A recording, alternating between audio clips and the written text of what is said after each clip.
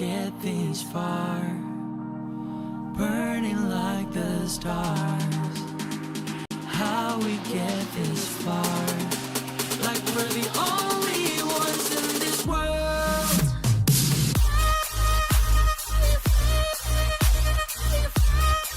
Like we're the only ones in this world. Like we're the only ones in this world.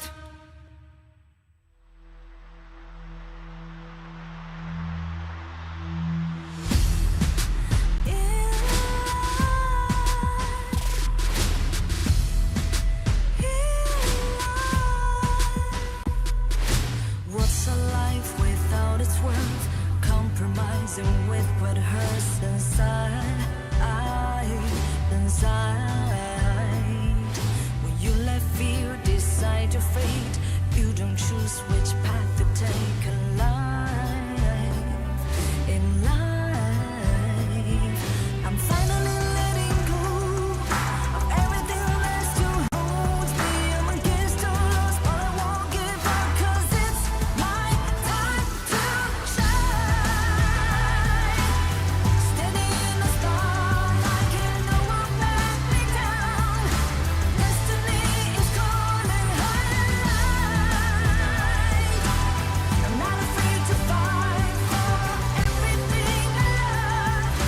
Victory is on my side.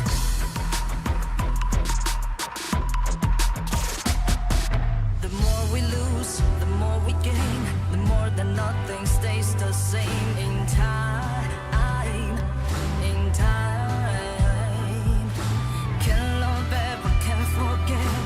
What you see is what you get. Sometimes, sometimes. Gonna show the world tonight. The light that shines inside us. We're against the odds, but we won't give up, 'cause it's our time to shine. Standing in the spotlight, can no one back us down. Destiny is calling high in life. We're not afraid to fight for everything we love. Victory is on our side. Takiki takiki takita. Takiki takiki takita. Takiki takiki takita. Takiki takiki takita.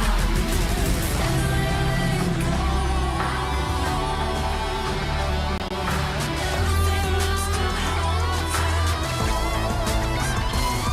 'Cause it's our time to shine.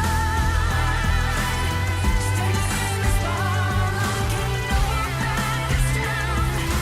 Destiny is calling high in life. We're not afraid to fight for everything we love. Victory is on our side.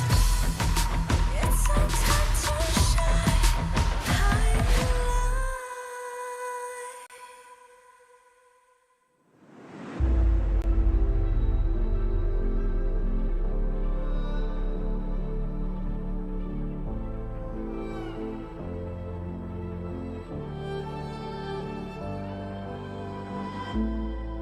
We're no strangers to the fallout. It's what got us here. Ever changing, some chameleon. Blood, sweat, and tears. We'll never make it if we fall to everything that brings us down. With a comeback is now. Blood, sweat, and tears. Fight for what we want. Doesn't matter the cost. Every day, put in work. Blood, sweat, and tears. Nothing comes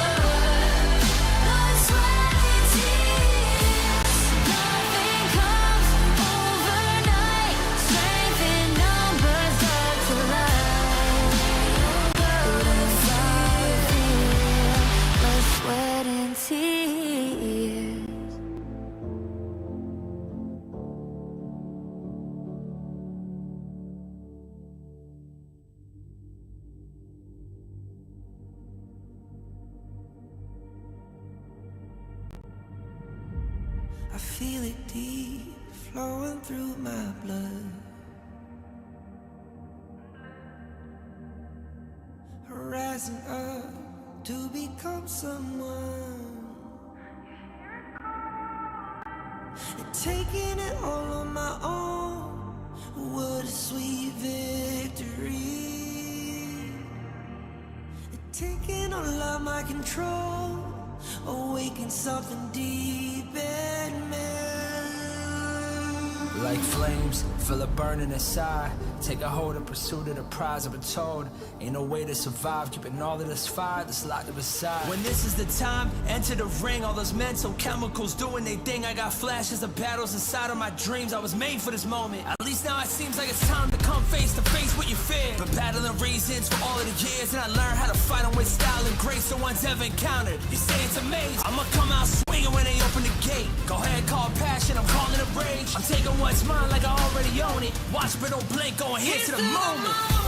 The sky rained down. Here's to the madness that's all around. Go on, tell them who you are, you are, you are. Go on, tell them who you are, you are, you are, you are. Here's to the moment, the sky rained down. Here's to the madness that's all around. Go on, tell them who you are, you are, you are. Go on, tell them who you are, you are, you are, you are.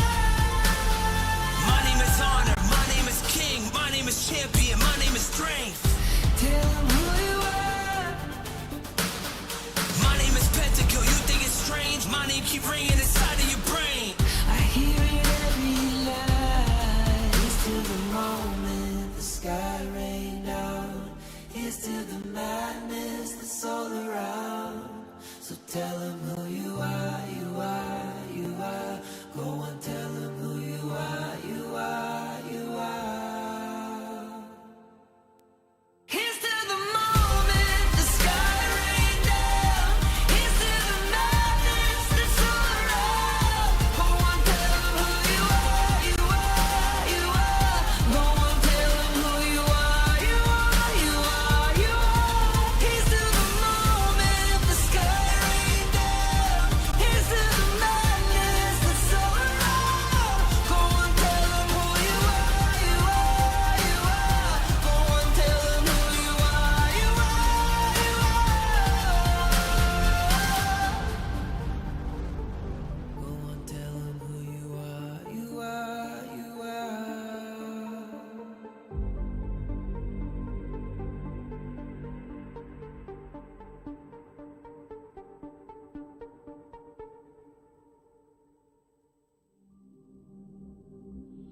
In this world,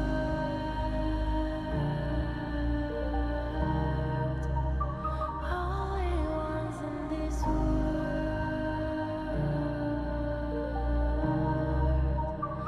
only ones in this call out my name,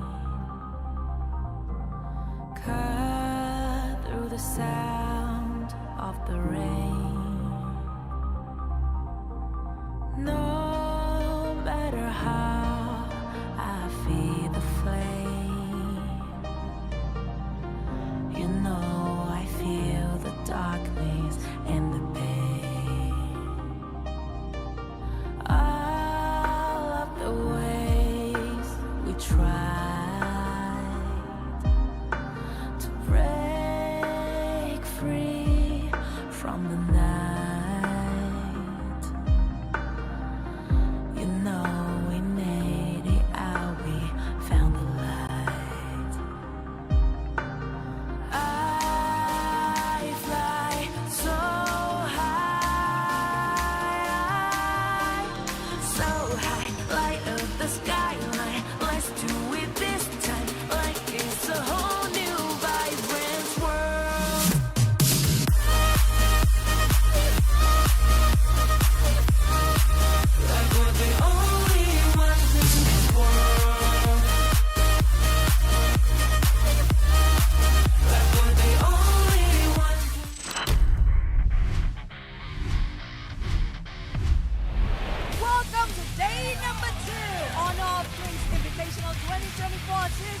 Our group is 4 teams. I think they're strong, but I think we're stronger. We did some mistakes, but we will work on it and be better. One small mistake leads us to defeat. We can win every team if we play our draft and if we don't do mistakes. 我觉得我们能很顺利的成为小组第一。 Okay, teams, let's do our best and we'll see you there. 我也希望能够把开根抓带上更大的舞台。 Match nanti lawan Isurus, kami sih udah ada persiapan dari draft. Lalu kan kemarin juga Isurus ada bermain melawan tim Secret. Kami juga udah nonton permainannya dan kami rasa kami bisa sih lawan mereka. Cagendra, yo sé que ustedes les tienen miedo a Team Secret, mas a nosotros les tienen que tener más, porque hoy ellos sangraron, y sangraron mucho. 不管是对手是谁，这个做好自己，去赢下每一场比赛。 Öncelikle şöyle herhangi bir çekindiğim veya korktuğum takım bulunmuyor turnuvada. 在抽签下来之后，3个队伍可能都在我们上面一点点，但是经过一段时间的调整，我不敢保证肯定会赢，但是会是2场精彩的 BO3 吧。 We can change it bot lane. They were playing with other 2 players in S1, so I think we have a little bit advantage on the bot lane. Having that dream come true is very amazing. Vocês vão conhecer os reis do Ocidente. Yes, 我们的目标就是胜利。 打 RQ 对我们来说没有什么压力，有很大的信心。我们很早就在研究他们了，因为他们也是我们的重点的对手。我们确实会有比较特别的战术。 Hati-hati saja. Hari ini kami tidak menunjukkan apa-apa karena akan memberikan surprise kepada Unity. Saya percaya diri bersama tim RRQ. 你们不用太在意输赢，知道吧？你们自然而然就输了。我们会拿出全部状态。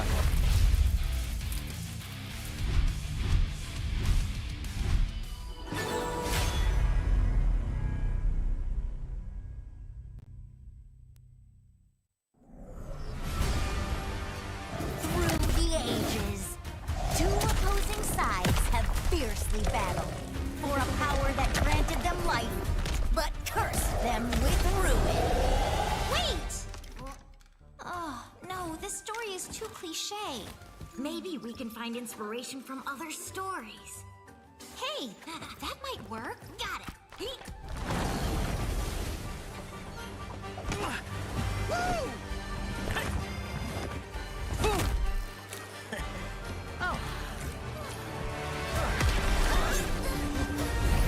This story is adventurous, but lacks excitement.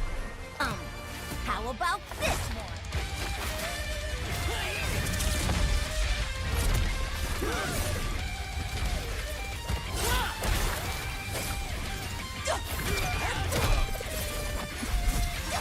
This is too much. It needs more fun. How about this?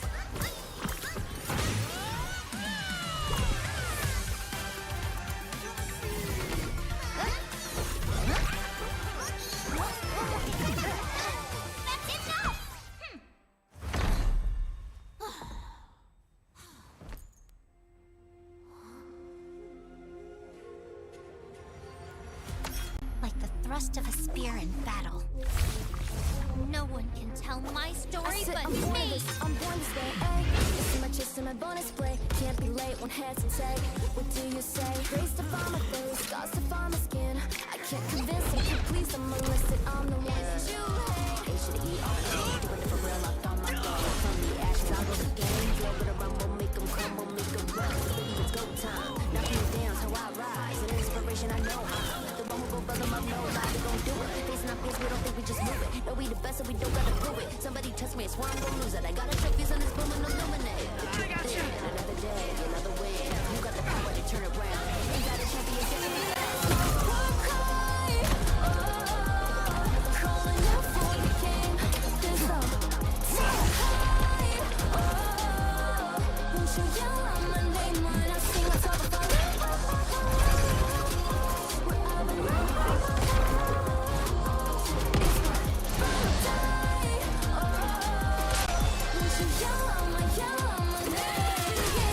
Call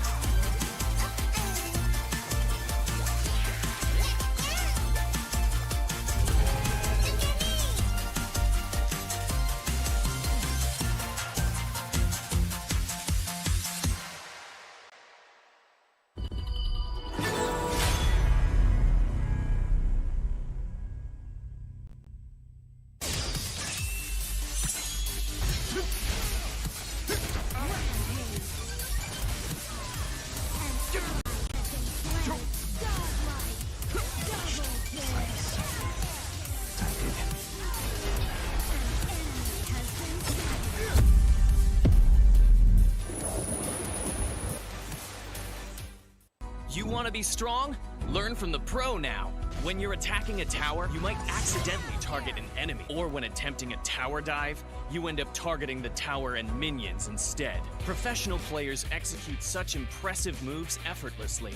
While you may feel overwhelmed and get killed by the tower, your control settings might be holding you back. Change the recommended basic controls to advanced. This activates extra basic attack buttons for minions and towers. Turn on show enemy avatars to accurately select the enemy's avatar for the kill and better assess vision exposure. Give it a try and play as smoothly as a pro, easily crushing the enemy faction. Learn from the pro. Learn more from Honor of Kings Global Esports.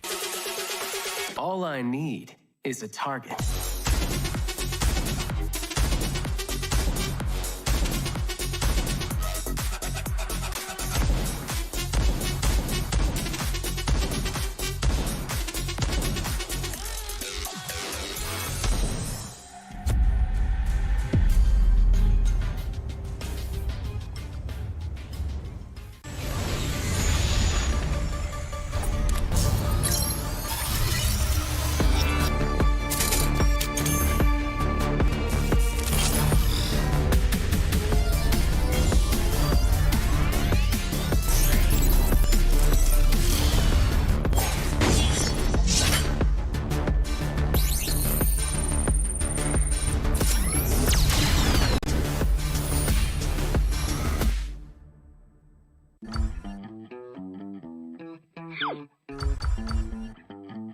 Lane stealers only bring frustration to a team.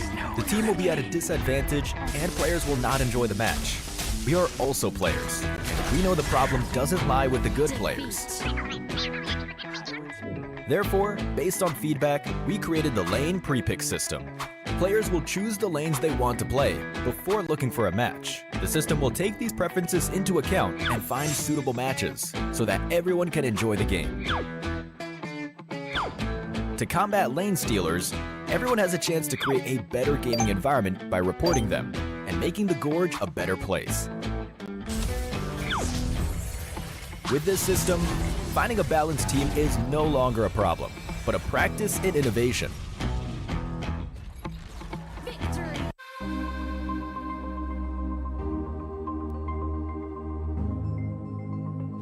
Honor of Kings is the world's most played mobile MOBA, featuring intense and fair team-based battles, high-end graphics, a deep roster of diverse heroes, and a variety of gameplay modes, all combining to offer players an innovative mobile gaming experience. One of our main goals is to develop Honor of Kings for a global audience. To achieve this, we continue to add localized content to the game, such as collaborating with popular franchises to bring new regionally inspired heroes, skins, in-game events, and more to our worldwide community. While we are members of the development team, we are also gamers, meaning we want games that foster fair, competitive environment and reward players based on their skill.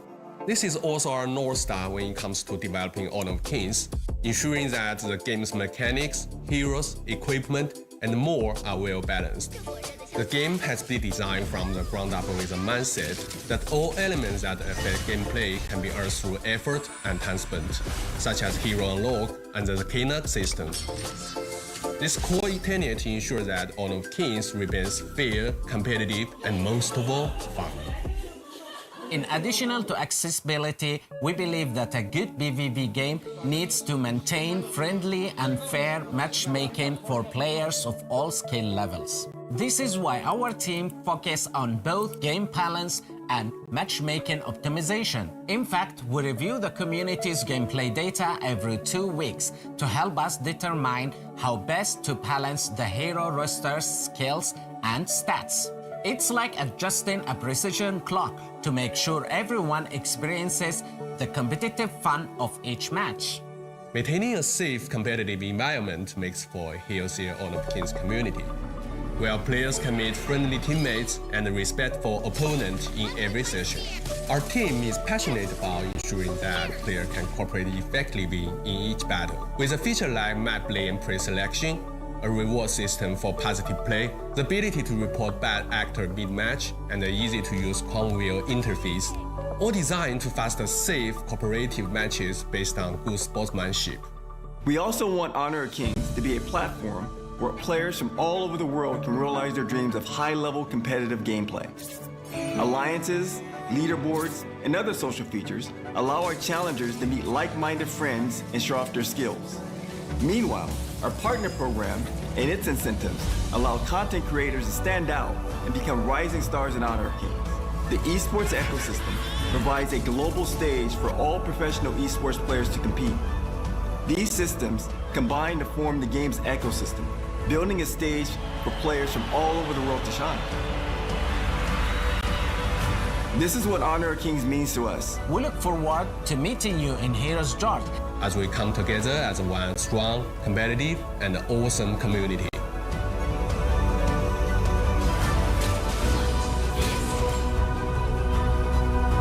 Welcome to Honor of Kings.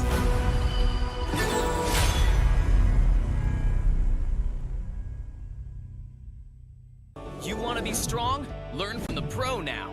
When you choose a long-range marksman to take down enemies in the distance, only to find the enemies constantly staying at the edge of your attack range. When you enthusiastically pick a high-burst mage, planning to crush the opponents, but the enemies keep sneaking outside your vision. The professional players have long been using the small tricks in their settings for smooth operations. Let's take a look at how the pros set up their game. Change the setting from fixed camera to camera shifts with skill direction. Your vision will move with the direction of your skills, allowing for a broader vision range. This not only enables more accurate targeting, but also gives you the upper hand to anticipate incoming enemies in advance. Come and try this practical secret that professional players are using.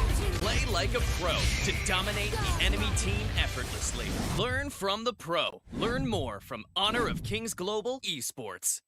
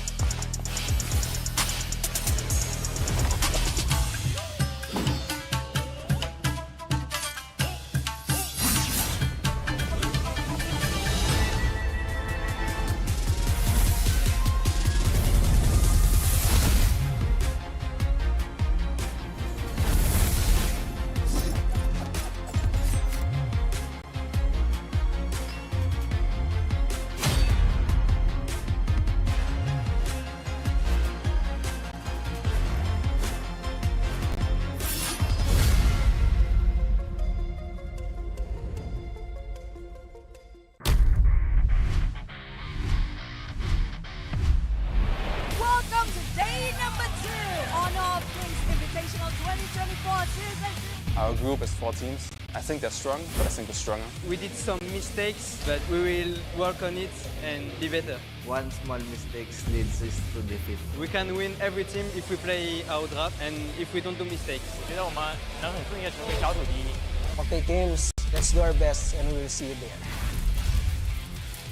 我也希望能够把开根抓得上更大的舞台。 Match nanti lawan Isurus, kami sih udah ada persiapan dari draft. Lalu kan kemarin juga Isurus ada bermain melawan tim Secret. Kami juga udah nonton permainannya dan kami rasa kami bisa sih lawan mereka. Cagendra, yo sé que ustedes les tienen miedo a Team Secret, mas nosotros le tienen que tener más, porque hoy ellos sangraron mucho. 不管是对手是谁，做好自己，去赢下每一场比赛。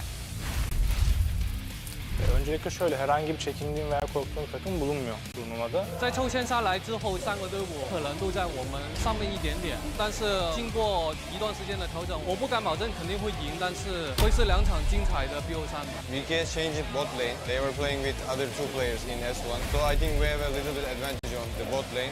Having that dream come true is very amazing. Vocês vão conhecer os reis do Ocidente.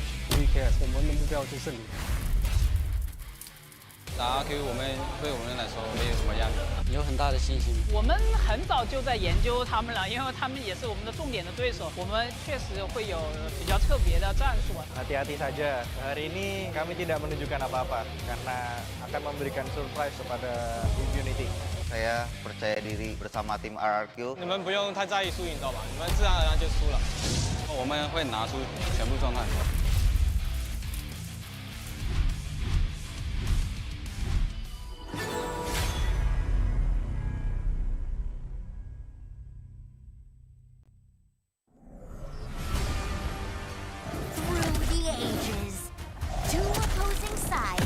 Fiercely battled for a power that granted them life, but cursed them with ruin.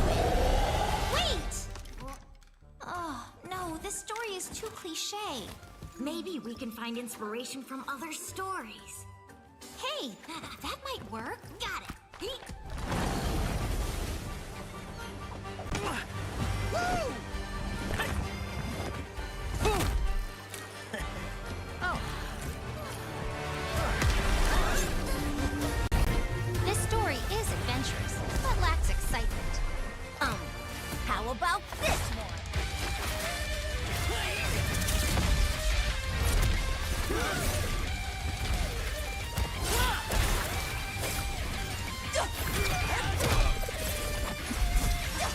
This is too much. It needs more fun. How about this?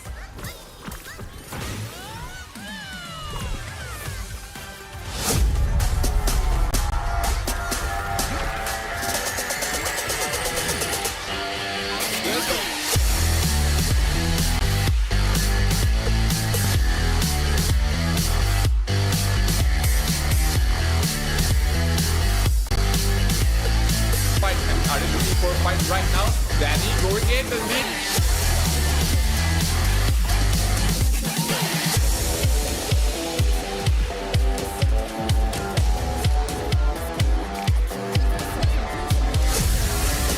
Well, confident by Bang. Bang doing the hook. Time damage from Danny as well. Taking up the win sheet as well. Niap is looking.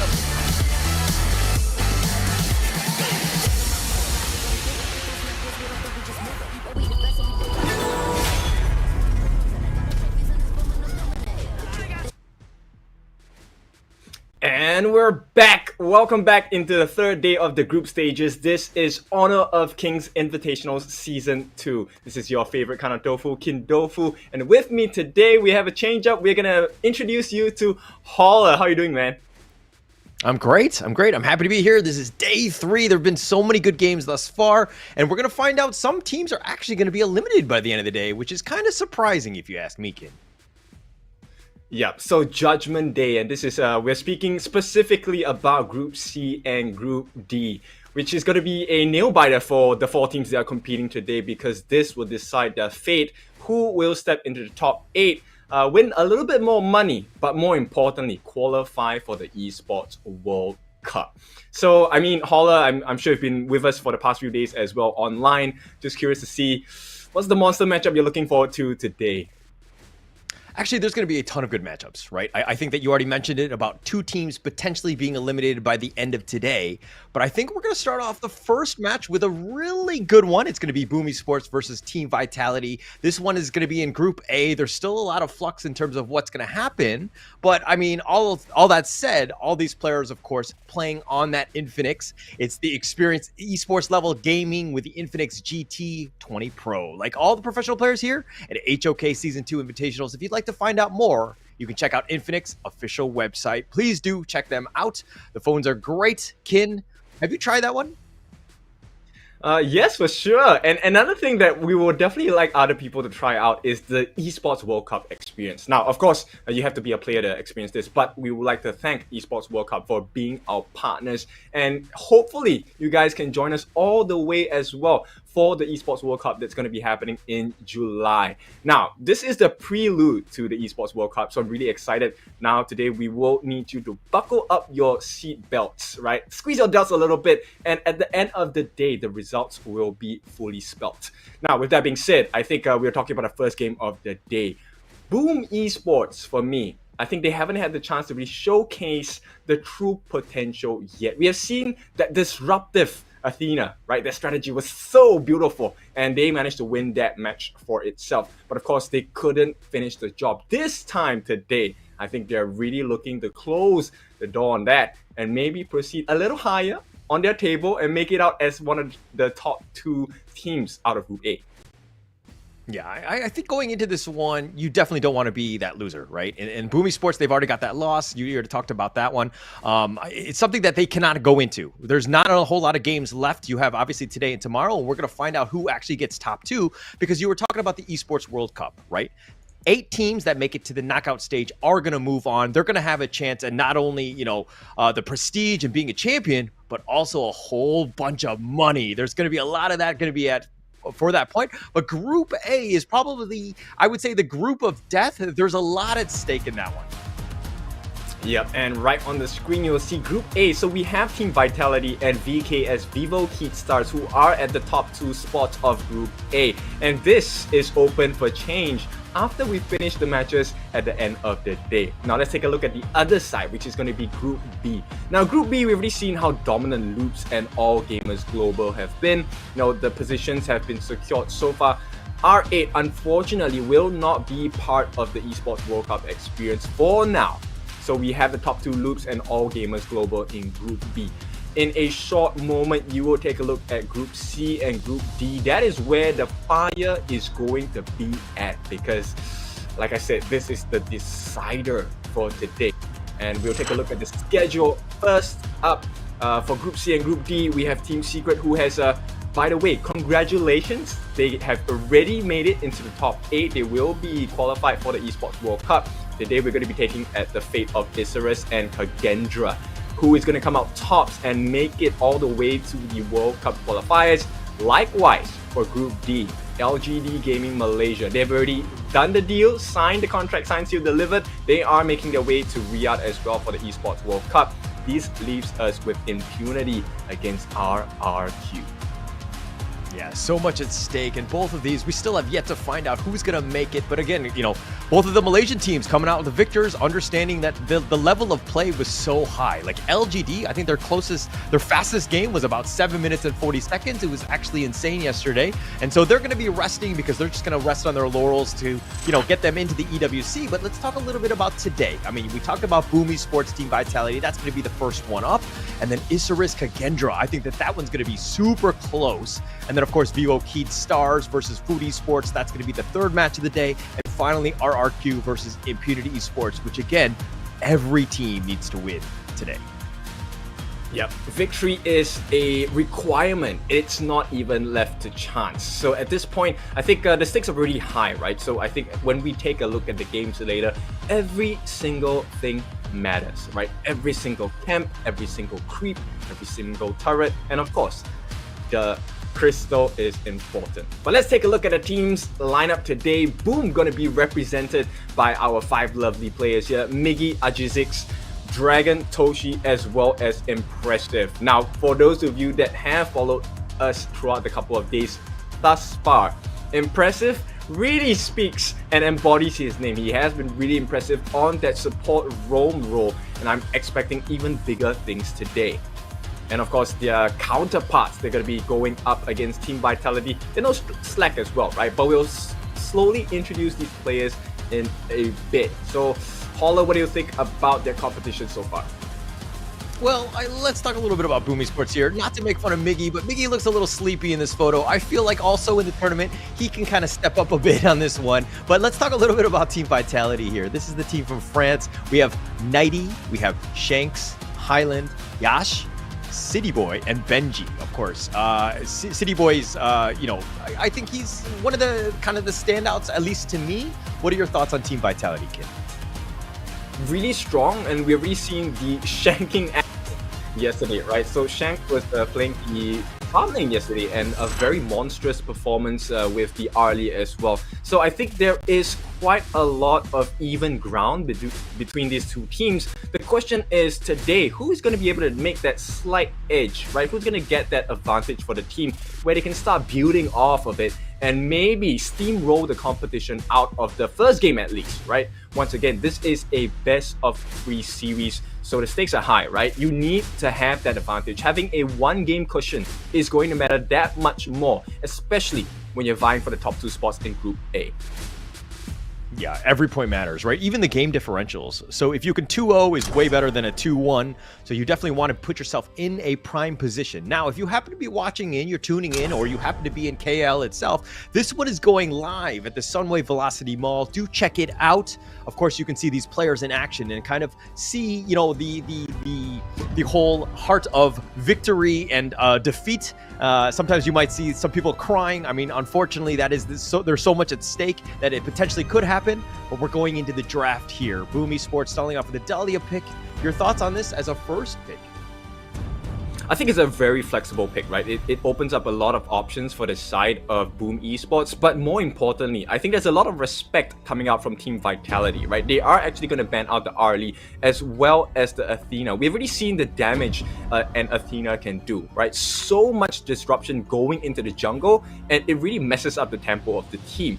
Likewise, on the side of Boom Esports, they're going to ban out the Mai Shiranui as well as the Pei. So Mai Shiranui, we've already seen, if put into the right hands, it can be an extremely strong start for the team. So they will take that out of the picture. Let's take a look at the next set of picks here. It's going to be the Lady Sun along with the Hainuo here.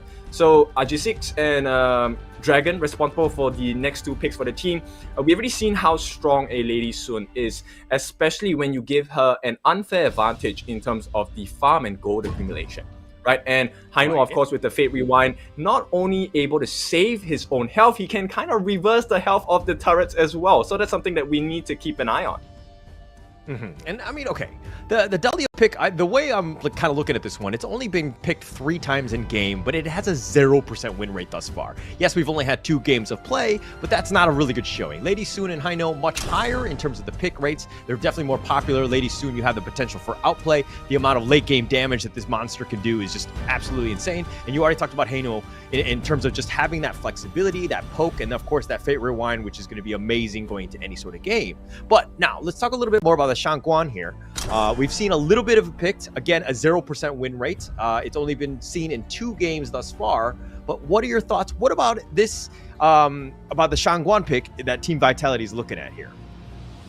Well, Shangguan, as we all know, with the finishing stroke, very good single target damage, right? So I think that's the idea behind this pick for the side of Vitality. They want to be able to burst down a singular target. And, you know, one of the reasons why we don't see Dahlia winning that many matches is that she's not exactly very tanky as well, right? Even with the Wave Breaker, yes, she does get some heals in the health, in mana, but she's not exactly a very tanky hero. She's pretty squishy, to be honest. And so this is the doors opening for Vitality to get a snipe down on the squishies of the team. And hopefully, with the lack of control, with the lack of healing coming out for the team of Boom Esports, Vitality can kind of capitalize on that, get the main damage in. That's also the benefit of the Kaiser and Elaine, right? So they are both pretty tanky as well. Kaiser with his ultimate will be able to go in, get the lifesteals, get the slows, and hopefully steamroll, lawn mow their way across the front lines and maybe just across the entirety of Boom Esports. Yeah. And I like this one. I mean, just kind of rounding out the draft a bit in terms of the Zhang Fei kind of helping out. You're talking about them being a little bit more on the squishier side. You kind of want somebody to kind of be frontlining and being that initiator tank. And then the Elaine and the Kaiser can kind of clean up a bit. So I do see the synergy throughout this draft thus far. But if we're looking more to the Boom Esports, who kind of helps round this one out? You probably need a bit of a tank here as well, right?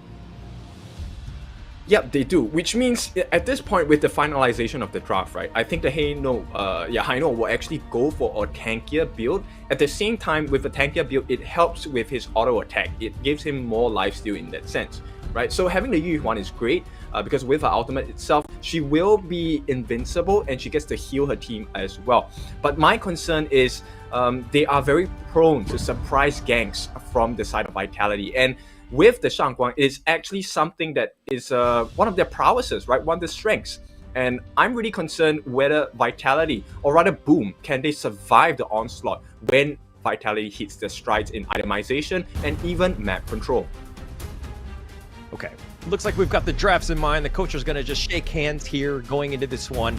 But if we're going to look at the draft, and we'll sew that one up just to kind of reflect on what we've going into this one with the first match, game 1, going into this one. But who do you think has probably the easier lineup to play here? I think both of them have the pros and cons, but I'm just going to go with Vitality on this one, at least for game 1, because they seem a little bit tankier. They have a little bit more in the tank, which means in the war of attrition, I think Vitality will have always that extra man advantage, which will make the world's difference in team fights as well. Okay, all right. So you like Vitality going in, but overall through this prediction of this first matchup, do you want Team Vitality to come out the victors on this? Or are you not? Or do you not have a horse in this race? I wouldn't say I want them to win, but I think at this point, Boom Esports have shown me that they have the potential to take the entire season. Right now, it is up to them if they can achieve this result. So, ladies and gentlemen, welcome. This is Boom Esports versus Vitality. Yeah, we're going to go right into this one. Of course, the roamers, the Dahlia and the Zhang Fei, they're just going to kind of stay in the middle to kind of push things around a little bit, to kind of not to, I guess, force the issue. I feel like they, this is basically BAU at this point, right? Yeah, business as usual for sure. At this point, they're going to put the G6 Yu in the jungle here. And it looks like in the farm lane, Toshi is going to get a slight advantage here, getting the Firehawk, which means he's going to be level 3, a little bit faster than what they have on the side of Shanks. Right, they're going to give it a trade, but at this point, I think it should be pretty much even because it looks like Toshi will allow his jungler to take that final camp on the bot as well. Yep. Okay, now if we're going to look a little bit more in the Clash laners here, this lane, I kind of like them. I play Clash lane myself. I feel like it has a lot of potential for outplay, but your thoughts in the top lane going up against Miggy on the Mayan? Well, I think this is a pure skill matchup, right? It's just who is the better Clash laner at this point. Both their skill sets allow the outplay potential as well. But of course, in terms of survivability, I think we have to be really concerned about 90. 90 requires him to be front-facing in fights, right? In order to be able to deal the damage. Mayin, slightly different. She can come in at an angle. She can stand at the side before she jumps in with the whatever. And I really like the name of the skill because her first 2 skills are just called whatever 1, whatever 2. Oh, the flash away. Toshi's going to go for this. So the finishing stroke is not going to be enough damage. It does not. It's an unfinishing stroke at that point. Hyland will limp away, not get that first blood that he's looking for. A bit of a rotation, and it looks like Boom Esports will come out and they'll survive at this point. Yeah, so it's pretty clear, right? Both teams now looking for that entry point. Where is the advantage, right? Where can we win the map over and allow us to have a little bit more space, a little bit more advantage to try and make a play? And as it stands now, both teams kind of understand the rotations of each of their counterparts, and it looks like they're not letting up. And this is a perfect way to start first game of the day. Yeah, it's a good start. Of course, I mean, the net worth lead is like negligible at this point. Everybody are kind of playing it very safe. Nobody's getting that. Nobody wants to give up any kills at this point. But now, who's, I mean, you talked about Vitality, you like their lineup, but who has to have a better early game? Oh, definitely it needs to be Hyland at this point, right? Because Hyland is one of the core winning win cons for the team. Because if Hyland can instantly take out one of the members on Boom with the finishing stroke, it's gonna prove to be a very huge advantage. Because yes, Hyland you can kind of see him as a one-shot wonder, right? After he finishes the finishing stroke, he's not gonna be that useful until the cooldown of his ultimates. But in the meantime, right, I want to take a look at the growth of the items so far. Most people have not completed their first core item yet, but more importantly, the Lady Sun Toshi already has the Meteor on hand, and that's going to be quite the painful bullets landing on Unbridled Outburst. They're going to go for this one. Hyland's going to look to go for this, and they do end up getting Doshi, and that's a massive blow into Boom Esports here. Really nice rotation by Team Vitality. Yep, the players from the French side will take the lead for the moment here in the 4-minute mark, and this is exactly the perfect timing because this is where the first few objectives of the game will pop up, the Tyrant as well as the Overlord. Now, G6 and them, it looks like they're going to kind of gather around the Tyrant here. Team Vitality playing things a little bit safe. The Tyrant doing a decent amount of damage as well, and the Fate Rewind keeps him alive. G6 is being chased down to the ends of the earth, and it looks like he's going to go down. Hyland will secure that one. Doshi has now joined the fight. Dragon thought about going back in. He throws out the Scepters, and Shanks now on the run. Doshi sends him away.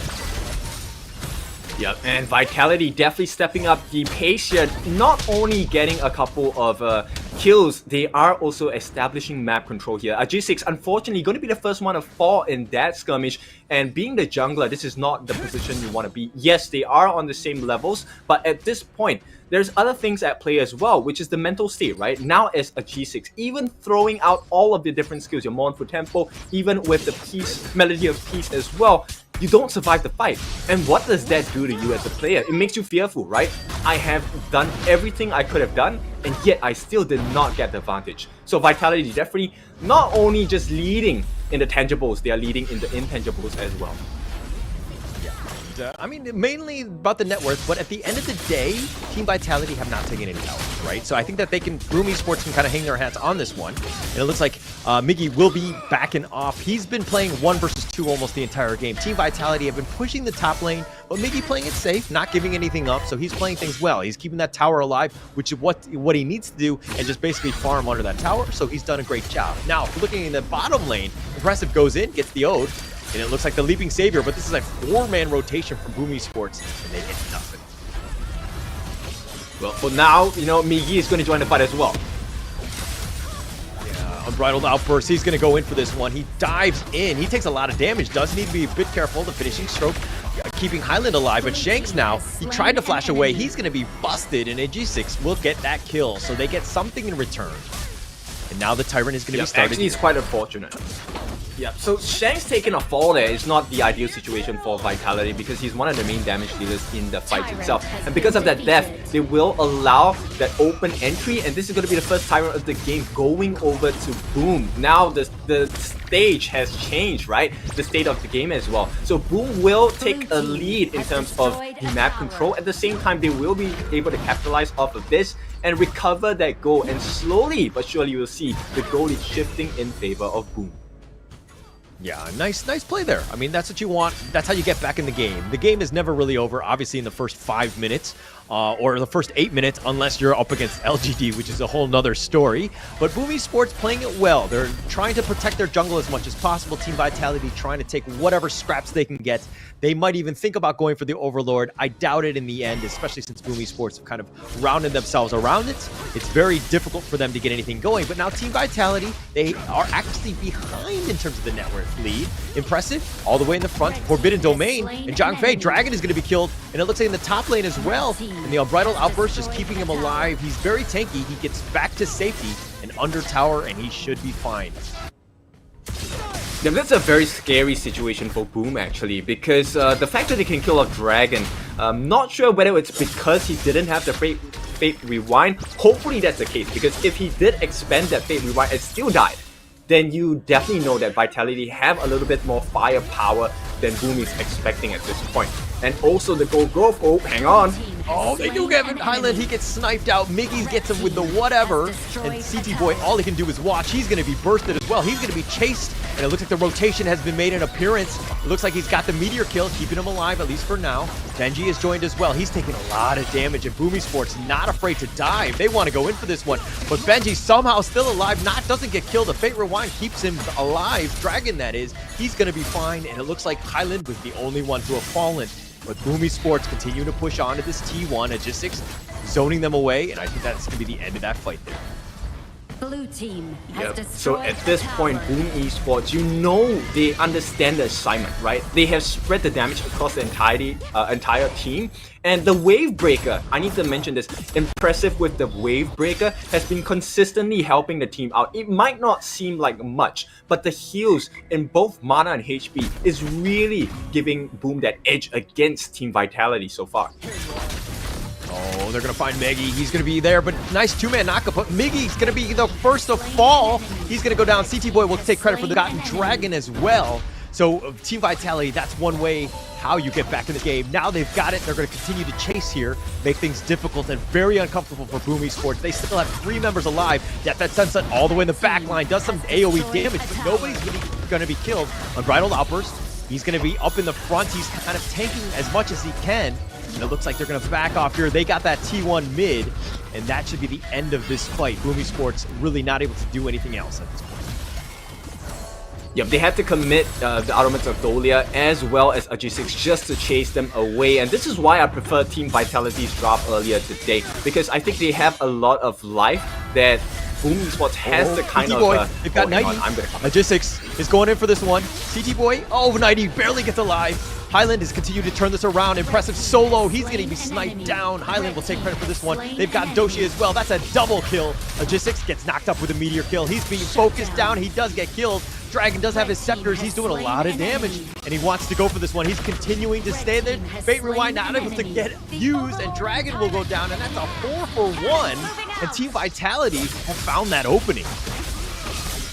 Yep, they will not be denied. Team Vitality, this is, like I said, they are so strong. They have so much life to offer. But not only that, they offer the most important part. They offer damage as well. Yeah, and this is going to be the replay of this one. G6 sticking around, but it might have stuck around too long as he goes down, and then you see the action. Miggy getting chased all the way. He's been thwarted by Benji, and that lets Dragon go, but Dragon does fall in the end as well.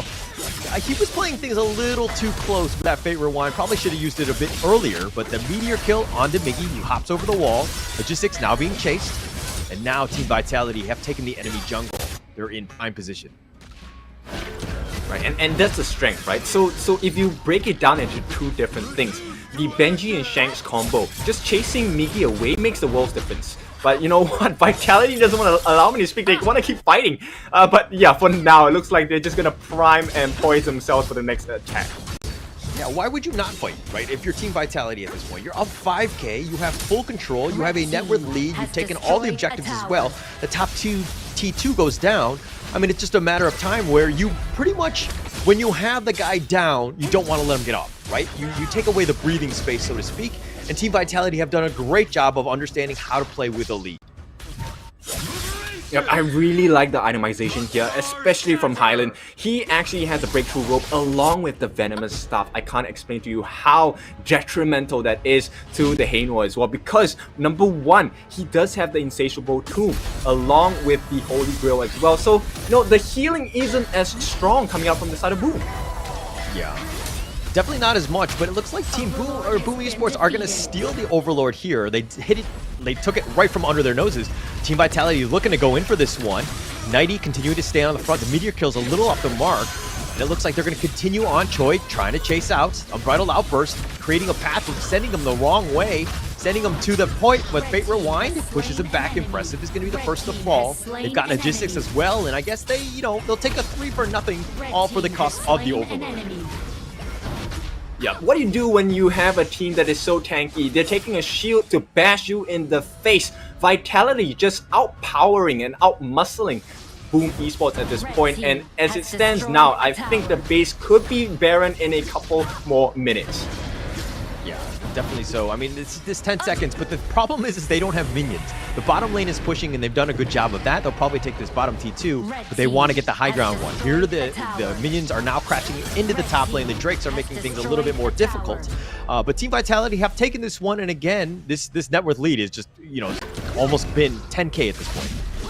Sorry, I don't have my abacus. Yeah, and this was all in an instant, right? So at this point, right, the Vanguards don't matter. Sure, you have the Shadow Vanguards, but look at the damage that they're offering. I want to take a look at the itemization from the Theron tier here, which is going to be in the hands of Shanks. He does have so much damage. His core items, the Frostscar Embrace, along with the Doomsday. He does have attacks as well as percentage health damage, and more importantly, it is about the Chain Lightnings that come out from the hits when they proc that passive of the item as well. And he does have the Cuirass of Savagery, so even if he gets damage, that increases the amount of damage he's able to lay out. At the same time, he's also able to move faster because there's an increment of the movement speed as well. Yeah, and I mean, net worth is one thing. The itemization is definitely on point. It's way higher. But if we're looking at levels, this is the tail of the tape, so to speak. You have Shanks and CT Boy both at 15. They've been there for quite some time now. And Boomy Sports are playing from behind. They're playing very defensive. They have no way to even contest this Tyrant here, which is going to be easily taken by Shanks. So Boomy Sports, what do they need to do to get back in this game other than, you know, with thoughts and prayers? What is the other option? Well, at this point, I think they need a little more than the healing that's coming out because they are already out-itemized at this point, right? Healing is not one of their winning conditions anymore. They need more damage. Okay. Miggy thought about going in for this one. He's just looking to clear the minions, but the T3 bottom has been taken out. Looks like they're going to take the middle T3 as well. And all the way in the front, CT Boy just trying to attract as much attention. And with the unbridled outburst, Tanky keeping him alive. He's leaving Saviors back. Shanks continuing to stand up in front. He does with the shield. He's going to be fine, but they've taken all the T3. The base is wide open. Boomy Sports, how do they hold? Well, they still have one T3 at the bottom, right? So at this point, like I say, it's just about buying time. They need to get as much farm as possible across the map. And that's exactly what Vitality is trying to stop them from doing. And at this point, it's just a one-man show. He will be taken out, right? So it's difficult because they need to get more damage. Yeah, more damage or 4 versus 1 fight like that last one. Oh, nice 3-man knock-up, though, by Miggy. But it looks like they're going to back off. They do have a slight advantage in the sense that CT Boy's down for about 30 seconds. But, you know, Team Vitality, not afraid. They don't care about the numbers game. They're going to continue to fight. And Dragon Fate rewinds back. The Scepter is going to be doing a decent amount of damage spread throughout. And Highland's going to be the first to fall in this fight. And Benji backing off. And, you know, Boomy Sports doing all right. They got it to, you know, Highland down. And they're going to look to take the Overlord here. Yep, they take one back, but it's still 10k down, and at this point, Boom, maybe there's a sliver of hope because Toshi is actually able to deal a lot of that burst damage. This is one of the perks of picking up that Lady Sun in the first place, and Toshi seems to be making it work, but they need a little bit more time. They need someone to be able to tank the damage. Because if you take a look at what's happening in the past few minutes of the game, CT Boy, when he's at full life and he procs his ultimate, the Invincible Warrior, he's able to really just capture the attention of all 5 members. So let's take a look at the growth on the Lady Sun, Master Sword, Eternity Blade, as well as the X of Torment. Now, he does get the Succubus Cloak right as we speak about it, so he is given some safety against the skills of the Shangguan here, right? So Highland might not have as easy of a time trying to get the snipe onto Toshi, and that might be a huge difference in the upcoming team fights. Yeah, it's kind of scary going up against this Boomy Sports. I mean, the Lady Soon right now, getting a couple kills on that one, really kind of, you know, accelerating her growth in terms of net worth, because she needs that. But this is the one where Boomy Sports, they need to fix the lane. They need to, again, to your point of just slowing down the game, I think those 2 kills were very helpful for them in terms of extending, probably about an extra 3 to 5 minutes, I would guess, at this point. But they put themselves in a good spot. Team Vitality took a bad fight. I mean, they lost the CT Boy early, and then they tried to take another fight, 4 versus 5. And again, it's a numbers game, right? You really can't be doing that kind of thing, especially at this stage. Team Vitality have made a mistake. They're not, they're definitely still in the driver's seat, but it's one of those situations where, hey, if they go up against an LGD, they can't afford to make those types of mistakes. Yeah, for sure. And at this point, one of the things they need to watch out for is the Tyrant. With the chain lightning, it's going to increase the amount of attack and offensive capabilities on the side of either team. So they need to really plan this out really carefully. Yeah. Oh, the damage. They've got him. He's untargetable. Logistics, he's looking to just kind of back off. He's trying to out-heal this one. He's been chased, and Highland will get credit for this one. Nighty forcing it down. He's trying to go for Doshi. He wants to take out that damage. He gets pulled back in. Nighty somehow still not able to kill Doshi. Doshi's still on the run. Impressive's been killed on the backside, and now Doshi's running the wrong way. He has no choice, and he gets cut down, and CT Boy will get the double kill. They've got the finishing stroke on a Dragon. He gets pushed back in. It's a matter of time. Wait for those minions. Maybe trying to just slow things down, get the minion away, but Mighty is here, and Nighty, excuse me, and he does get the meteor kill. He's got him knocked up. Shanks takes the bottom T3, and it looks like that's going to be the game. It's a matter of time before they focus the base, and it looks like Team Vitality are going to take game 1. Yep, Vitality take one step forward, one-upping their competition so far, and this is going to be a very good start to the day. especially for a team that needed this boost of confidence at this point. So Vitality, what a good start for them. Boom, I think they're not really lacking as well. It's really important that we understand that Boom did not do a very bad job. It's just they just could not catch up, right? And the way that Vitality itemized, oh my goodness, very clear understanding about the win cons of the draft on the side of Boom Esports. You like the heals? No, you don't get no heals. We are gonna stop them. We're gonna, stifle your healing abilities, and we're gonna be so tanky that you can't out damage us, right? And to be honest, I expect when the graphs show up later and the stats come out later, let's see quite a lot of damage coming out representing Boom Esports, but it's just not enough. Yeah, not enough time. And it was one of those things where they had the advantage, Team Vitality, and then they kind of understood how to close the game out, right? Good teams are really good at this, of just closing things out. You cannot, let them get back in the game. And Team Vitality, aside from like one mistake or so, and they'll kind of talk about that in the replay or during the break, I don't think we're going to see too much more of that. But Team Vitality playing out strong, closing that game out, that's what we really wanted and we expected from Team Vitality. Yeah, and you were asking at the start of this game, why is there such a low win rate for Dolia? This is the reason why, because she's not very tanky, right? And if you take a look at the stats in a bit, right? Let's talk a bit about the items first. Look at the amount of health they have. Omnis Premonition, Dawnlight, they have the Long Night Guardians, as well as the Glacial Bucklers, Cuirass of Savagery, and more importantly, for the last member 90, they have the Blood Rage as well. That's so much additional health, so much additional shields coming out from the entirety of Team Vitality. It's not just, hey, one member is tanky, it's every single person. Now, on the flip side, if you take a look at Boom, they tried to even out the odds as well. Dawnlight onto Impressive. They do have the Succubus Cloak onto Toshi to try and mitigate the damage that Highland was chasing him down with. And more importantly, I think Dragon, he wanted to go for damage as well because they were lacking in damage. Toshi was the only one that was able to offer consistent damage as long as they couldn't touch her. But that was so hard to achieve because when Dragon doesn't survive, the next target that's going to be in their sights is going to be Ajisix as well as Toshi. And Impressive being impressive on the Dolia is not a tank. You can't do anything against her.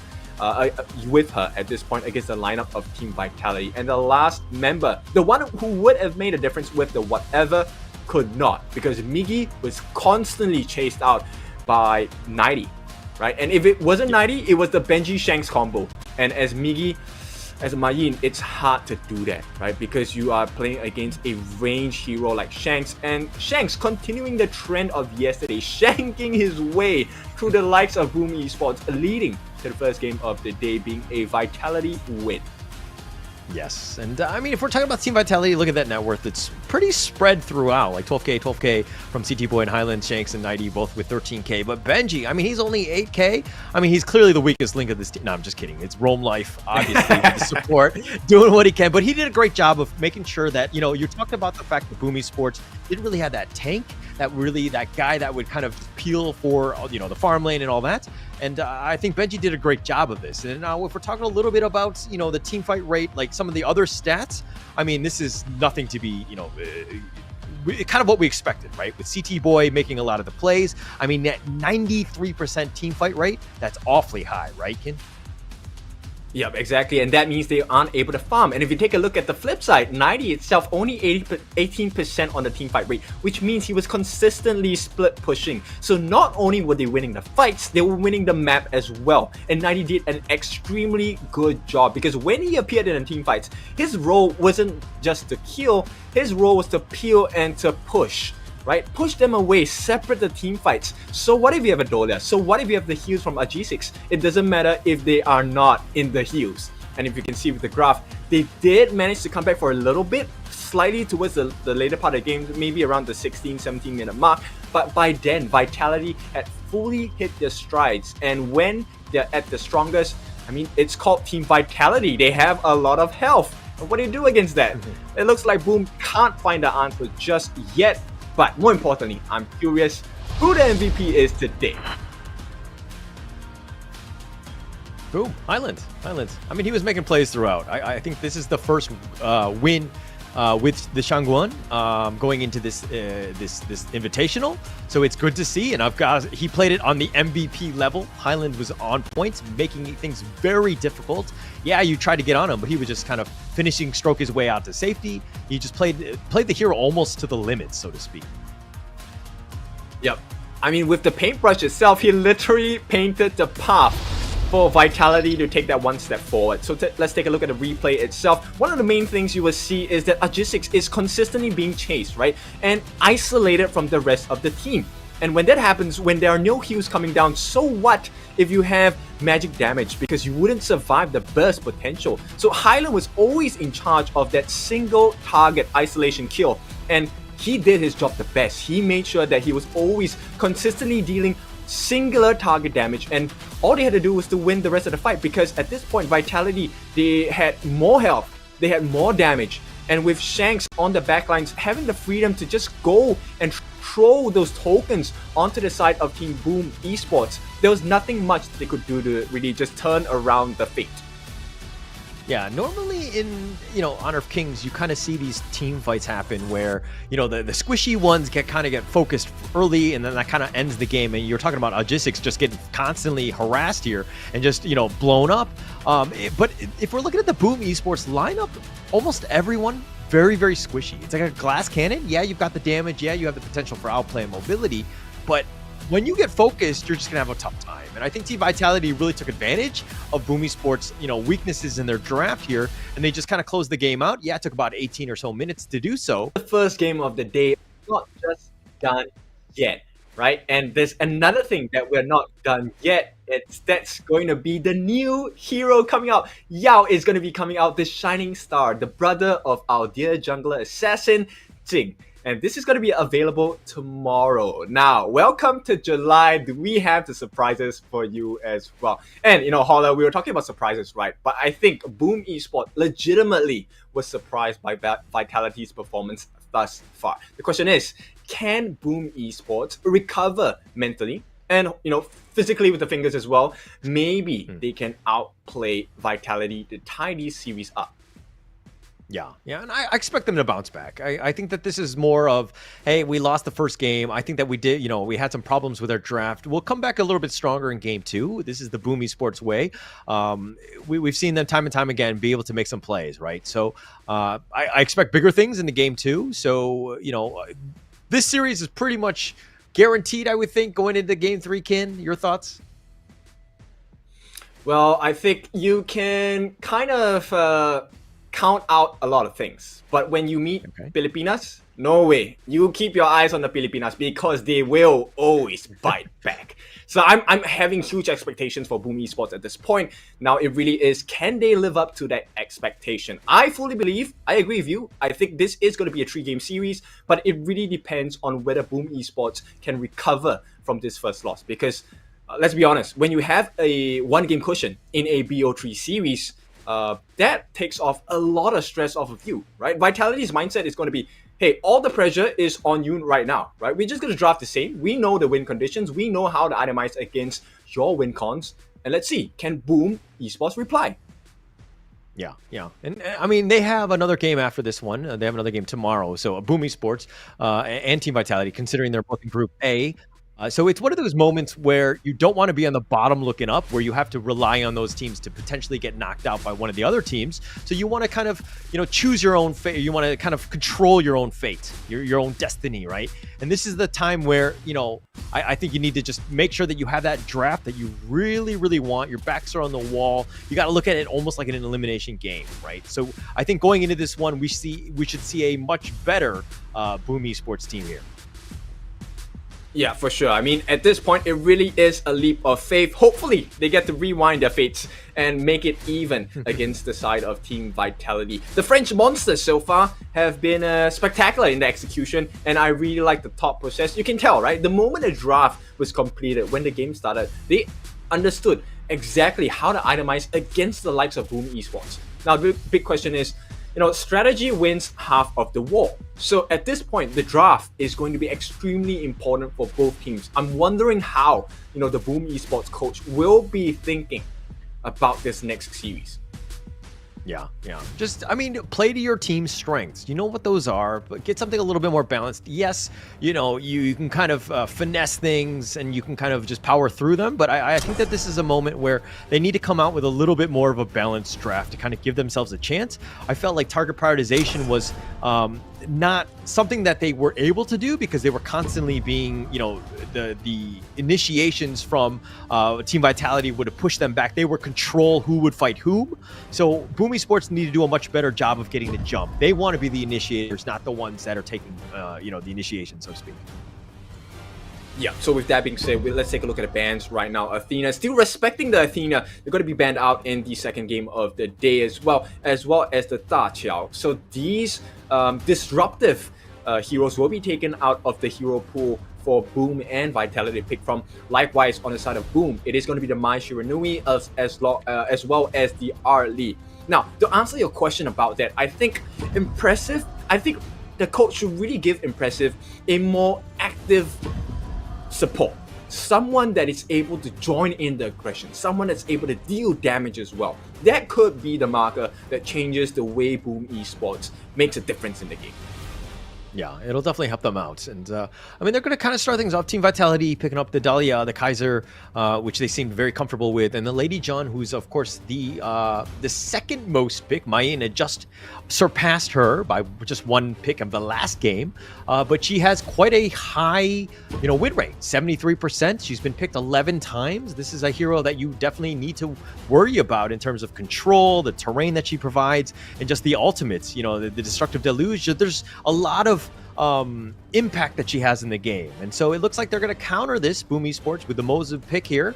But they're going to pick up the Shangguan and Elaine, which are very similar to what we saw from Team Vitality in the last game. Well, my prayers have been answered for Team Boom Esports here, because Mozu going into the roam support position is going to be quite vital, because at this point, Impressive, we know he can be an absolute destruction, a very disruptive player, right, for the opponent team. And when you give him a hero such as Mozu with the Cannon Blast, he literally will blow them out of the water consistently. Now, to make things even more difficult for the side of Team Vitality, I like the fact that they picked the Shangguan once again. Now, in the laning phase, Shangguan against Lady Chen, it really comes down to a skill matchup, right? Can he avoid the flowing side coming out from the Lady Chen? And if he can actually turn it around and use his full combination to go into the finishing stroke. Lady Chen does not do well against Shangguan's finishing stroke. Yes, there is a potential for outplay with the Ocean of Tear passive, but it's pretty hard to do when you are constantly being pressured. Now, there's a lot of iframes that are coming out as well. So Shangguan with the finishing stroke, with Elaine with the Death at Sunset as well. So I like the way that Boom Esports are thinking. There's a lot of reversal in the team fight situations. The question is, what else does Vitality have in the book? Because they've taken out the two main farm lanes that we have seen Boom Esports play, which is the Demon Tier along with the Lady Sun. Yeah, and it's keeping it away. I mean, Boom Esports here, you have potential. You're still kind of flexible in the sense. The Mozu pick is, you have a lot of potential. The Cannon Blast can kind of control things, but it's one of those things where you're also kind of staying at range, still very squishy, and I think that that's the MO of Boom Esports. But Team Vitality, is there some way to circumvent this, to get up on them? So it makes it very difficult for Boom Esports to, again, play defensively. And it looks like Boom Esports are going to kind of round out their draft a little bit by picking out the Marco Polo, the Fevered Barrage, doing a lot of work, the Roaming Gun, the Resplendent Revolver, all these things. Very good skills for the Marco Polo. I think that the potential for outplay is quite high with Boom Esports. But your thoughts, Kin, on this pick? Well, we were talking about this game being a marathon, right? Not a sprint. But if we take a look at the Heroes Gorge now, we're going to see a lot of sprinting coming out from Boom Esports, because the entirety of the team is extremely mobile. And I've just seen one hero that I fell in love with the moment I started Honor of Kings, and that is going to be the Fang. My goodness, a Fang is a monster to deal with. Iframes for her second skill, as well as the rotating wheel. That is going to be the wheel of death going up against Boom Esports. I think Team Vitality, they need a little bit more crowd control. And Dharma, with the different mantras, will be the difference maker here. If he's able to get the truth mantra onto Marco Polo, able to get it down to Elaine, or even more to in this point for Dragon, it will spoil the fight for Team Boom Esports. Okay, I thought when you were talking about Fang and how she was like your first love in Honor of Kings, I thought it was because you had a propensity to like short girls. But all jokes aside, I think that there's a lot of potential from the Fang. There's a lot of potential that could happen. I like the draft going into this one, but all right, we know the draft, we know what's going to happen, or we know what players have picked each of the players. Who do you give the edge to with just draft alone? Don't look at the players. I think just purely on draft, I think Team Vitality once again has the upper hand because it takes a little bit of time for Marco Polo to come online. Right, he needs at least 2 items before he even makes a difference in the team fights. At this point, he does need the Doomsday along with the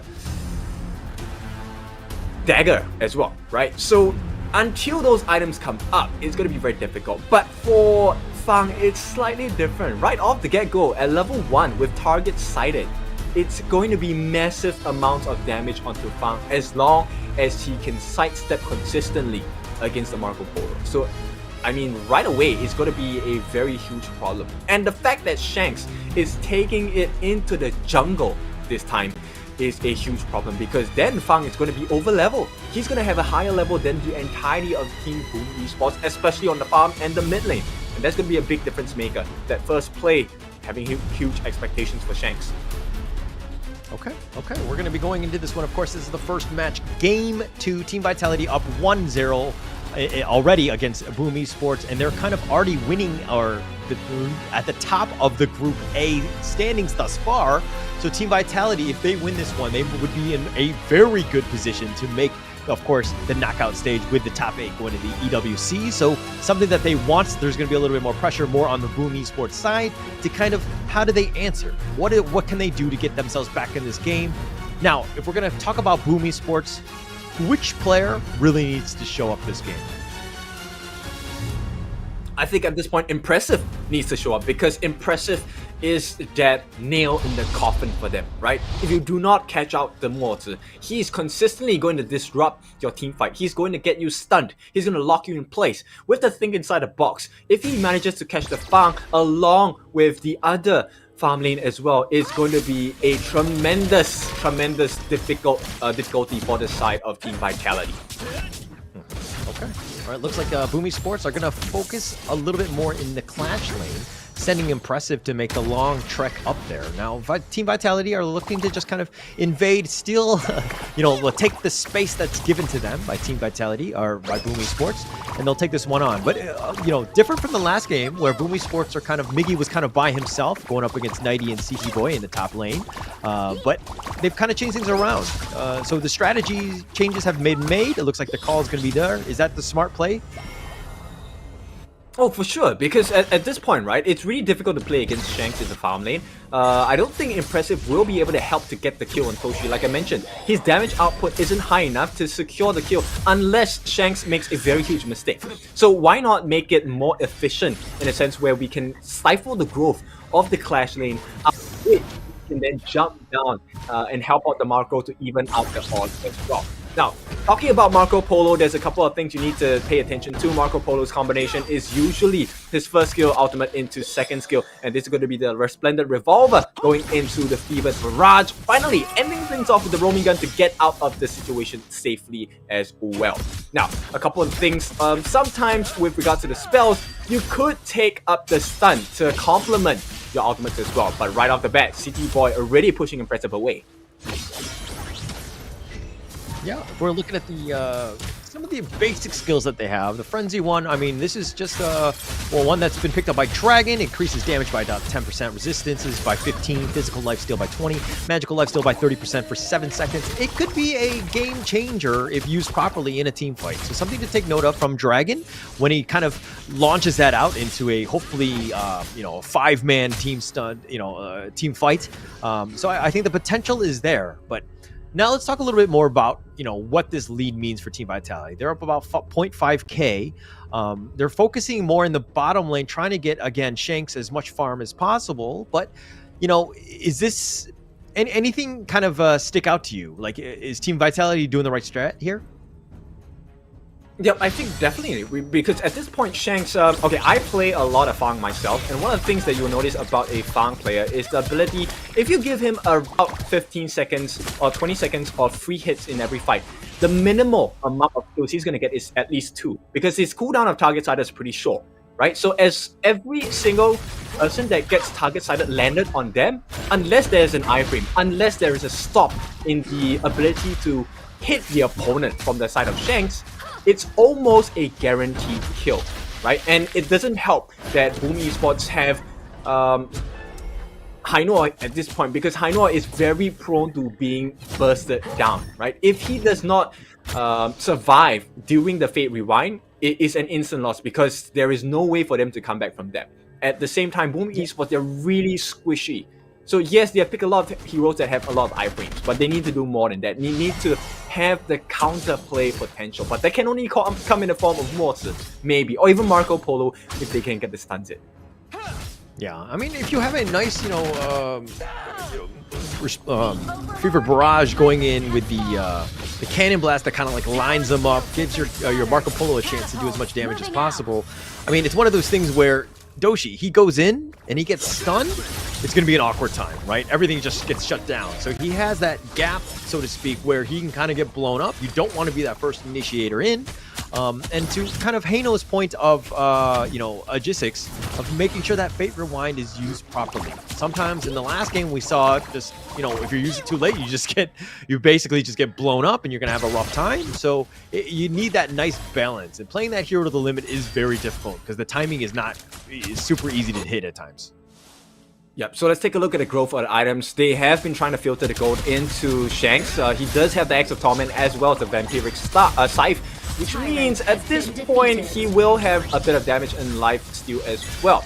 But I think at Boom, they have shown they have better map control. Okay, right as I say that, they died, but they did get the Tyrant. Yeah, they got the Tyrant, so I guess that's something. But Dragon down, giving up First Blood, not something great for them. Dragon has been taken out, and it looks like Team Vitality, again, they take one kill, they try to take as much space as possible, and trying to force the issue in terms of, invading the enemy jungle, realize that nothing's really there, so they're going to move their way to the top lane. Do they take out the Crimson Golem? They're making their way there, and it looks like Agisics is going to probably have to back off, and CT Boy will take that. Yep, you know what? One of the things I think Boom Esports needs to try and achieve is to have very consistent fights, I feel, right? Play around the cooldown of Shanks' skills and Highland skills as well. And right as I say that, they do put the pressure on them as well. Okay, so the reason for this is because Shanks, yes, his cooldown is pretty short, but in any case, in the moments that his skills are on cooldown, that's actually the perfect time to go for the kill from the side of Boom Esports, right? Because that is the moment where her Wheel Away is not active, there is no iframes possible, it is the best time to get the damage in. And if you can kill Shanks, he's not a very tanky character as well, right? If you can burst down Shanks, they have a massive drop in damage output.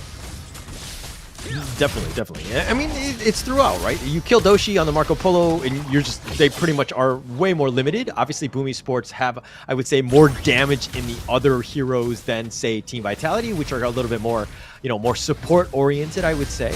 And they have a little bit more control, right? But Team Vitality understand that, hey, if Shanks can stay alive and just kind of attack people from the backlines, they're going to have a great time. Agisics, he's getting knocked up. He's going to Fate Rewind back on out of there, and he says, goodbye. Yep, and this is without the target sighted, right? So we haven't seen the burst potential yet, but so far I am very happy with how impressive he's playing. He is pulling the strings from afar, right? So all of these cannon blasts, some of them might not have been too accurate, but it's one of the difficulties of playing Morton, right? You have to be very accurate with your cannon blast as well. But later, as the game progresses towards the mid and the late game, when he gets his items up, it's going to be quite the pain in the butt, because impressive, not only will he stop you with a CC, he's going to be pain as well. Yeah, I mean, he just hits a nice cannon blast there, connecting, but the Blade Storm just zoning him away. Doshi will he'll just roaming gun out of that one. And it looks like they're just going to continue to farm as much as possible. CT Boy has now joined the fray. The Resplendent Revolver will welcome him into this side of the map. But again, it's all about the map control, taking out as much farm as possible, especially from the enemy jungle. Agisics here might get jumped here. It looks like he's going to farm uncontested here. Yeah, at this point, it's really just about information sourcing, right? They want to take this T1 on the bot. They will make it out, but here comes the finishing stroke. Yeah, not really finishing anybody at that point. Benji's just going to shrug that one off. Logistics, he'll just kind of deal with CT Boy. They're kind of dueling here. I don't think that there's any going to be real chance of any deaths. Logistics will just kind of back off. Let's just say that tower's so nearby. But Boom Esports, they need to kind of push the lanes a bit. Put a little bit more pressure. Force Team Vitality to kind of react to what they're doing. As I say this, it looks like Logistics, he'll Fate Rewind on out of there. Playing the hero again to the limit. Yeah, so they are kind of testing, you know, where is the limit for the team in terms of team fight, and based on the interactions between G6 as well as C-Boy, I think pretty safe to say that G6 at this point is going for the tank items. I haven't seen his build yet, but yeah, G6 able to survive in the fights, and that's exactly what he needs to do, because as long as he builds space, buys time for the team, they will be able to come back in the fights. True, but you don't have that Fate Rewind. Now it's on cooldown. Now your tower is being forced. And they did a little bit of structural damage. They haven't taken out that T1 mid, which is, of course, in my opinion, the most important tower of all of them in this game. But, you know, again, Boom Esports is still on the defensive. They're down about 2K. They're finding it difficult to just find any sort of farm. I think that level-wise, Logistics and CT Boy still on top of the game, but Shanks, level 12. That's something to kind of take a note of. Yeah, exactly. I mean, that was the whole game plan, right? We need this farm to really just get up to scratch, and at this point, the Zero Golem going to be threatened again. I don't think they want to risk anything at this point because neutral objectives are up. Oh, hang on. Oh, they're chasing. They're going for the finishing stroke onto CT Boy, who will take most of this one. Benji getting a little bit low. Doesn't need to be careful. But CT Boy with the Invincible Warrior, he's going to take most of this one. Logistics going in for this one. He's been knocked up. Is he able to Fate Rewind on out of this one? Yes, he will. He gets on out of there. And again, playing it to the limit. That was like a Marvel movie. Everybody fighting. Again, no one died. Yeah, but now you start to see the perks of Boom Esports' draft and the way they have itemized. Now you fully see the capabilities of our Filipinas here. Because right now, because of the tankiness of G6, he's buying time for the team. Sure, they can give this time away. Ideally, they don't want to, but they will. They have to. But they are buying time for the rest of the team. And as time goes on, Boom Esports will have more and more damage. Yeah, and, I mean, speaking of damage, oh, Dragon, he gets knocked down. Looks like Logistics, he's in the front of this one. The Resplendent Revolver doing a decent amount of work. Okay, looks like he's going to Fate Rewind back. Logistics is going to be fine. Invincible Warrior going to be topped off by CT Boy, chasing after them. They want Doshi, they want Miggy, but it looks like they're going to back off. Benji getting solo. The Scepter is just barely not able to hit them, and they do survive again. Yep, so it's a push and pull, right? We're kind of watching a seesaw in action at this point. I'm just curious, super curious about Toshi's builds at this point. How far along has his itemization evolved? Because he will be one of the main win conditions, right? He has not yet done a Fevered Barrage that I've noticed in any other team fights, right? There hasn't been that perfect positioning just yet. So I'm curious because Boom Esports, they haven't shown their full powers yet. And like I said, as time goes on, the damage increases. Toshi is going to be more and more like a menace you have to watch out for. You cannot ignore him anymore. Yeah, and I mean, to the point of Toshi not really showing his Super Saiyan powers as of yet, is that we haven't seen that team fight, that 5-man team fight where he goes in with the Fever Barrage and just blows everybody up. And I mean, I understand that he's trying to get to level 15 as well as get as much farm as possible. So they're slowing things down, but this is space that's being provided by the rest of Boom Esports, right? They're forcing it out, trying to get Doshi as much as possible, but at G6, he gets knocked up. He gets knocked up yet again. Is he able to Fate Rewind on out? He will do so. Doshi's back as well. Dragon all the way in the front. It looks like he's going to be focused. The finishing stroke keeping him alive, at least for now, but he goes down, and Nighty will take the double kill, and that's another window of opportunity for Vitality as they continue to push the mid lane here. Yep, Vitality giving them another killing blow at this point, and you can start to feel the pain, the pressure as well. Mid T2 is going to be taken shortly by Shanks once again. Shanks just performing out of his mind at this point. Yes, he has a lot of farm, but nonetheless, now finally, I get some validation on the items as well. It is going to be the Frigid Charge along with the Doomsday as well as the Chain Lightning coming out from this side of Toshi. So he does have some survivability and some magic damage as well. But Shanks, already finishing the Blood Reaper along with the Eternity Blade and Crimson Reaper as well as the Axe of Torment. He's pretty much the final form already, just lacking that one last item, which I presume could be maybe Daybreaker. I'm not sure. We'll see how that goes. Yeah, and I mean, it's kind of getting scary, right? The 9.1, like they have two members of Team Vitality are higher than, you know, all of Boom Esports, being in the 9K realm of, you know, wealth. But this is a situation where Boom Esports have played things very defensively. They have still yet to record a single kill in this game. It's been very tough, and they've lost the bottom T2 as well. And the noose is starting to tighten. It's getting a little bit scary for Boom Esports. Yeah, I mean, at this point, it's a vice grip, right? They aren't allowing Boom Esports to step out from their base at all without taking a huge risk. And as of now, I think the saving grace, the silver lining for them is that I think Vitality have kind of loosened the grip on the top lane for a little bit because they want to take priority over this Tyrant, which gives G6 a little bit of room to try and go for the push. But based on what we've seen earlier in the game itself, he doesn't offer that much damage, so it's going to take him a while to chunk down this Overlord Vanguard at the same time to try and clear the waves as well. Yeah, but you didn't really have much of a choice from Boom Esports, right? There's no real way that they can test it, the Tyrant that is, so you have to take what's given to you. G6 was pushing the top lane. Unfortunately, you know, as you mentioned, he doesn't really have the damage to do any structural damage to it, and now he's just kind of being a nuisance, trying to steal what he can. He gets launched up. He's G6 continuing to fight here with CT Boy. He's going to walk into 4 members. He probably wants to hit that rewind button, but he's not able to go 88 miles an hour, and he's not able to travel back in time. Yeah, man, that's the benefit of 90, right? I was talking about the crowd control. That is necessary to be able to get rid of G6. So I think G6, a little bit of overconfidence there because he was willing to go in a 1v5 situation. You know, it could have been a forced error as well, but nonetheless, they are going to try on the side of Boom Esports. It is not over till it is over. They will make a last stand in the base. Last stand here. The minions have made their match, so to speak. The T3 mid has been taken out. Shanks is just doing so much damage. CT Boy willing to stand up front, provide vision as well as tank, and they're just taking free reign at these T3s. Shanks takes yet another, and of course the bottom T3 is the last one standing. Team Vitality have played this one almost flawlessly. Yeah, Vitality, very clean, very methodical gameplay so far, and right now it's about the cleanup crew, right? Can we clean up the jungle, please, on our 4? Because Team Vitality, they are fully rich in the items, in the experience, and this time they are hitting their final strides as well. Okay, I have a problem with the rich getting richer. I'm not a huge fan. I'm not part of the 1%, so I kind of have an issue with Team Vitality taking over everything, taking literally every single piece of the farm on this map, making it very difficult for Boom Esports to find anything. Look at them. They're all grouped in 5. They're holding hands. They're singing Kumbaya at this point because really, what else can they do? They don't really have any farms to kind of, you know, get themselves back in this game.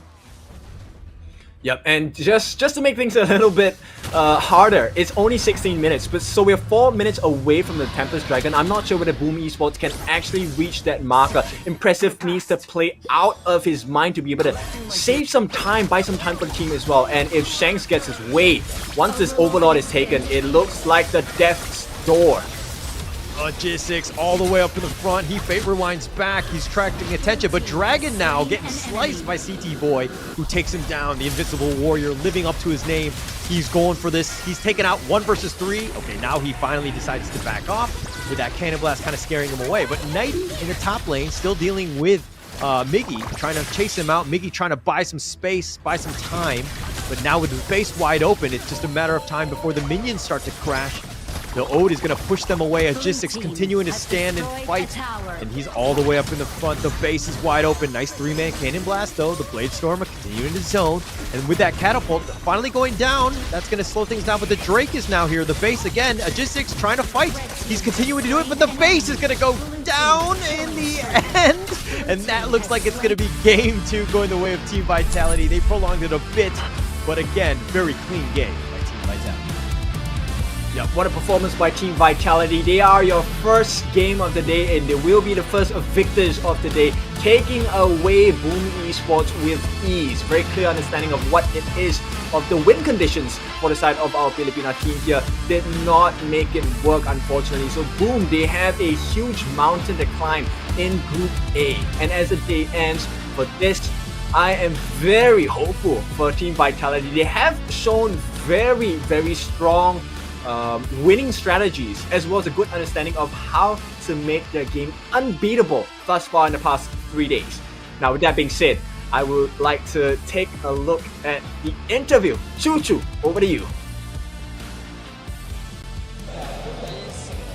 Thank you so much, Carter. And we're back on stage here right now. Congratulations to the side of none other than Team Vitality from France, winning over the match between Boom just now. That was a big one. But yeah, don't worry. They always have some comical scene on their side. So we're going to starting off the interview with Benji. Congratulations. Don't worry. I know you're kind of nervous about this interview. I'll help you through. Now, Benji, you guys can actually win earlier, game number 1. But Boom almost come back. What happened? We have some problem with communication. Some people wanted to do some objective. Some people wanted to invade. So it was miscommunication. So yeah, just it happened. But anyway, we win at least. Yeah, I think you definitely win that one. Almost. But who want to do this and who want to do that? I don't know. Just everyone wanted to do something different things. You know? Yeah. So yeah, but we could play way better this game. Okay, interesting. Yeah, I agree. When it comes to the first game, you can actually do it a bit cleaner, but you still win. That's what really matters. Also, when it comes to Tyrant, I noticed that you always let Boom take the first Tyrant. Can we know why? Or anybody else want to answer? No, Highland, not today. Today is going to be a Highland, the English version Highland. There you go. Highland, why do you guys always let Boom take the first Tyrant? Why do you guys always let Boom take the first Tyrant? Because we seen give them one. Because in the first one we can give them, but the before one they can't get it. So you guys don't want to take the first Tyrant?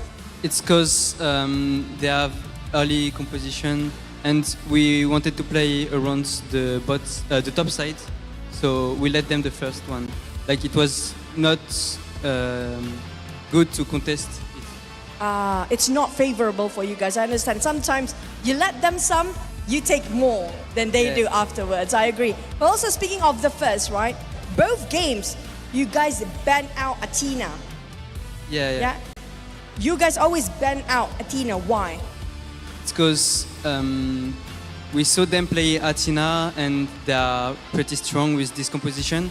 And I think it's the only composition that they have trained a lot. So we make sure to ban Athena. You see, Boom, you ban Athena, it's no problem. But when it comes to the other two, I need these two guys coming out, which are going to be Shanks and City Boy. Come here. You know why? These two, if you put them at the end of the line, they do their own story. They always like poke or something. I don't care between you two. Okay, City Boy. I know a story. You actually the captain, but you don't want people to know you captain. Why?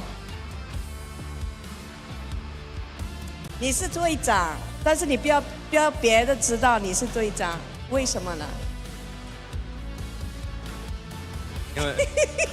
因为就没有啥因为吧，就这样吧，我就喜欢这样的。我可以讲中文啊。你可以跟我讲吗？为什么你没跟我讲你是队长啊？就我觉得他的范儿更像队长吧，我觉得。Okay. So actually, the real captain is City Boy, or AKA Baby. Now you guys know. So City Boy is actually the real captain for the team, but he doesn't want to be named as captain on paper, so he put it on highlight. I asked why. He said he wants to dodge interview most of the time. That's the case too. And also when it comes to Highland, he feels like Highland got the vibe of the captain, you know. Really, Highland, give me the vibe of captain. How does captain look like? Pose. Captain pose, yeah. Yeah, that's the captain pose, guys. But last but not least, any words for your fans? 对你的粉丝有什么要说吗？我觉得我们好好打，好好努力，对得起就行。 Okay, they will try their best and they will try to do their excellence for every single year. Can I say something to the fan? Please, please. Okay, guys, I love you. Aww. Thank you so much, Benji, and also the entire crowd vitality. We're gonna toss it back to the Gazas. Gazas, what do you think? All right, thank you, Choo Choo. What an interview. And yes, we can feel the love. We are fans of Team Vitality as well. Holler, I think what a performance by Team Vitality, right? In a short while, we'll be taking a look at the actual breakdown of the stats as well. Now, how do you find Team Vitality so far, since this is your first day on screen? I have to say, I'm very impressive win, right? It was one of those things where they had a slight lead. They took it into, like, they closed out the game from then on, right? They controlled the map. They understood what they need to do. They played objectively well. They played, understanding the hero's limits, knew what the enemy was trying to do as well. So, again, and I think that was actually the first game that Dahlia had won in this invitational. So more props to them, proving that they can do it with almost any hero that's out there. Yeah, so breaking the curse, right? Dahlia not having the best win rate so far in the invitationals for season 2.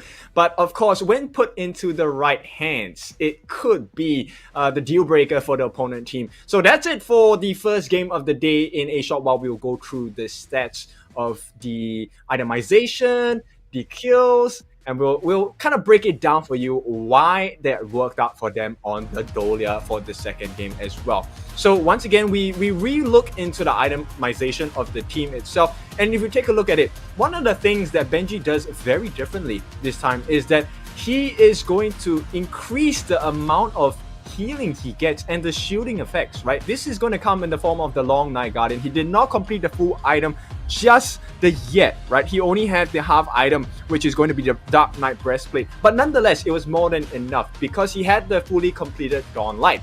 So every single time he uses a skill, he's going to be able to give a shield over to the nearest teammate, right? And of course, within the team, whoever has the lowest health as well. So this not only provides the protection for Shanks, this also allows for the slow from the Frozen Breath to affect the rest of the team on the side of Boom Esports because of her ult.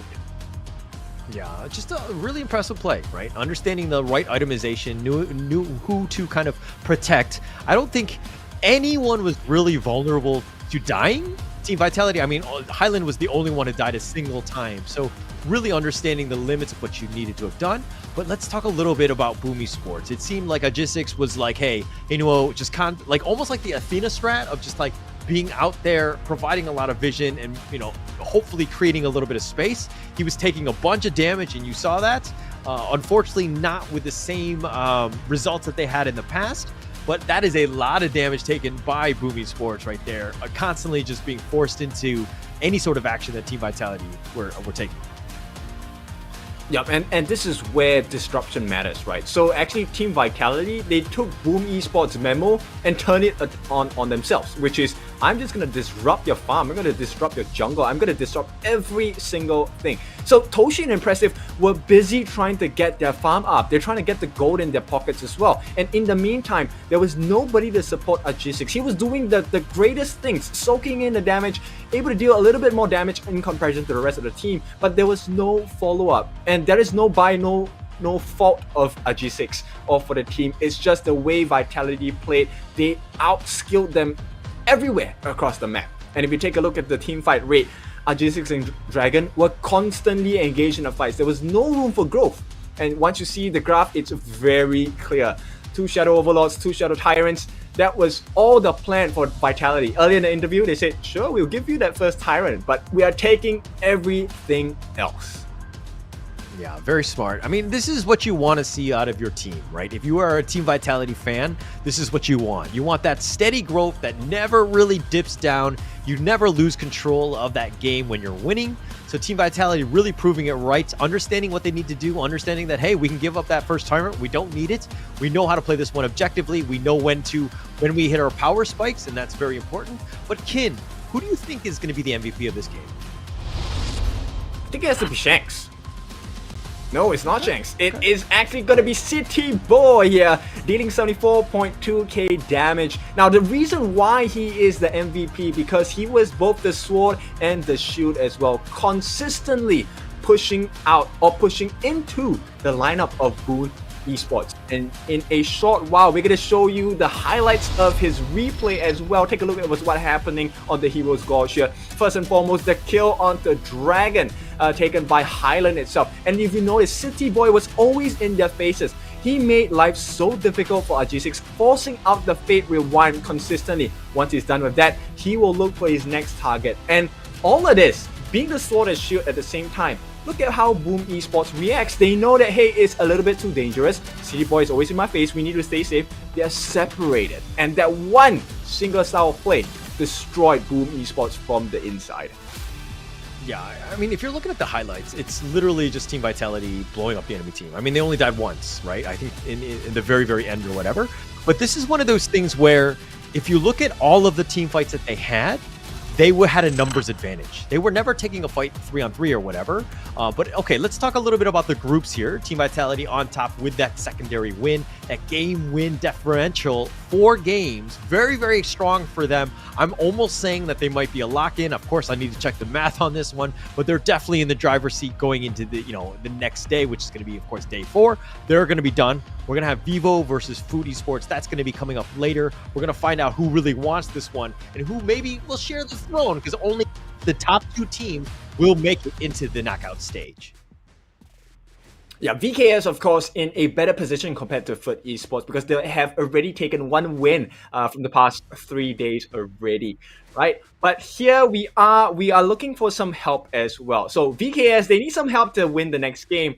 But in the meantime, before that happens, we want some help. We would like you to help vote us as the mobile esports game of the year as well. All you have to do is to tune in into esportsawards.com, click on the link, go and log in into the website, give us your vote, make us number 1. Now, I know you guys are very fervous in your support. We have been on the top of the Play Stores very quickly from the moment of the release of the game. Now, you help us achieve number 1 as well with the help of the vote. Not only that, we also have some rewards for you. All you have to do is to follow us for our campaign. For the upcoming campaigns, we will reward you with incredible prizes, hoodies, phones, smartwatches, and earpieces as well. Tell me which one of these you don't want. I will take it for you. Right? But in the meantime, if you're interested to win any of these goodies, all you have to do is to follow us on our social media.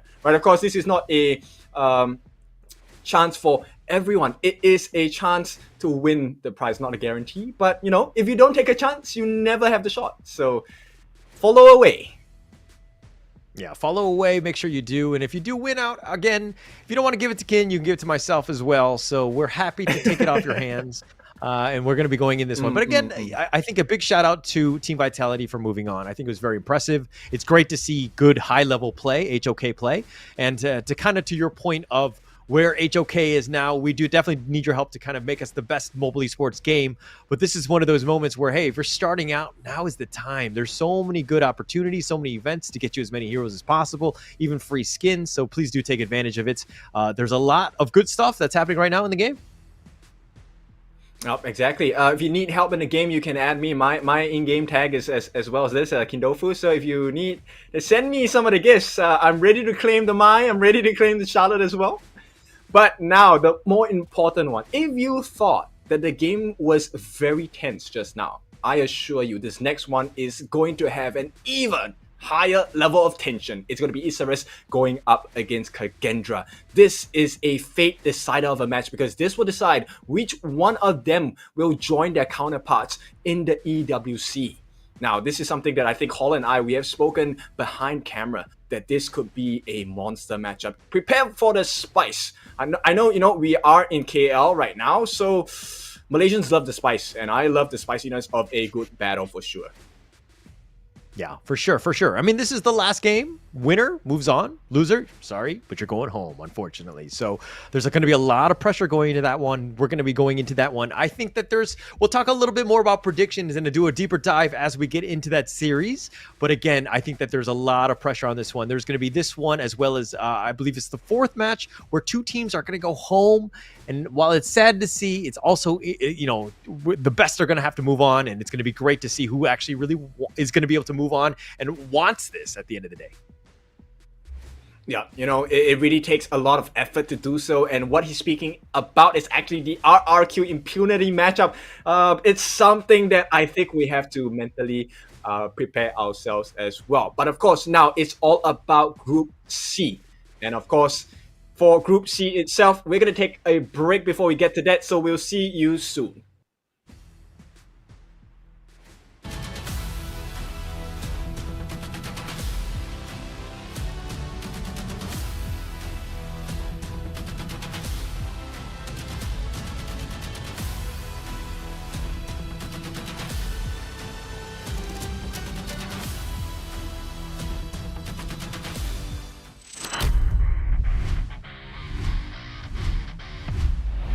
Welcome to day number 2 on our Kings Invitational 2024 Season 2. Our group is 4 teams. I think they're strong, but I think we're stronger. We did some mistakes, but we will work on it and be better. One small mistake leads us to defeat. We can win every team if we play our draft and if we don't do mistakes. 我觉得我们能很顺利的成为小组第一。 Okay, teams, let's do our best and we will see you there. 我也希望能够把开根抓带上更大的舞台。 Match nanti lawan Isurus, kami sih udah ada persiapan dari draft. Lalu kan kemarin juga Isurus ada bermain melawan tim Secret. Kami juga udah nonton permainannya dan kami rasa kami bisa sih lawan mereka. Kagendra, yo sé que ustedes les tienen miedo a Team Secret, mas nosotros le tienen que tener más, porque hoy ellos sangraron mucho. 不管是对手是谁，做好自己，去赢下每一场比赛。 Öncelikle şöyle herhangi bir çekindiğim veya korktuğum takım bulunmuyor turnuvada. 在抽签下来之后，3个队伍可能都在我们上面一点点，但是经过一段时间的调整，我不敢保证肯定会赢，但是会是2场精彩的 BO3 吧。VKS changed bot lane. They were playing with other 2 players in S1. So I think we have a little bit advantage on the bot lane. Having that dream come true is very amazing. Vocês vão conhecer os reis do Ocidente. VKS, 我们的目标就是你。 打 RQ 对我们来说没有什么压力，有很大的信心。我们很早就在研究他们了，因为他们也是我们的重点的对手。我们确实会有比较特别的战术。 Hati-hati saja. Hari ini kami tidak menunjukkan apa-apa karena akan memberikan surprise kepada Impunity. Saya percaya diri bersama tim RRQ. 你们不用太在意输赢，知道吧？你们自然而然就输了。我们会拿出全部状态。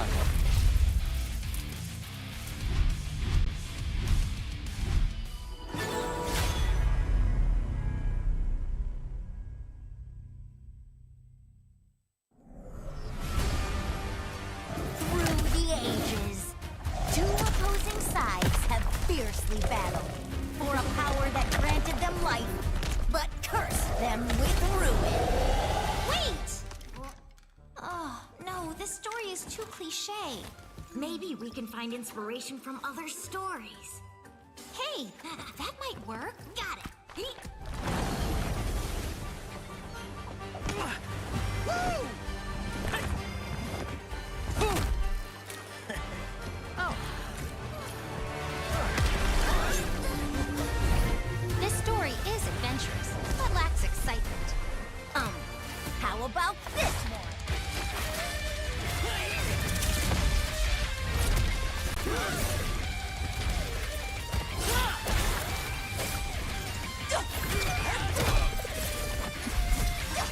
This is too much. It needs more fun. How about this?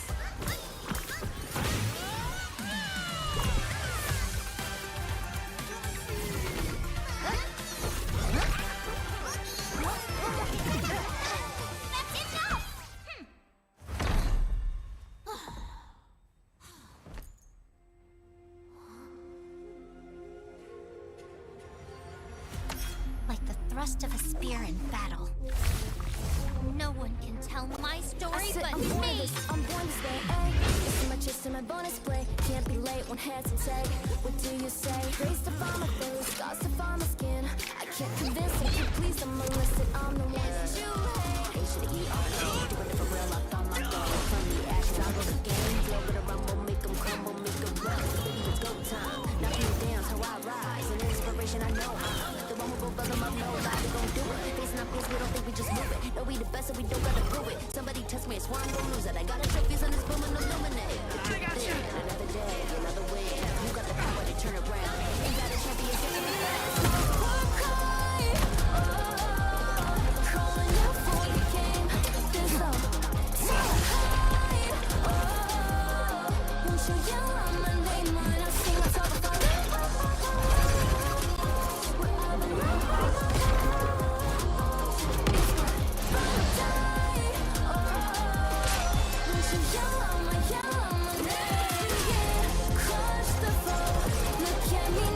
This is my story. A story of honor. A story of bravery. A story of heroes.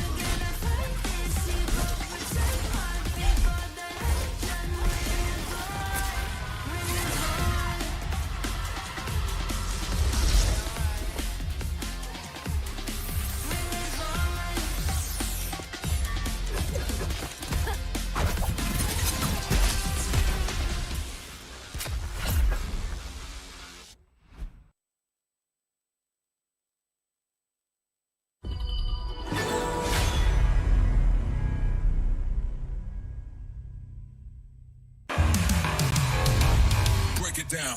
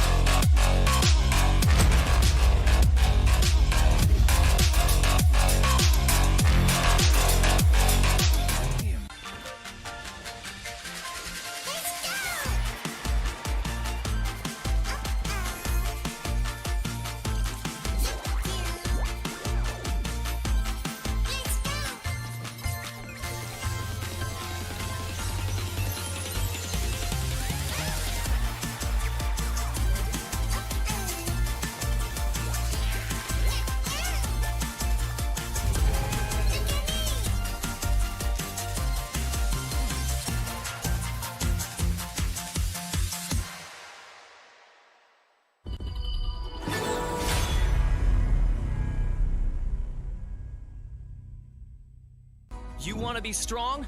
Learn from the pro now. When you're attacking a tower, you might accidentally target an enemy. Or when attempting a tower dive, you end up targeting the tower and minions instead. Professional players execute such impressive moves effortlessly. While you may feel overwhelmed and get killed by the tower, your control settings might be holding you back. Change the recommended basic controls to advanced. This activates extra basic attack buttons for minions and towers. Turn on Show Enemy Avatars to accurately select the enemy's avatar for the kill, and better assess vision exposure. Give it a try and play as smoothly as a pro, easily crushing the enemy faction. Learn from the pro. Learn more from Honor of Kings Global Esports.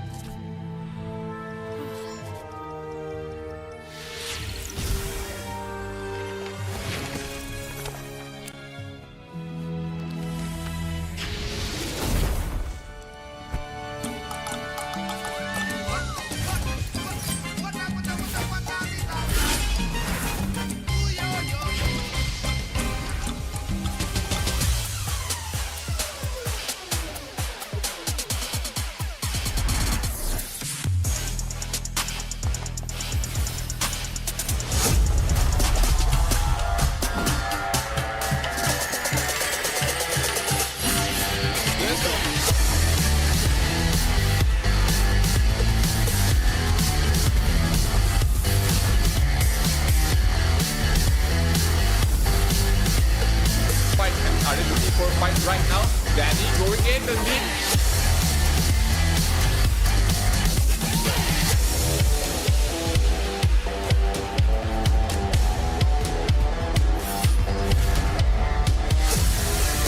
Well, pumped in by Bang. Bang doing the time damage from Danny as well. Taking up the win sheet as well. Niap is looking. Our group is 14. I think they're strong, but I think they're stronger. We will work on it and be better. Welcome back to Game 2. This is going to, of course, the second matchup. We're going to see Isurus versus Kagendra. My name is Holler, and with me is my favorite kind of Dofu. It is Kindofu. Kindofu, give me a little your first thoughts of this second matchup. I know it's an elimination game, but what are your thoughts going into this one? I think nerves play a very important part at this part of the day, right? Because now this is fate's decided Judgment Day, right? Winner goes forward. The loser will have to take the ticket home. So I think it's high stakes, high rewards, and it could be a very stressful situation. Yeah, a stressful situation, but it's one of those things where, you could be a little bit less stressful if you're playing on an Infinix GT20 Pro. This is, of course, one of the first smartphones to support Honor of Kings in 120 FPS. It's an amazing phone. It does everything that you want, plus more. I mean, the gaming is unreal. Experience playing like the pros today with the Infinix GT20 Pro. All of them are playing with it today, so you can just see how fast they are. Their reaction times are quite good. So again, please do give them a shout out. That's right. And not only that, we are also very proud to announce our esports partner, and that's going to be the Esports World Cup. Now, we're going to have our top 8 teams move ahead to the Esports World Cup that's happening at the end of July as well. So really excited to see their performance today, because those are a glimpse into the future of what the games will be like at the Esports World Cup over in Saudi Arabia, Riyadh, the kingdom. Yeah, and only, again, the top 8 move on. A bunch of them are going to win a decent amount of money as they get into this one, and to have a chance of a bigger prize pool in Riyadh, Saudi Arabia, that's going to be pretty amazing. And the potential for, just kind of growing with the ecosystems that is Honor of Kings is very, very, valuable to them. This is a huge life-changing moment for them, with not only the money, but also the prestige. Being a champion and being able to move on is going to be great. But again, let's go back to match 2. Isurus versus Kagendra here. Both of these teams need this win. Winner moves on. But your thoughts against, the Argentinian squad or the Indonesian squad, who do you like, Kid? I'm gonna base my answer based off of the interviews earlier that we saw just now. So I think Isurus, they did mention that they have strategies for Kagendra, right? And these are the people that will execute that strategy from Isurus, represented by Master, as Route, Mangeche, Win RJ, and Kapfox Saber. Now, they have given us a glimpse of their confidence. Now, it's time to back up the words and put it into action and put it into results. Isurus, I do have high expectations. I think, once again, they've been put up against the monster squads of Malaysia, so they couldn't pull out the best results just yet. But this time, they're going up against a close rival, and I would like you to have that introduction for them instead, Holler.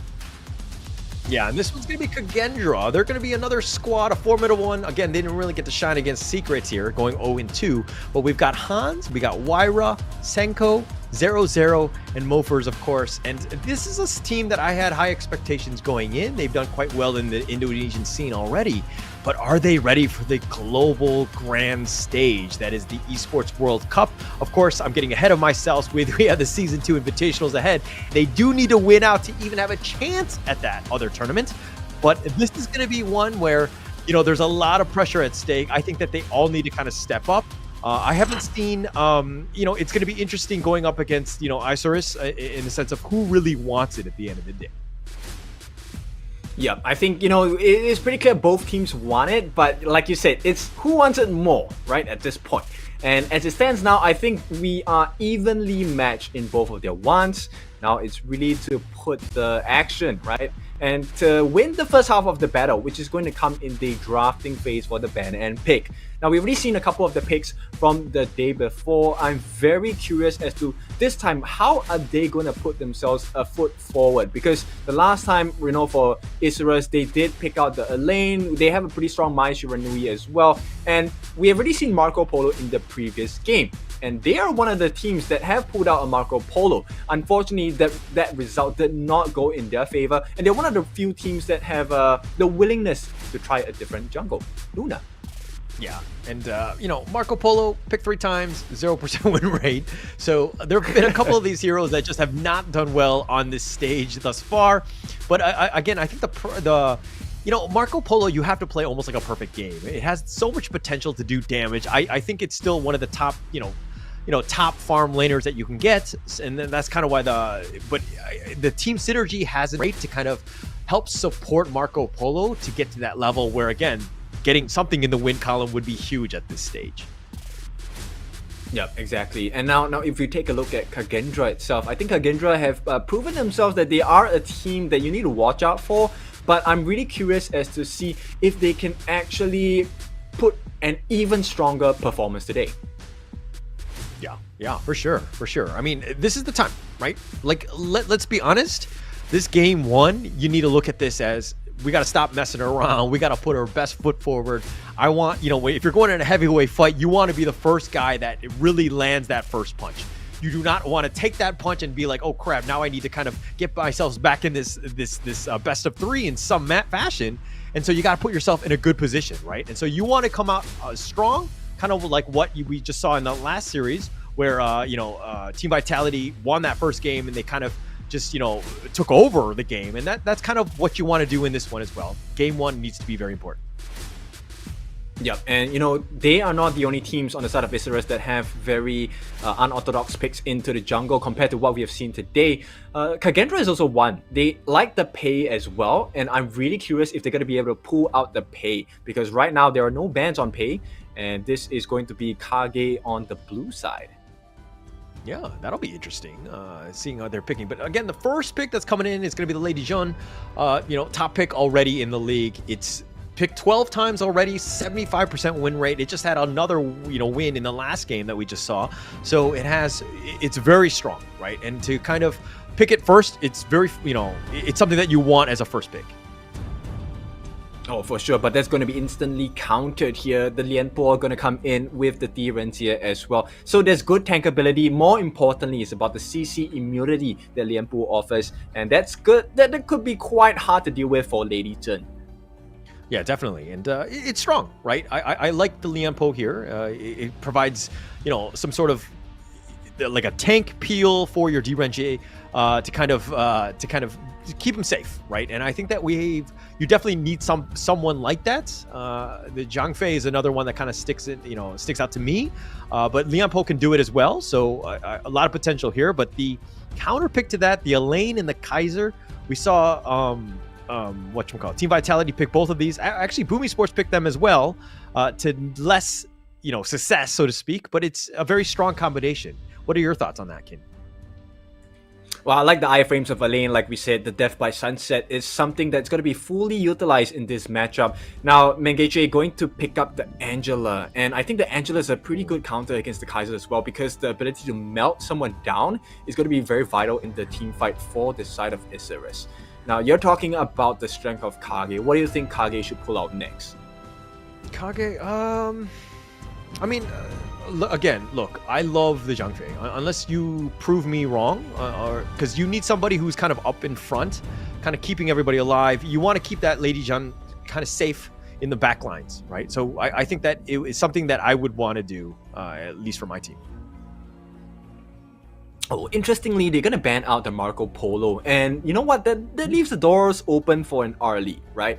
And Arlie at this point could be one of the main picks that they're going for. Now, it's not a pick I'm comfortable with because there's easy access for the Lian Po to get his hands on her. So curious to see what KAGE is thinking at this point. Yeah. Actually, that would be an interesting pickup. Just being able to outblast, because Angela is very static, right? She doesn't want to do a whole lot of moving around. I mean, with the Blazing Brilliance, and if you could set that up, and you've got the Lian Po to kind of just be that tank, being that the one in front that like controls everybody, definitely very important. But it looks like they're going to pick up the Mayin here. I do like that one. It has a potential chase. It has a just ways to kind of again just be that front liner for everybody else. Yeah, exactly. The iframes are going to matter a lot at this point, but more importantly, it's about the catch, right? So imagine if you're able to catch out Hans, that's going to be a huge win, especially when you have someone like manquez. I doubt they're going to be missing any of those Chaos Cinders leading into the Blazing Brilliance. So hopefully, that's the story of the day for Isurus. Oh, Consort, the Zhang Fei. Boom! Okay. Yeah, I like it. I was talking about it earlier. The Consort Yu, though, does have some potential outburst or outplay potential, at least against the DRNG. But what are your thoughts? Agree, right? Protecting wins with the physical immunity might be the difference maker in the team fights as well as the vaulting shot. But the thing is, I don't think it's that easy to jump in on the lineup of Isurus as well. Now they're going to conclude their draft with the Pei. Okay, the Pei rounds in and out. All right, we know the drafts. We know what's going to happen, or at least where the players are going to be picked.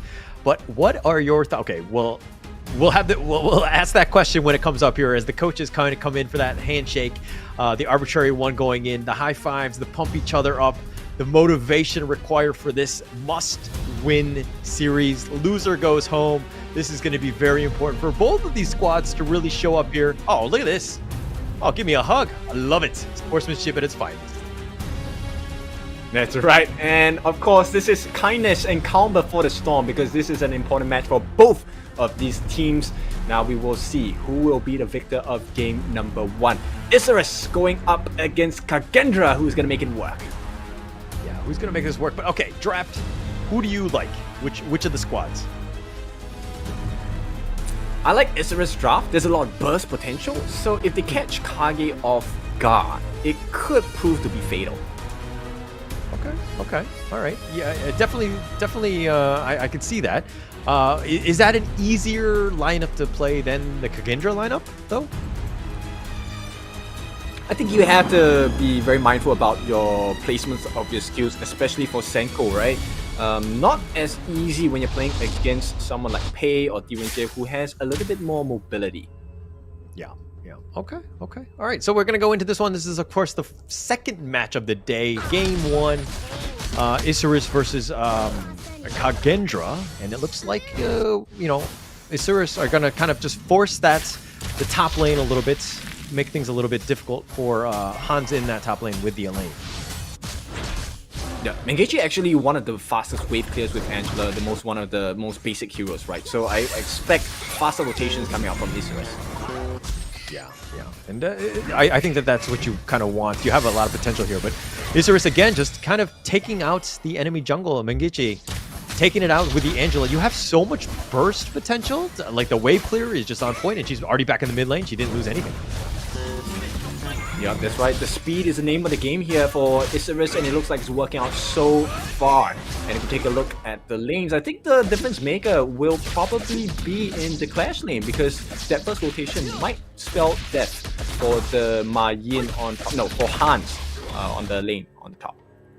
All right, but it looks like Kagendra, Wyra right here, continuing to farm, pushing out the lane as quickly as possible, making things a little bit difficult. But Mangichi, it's like on the Angela, if your positioning is good, like you can almost stay in the lane infinitely, like indefinitely, right? It's like you have very, you have so much magic burst potential that it's like, it makes it somewhat easier, I would say.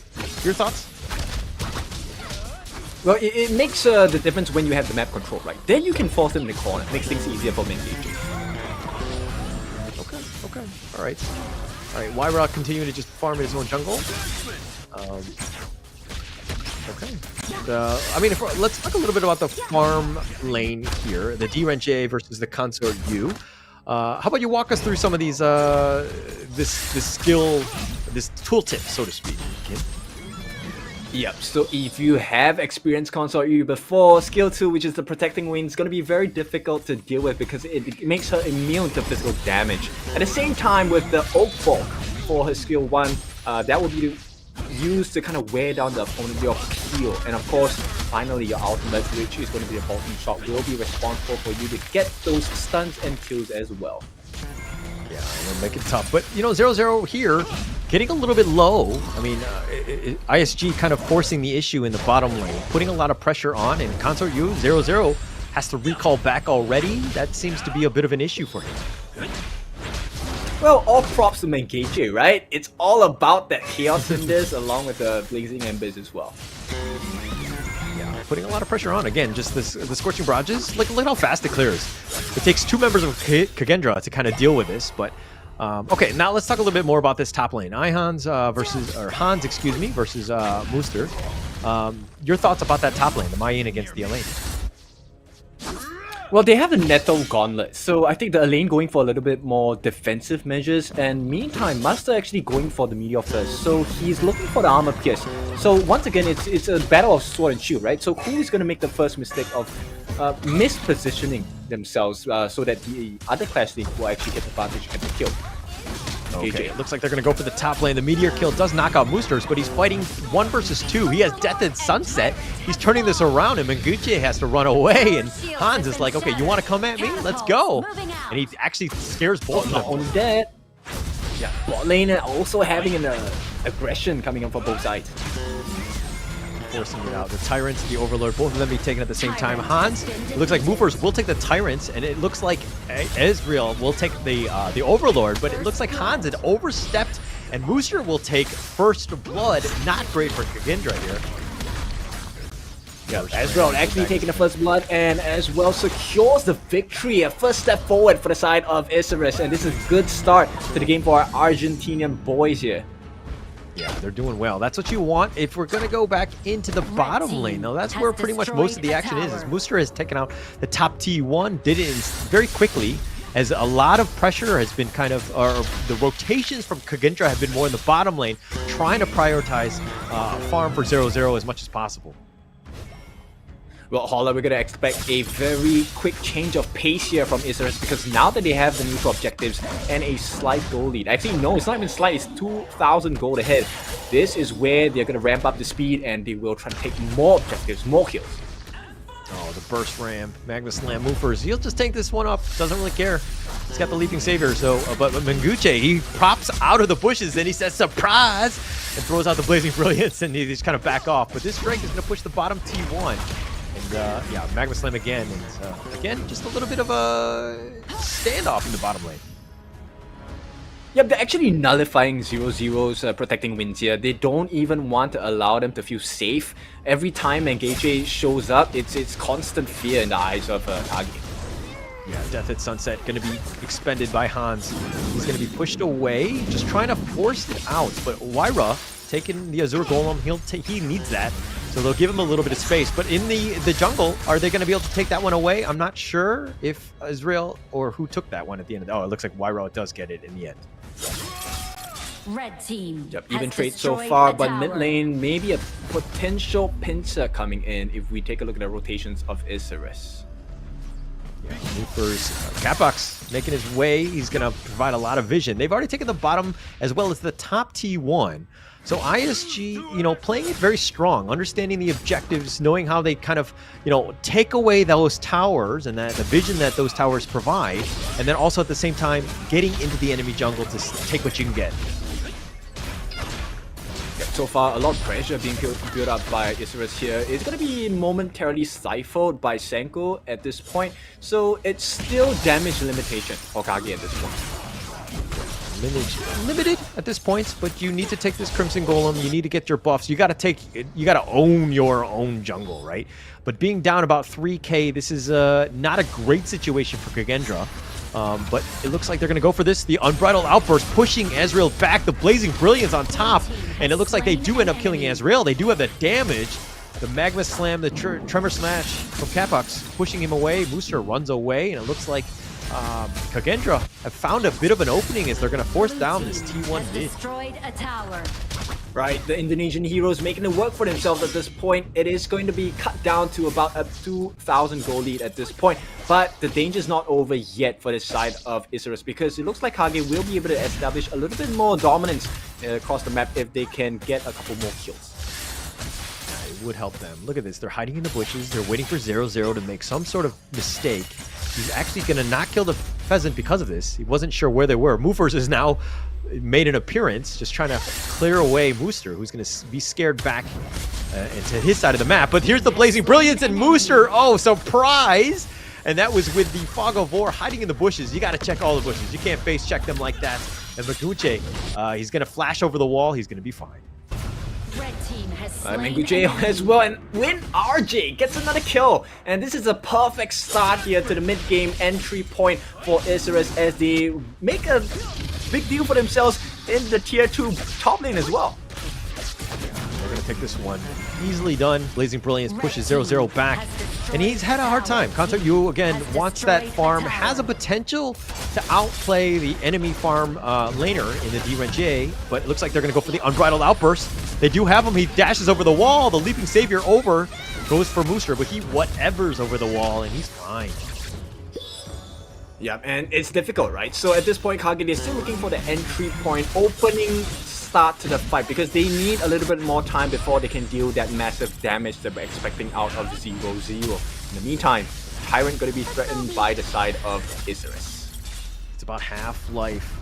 And sometimes they're disappearing because we're playing with a Fog of War. It's a little difficult, but the Tremor Smash goes in. Wyra's down for the count, but they did get the Tyrants. Israel will take that one, but Manguche finally dies. I think that's his first of the day.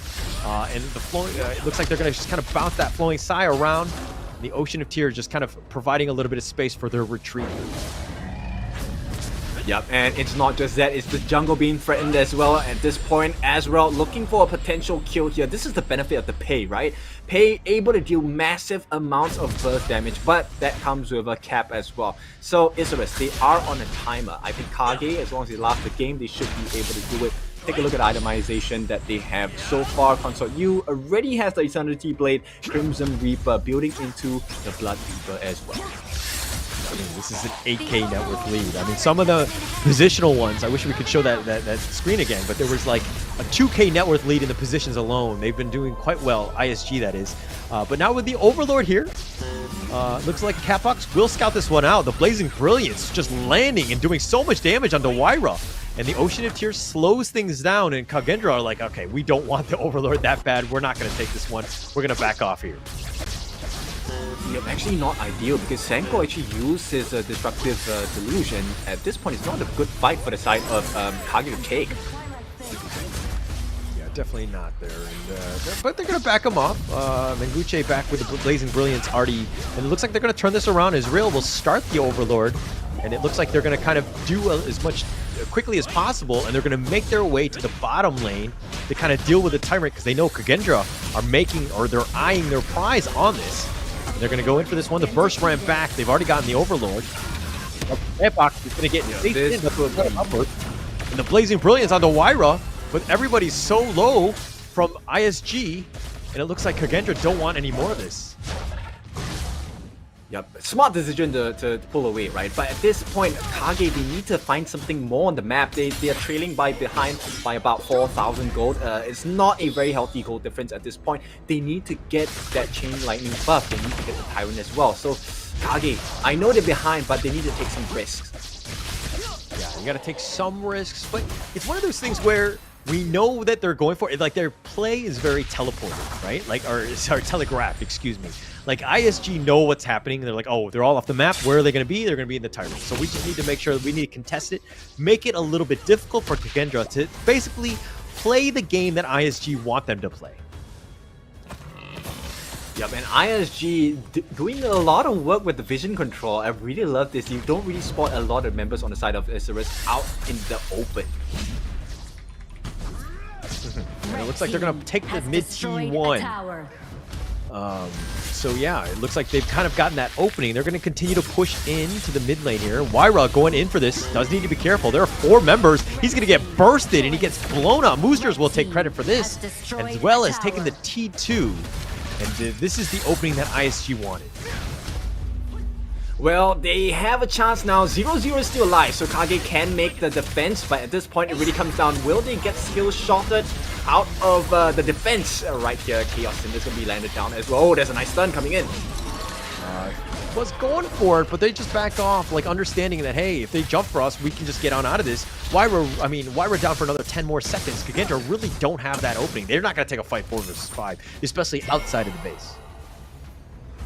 Yep, and you can feel the pressure, right? KAGE, definitely, they don't want to take a risk, but Isurus is not even allowing that as an option. Yeah, no options here. Move first. He's going to get jumped in here. And it looks like ISG, again, just controlling the map. This is a very impressive play.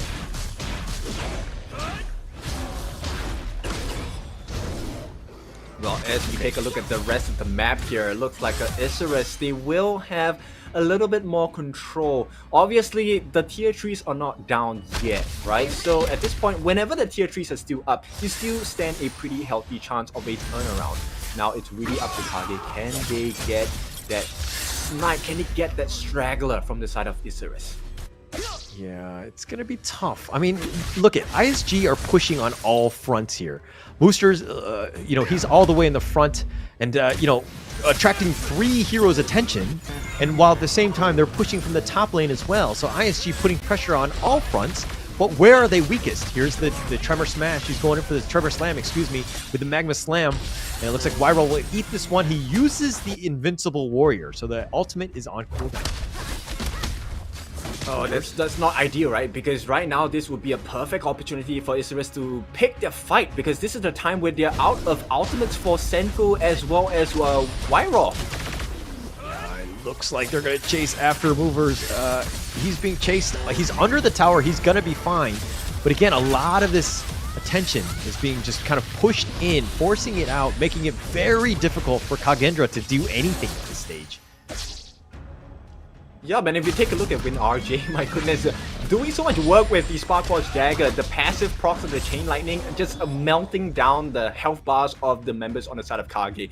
Really like the Hot Knife through butter at this point. And the add-on to that, welcome, this is going to be the Shadow Overlord spawning for the side of the top lane. Yeah, this is going to be it. I mean, they don't know where they are. Look at how Kagendra are hidden, right? They don't really see everything. Obviously, the Fog of War playing a bit of an issue. Mover walks in just to see if the Overlord is being started. It has not been. But again, they don't really know where ISG... Okay, now they're being shown in the mid lane. But it's going to be a matter of time before the Overlord is going to be started here. Yep, and this could be the decider of the match here. Oh, Wyra going in for this. The Unbridled Outburst going to be committed. Oh, nice Tremor Slam. It connects on the 3. The Death at Sunset. They might have gotten a Catbox, and they do. But WinRJ now on the run. Hans continuing to fight, but he's going to be bursted. He's going to be killed. It's 1-for-1 thus far. And in the top lane, the lanes are pushing. This is going to be providing a lot. But now Kagendra, this is the opening that they might have gotten. Yes, it's only Catbox, but this is something. You got to push on, but again, the minions are not there. So Kagendra actually have to back off. and wait for the next minion wave. Oh, manquez is going to try and delay this. Master in the lone in the bush. Oh, pushed out. Yeah, Booster just providing vision. Ezreal. Tiger bounces out. Booster continuing on, does get the launch up onto Wyra. The Blazing Brilliance is just a little too short, and it looks like KAGE will back off. They're going to wait for Hans to come back into this one, but Capox is going to be back as well, and now they're going to just make the rush for the Overlord. Already at half life, manquez all the way in the front. Throws out the Scorching Barrage. It's a bit too It looks like KAGE, are they going to steal it? 0-0 will take this one out. That's a win for them. KAGE really needed that. They went for the Hail Mary play, and they did get it. So very well played by KAGE. Yep, they recover, and not only that, they managed to protect the tier 3 as well. Now, this is a swing of momentum. Once again, when the tier 3s are still up, you have a very healthy chance of that turnaround and that comeback. And KAGE making it work so far. We are close to the 17-minute mark. 3 minutes away from that Tempest Dragon. Oh my gosh, it's going to the distance, so to speak. All they need to do is survive. KAGE, like, digging in deep. Again, this is what they wanted to have done, right? Making sure that they're trying to just give themselves a chance, right? Yes, they were behind. They're still behind, but they're making action happen. In that top lane, they do need to be careful. They did lose the top T3, but they want something in their return, which is looking to be the bottom T3 with all 5 members. Death at Sunset, they push them away. They scurry them away. They did get the T3. Very smart play. They've committed the Unbridled Outburst as well. Catbox is going to have to just back off. The Blazing Brilliance just pushing them away, and it looks like KAGE will back off, taking that bottom T3. Yep, Master making a very good game-saving play there. Now they have to rush back to the base. They will not allow them to recall as well. This is horrible for the side of KAGE. Yeah, look at this. Mooster actually had pushed the top. Hans had to recall all the way back in, or back to base, excuse me.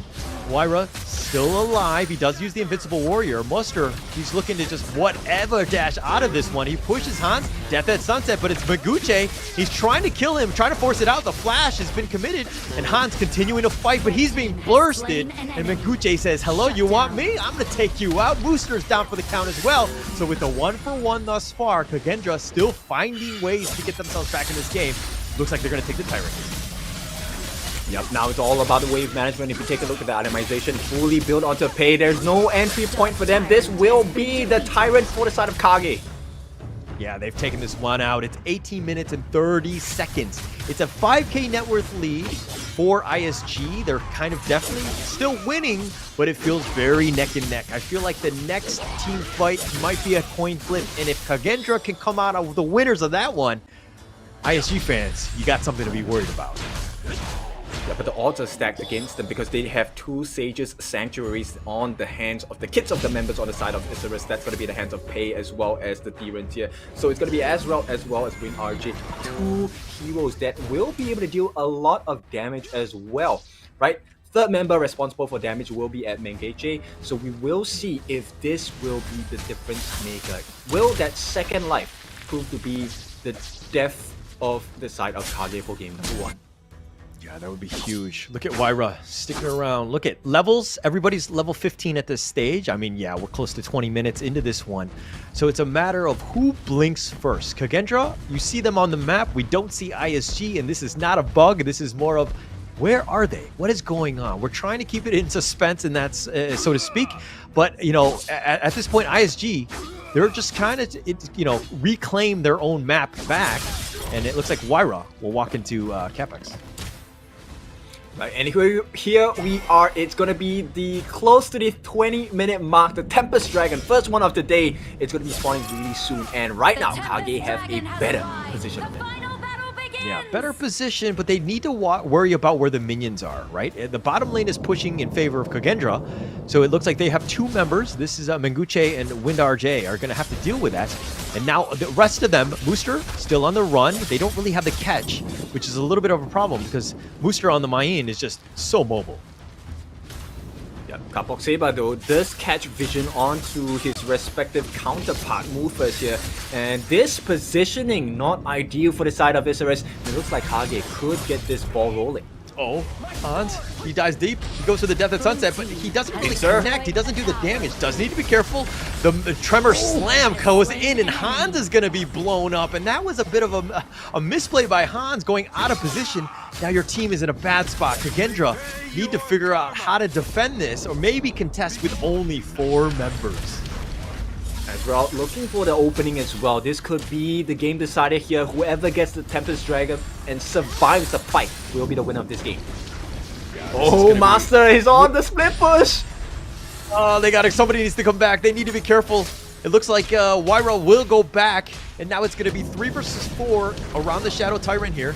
The Burst Ram, he's going to go for this one. The Mega Slam, the Unbridled Outburst is going to be used for Mover just to keep him alive. The Blazing Brilliance is burning him up, but Catbox is the one that actually goes back. That's going to be life number 1. The Resurrection, they do have him, and he's going to be immune, but no, Ezreal goes down. They're so low. Wyra continue to chase.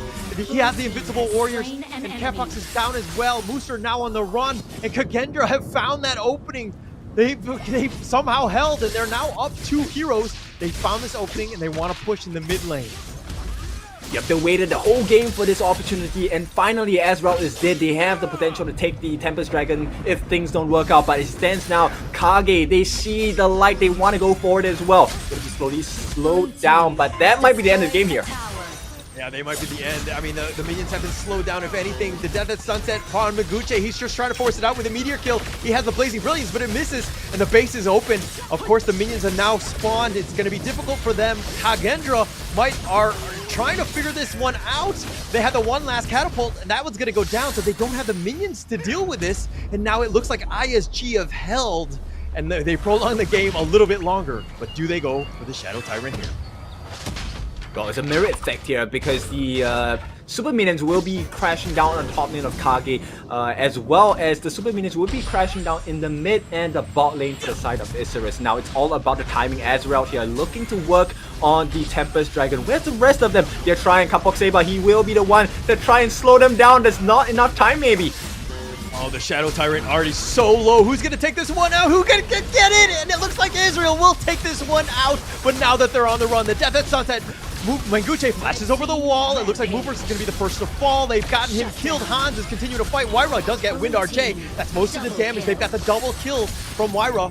He's continuing to fight, and now ISG on the run, pushing the lane as fast as possible, trying to just buy a little bit more time, seeing as they've got 2 members down, but with Movers, down as well for another 30 seconds. ISG, what do they do here? It's a critical time, right? So they need to clear the waves, they need to put the pressure on the KAGE. At this point, if you take a look at the top lane itself, Super Minions, yeah, sure, that's easy for them to deal with, or rather, that's a little bit of difficulty, but the Tempest Dragons coming in with the disruption, they could open the doors to start and break down and make the base barren for the side of KAGE. Now, KAGE, this is a very tall order for them at this point. It's 130 seconds before the next Tempest Dragons. KAGE will do well for themselves to make sure they don't leave any openings at this point. Yeah, no openings here, but it looks like KAGE have done a good job of just pushing out the lanes, making sure that nothing is really pushing. Yes, the top lane is vulnerable, and they do need to deal with the next one in the top lane, but if we're looking at what ISG have done, they've kind of gotten what they've wanted. In the sense, they've slowed the game down, they're starting to regroup and to take a proper team fight with the hopes that KAGE gets spread too thin. Yeah, but 0-0 needs to make sure that he doesn't get caught. Yes, he does have the Sage's Sanctuary, but at this point, the damage coming out from ISG might be too much. Yeah, might be too much here. It looks like the Ocean is here, just slowing things down. It is Destructive Deluge as well. But if we're looking in the mid lane, Wyra, Invincible Warrior or not, but this is a 4 versus 1. They do have the knockback. The Sunset, he just tries to get him. That's going to be life number 1. He's going to come back in. Ezreal's back up and at it. But Manguche is down for the count. That's a lot of damage. They need to be careful. KAGE here. They found that opening. They do have 1 member down. 40 seconds, but they need to protect their base. The top lane is being pushed as well. And Hans will look to just kind of defend this one. Senko is in the bottom lane. And this is the problem. KAGE, yes, they are getting kills, but they need to deal and protect their own base. Yep, so far, I mean, it feels like KAGE is the one with the more open base, even though there are 2 lanes of Super Minions marching down onto Isurus. And that speaks volumes about the damage that they're doing, right? So at this point, KAGE, they need to watch out. They have so many things they need to do. They need to clear the waves. They need to make sure they don't overstep their boundaries and get picked off as a straggler as well. Okay, so it looks like we're going to happen 30 more seconds before the next Shadow Tyrant as well. So that's going to be another pretty big win. But Kagendra here finding ways that, yes, they're losing in the objective department, but they're finding kills and making it difficult for ISG to push. To think that we would see a 25-minute game in the second match of the day, of course, we knew it was going to be close, but we didn't think it was going to go to this distance, correct? Yep, I mean, at this point, I think the ideal understanding is that we would not have it any other way. KAGE and ISG, their fates are on the line. This has to be the one. We have to have a long game. And this is the second Tempest Dragon of the game itself. KAGE and ISG, their fates are on the line. Yeah, everything is at stake here. And it looks like ISG, like, you're sticking around Mooster, you're probably wondering, like, what is he doing? Why is he just waiting in the, in the cave? He's just providing vision for when that, okay, Wyra finds him. Moofers goes after this one. It's a 1 versus 1 thus far. He has the knock up with his whatever, but he's going to be chased back. Gets knocked back with the Ocean of Tears. And ISG now, are they going to actually go for this? I doubt so, because at this point it's really up to Master. He needs to make sure he finds more than one person with the whatever as well to get serious. They need to get the lockdown, or else they will not be able to win the fight. Right now, the firepower is equal on both sides. It's really about protecting your damage dealers. This is going to be in the form of manquez and WinRJ for the side of Ares. Yeah, it looks like Tempest Dragon here, just kind of chilling here, waiting for somebody to make the first move. But you want that kill. You got to do it safely. So ISG and Kagendra both playing it very, very slowly. Nobody wants to blink. Nobody wants to make that first mistake. And it looks like Hans will deal with Ezreal. They need to deal with this. And like, look at minions have all been pushing. This is the late game. If you want to see how to play late game HOK, tune in right now and stay tuned for the rest of this one and probably the rest of the series. Yeah, Master once again doing a very good job. Oh, they got caught by the reroll here. He has a ton of hit points. It doesn't matter if he gets caught out by manquez at this point. Yeah, and it looks like again they've slowed things down. They don't want to they just got to fix the lanes, right? The top lane is pushing, something to take note of. But it's difficult to burst someone at this point. Hans is a little bit low. Wyra finds Ezreal. Ezreal's on the run. He's going to be knocked up.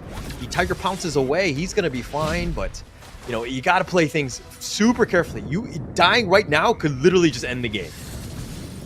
Exactly. So there is a little bit of insurance on the side of KAGE, and for Hans and 0-0, they still do have that Sage's Sanctuary, Senku as well. So this could be the turning point for the side of KAGE. Movers, if he gets the perfect pick off, it could be huge.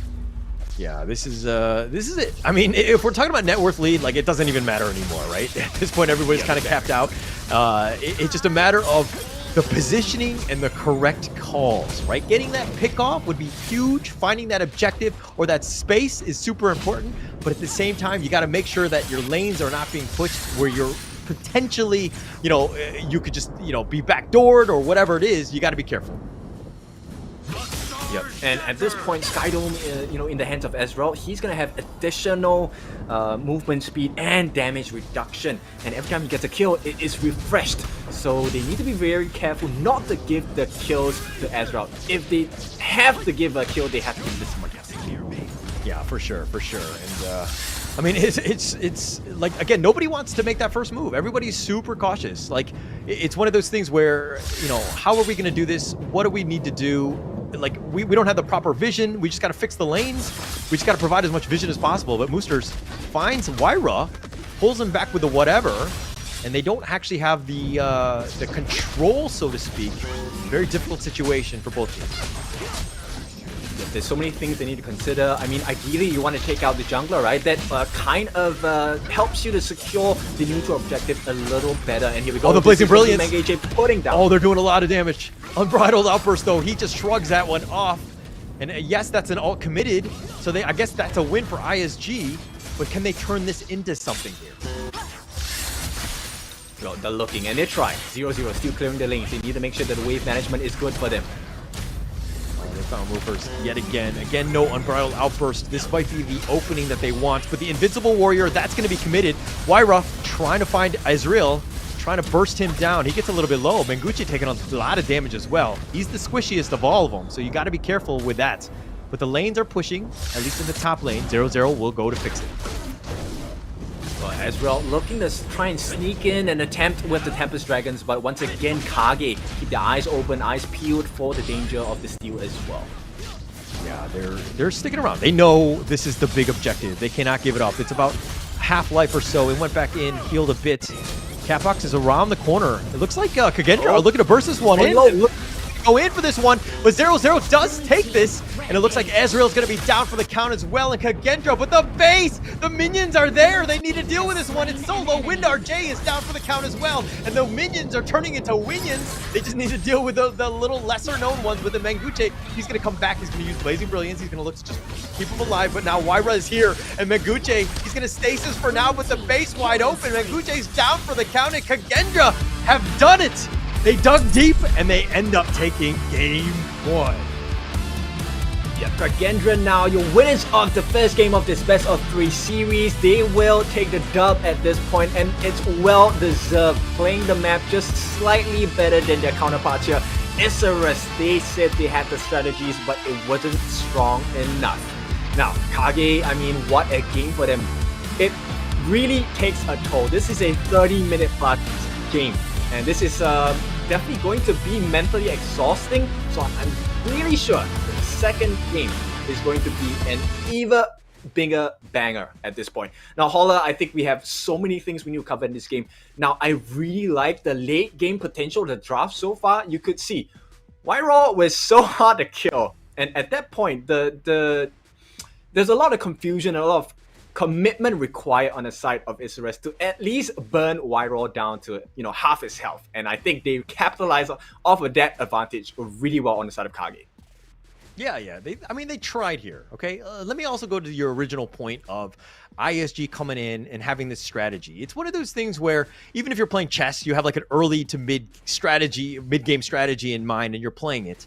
But the late game, anything is fair game. Anything can happen. And you kind of saw that, right? Where, all they needed to do from Kagendra was to get to that late game, to give themselves a chance, because they're like, hey, actually, it's all about strategy. It's about, communication at that point. We're able to do it. We know what we need to do. And Kagendra played that one super smart, played it to the end, and that's what you want to see out of a team that's, potentially going to make it to the knockout stage.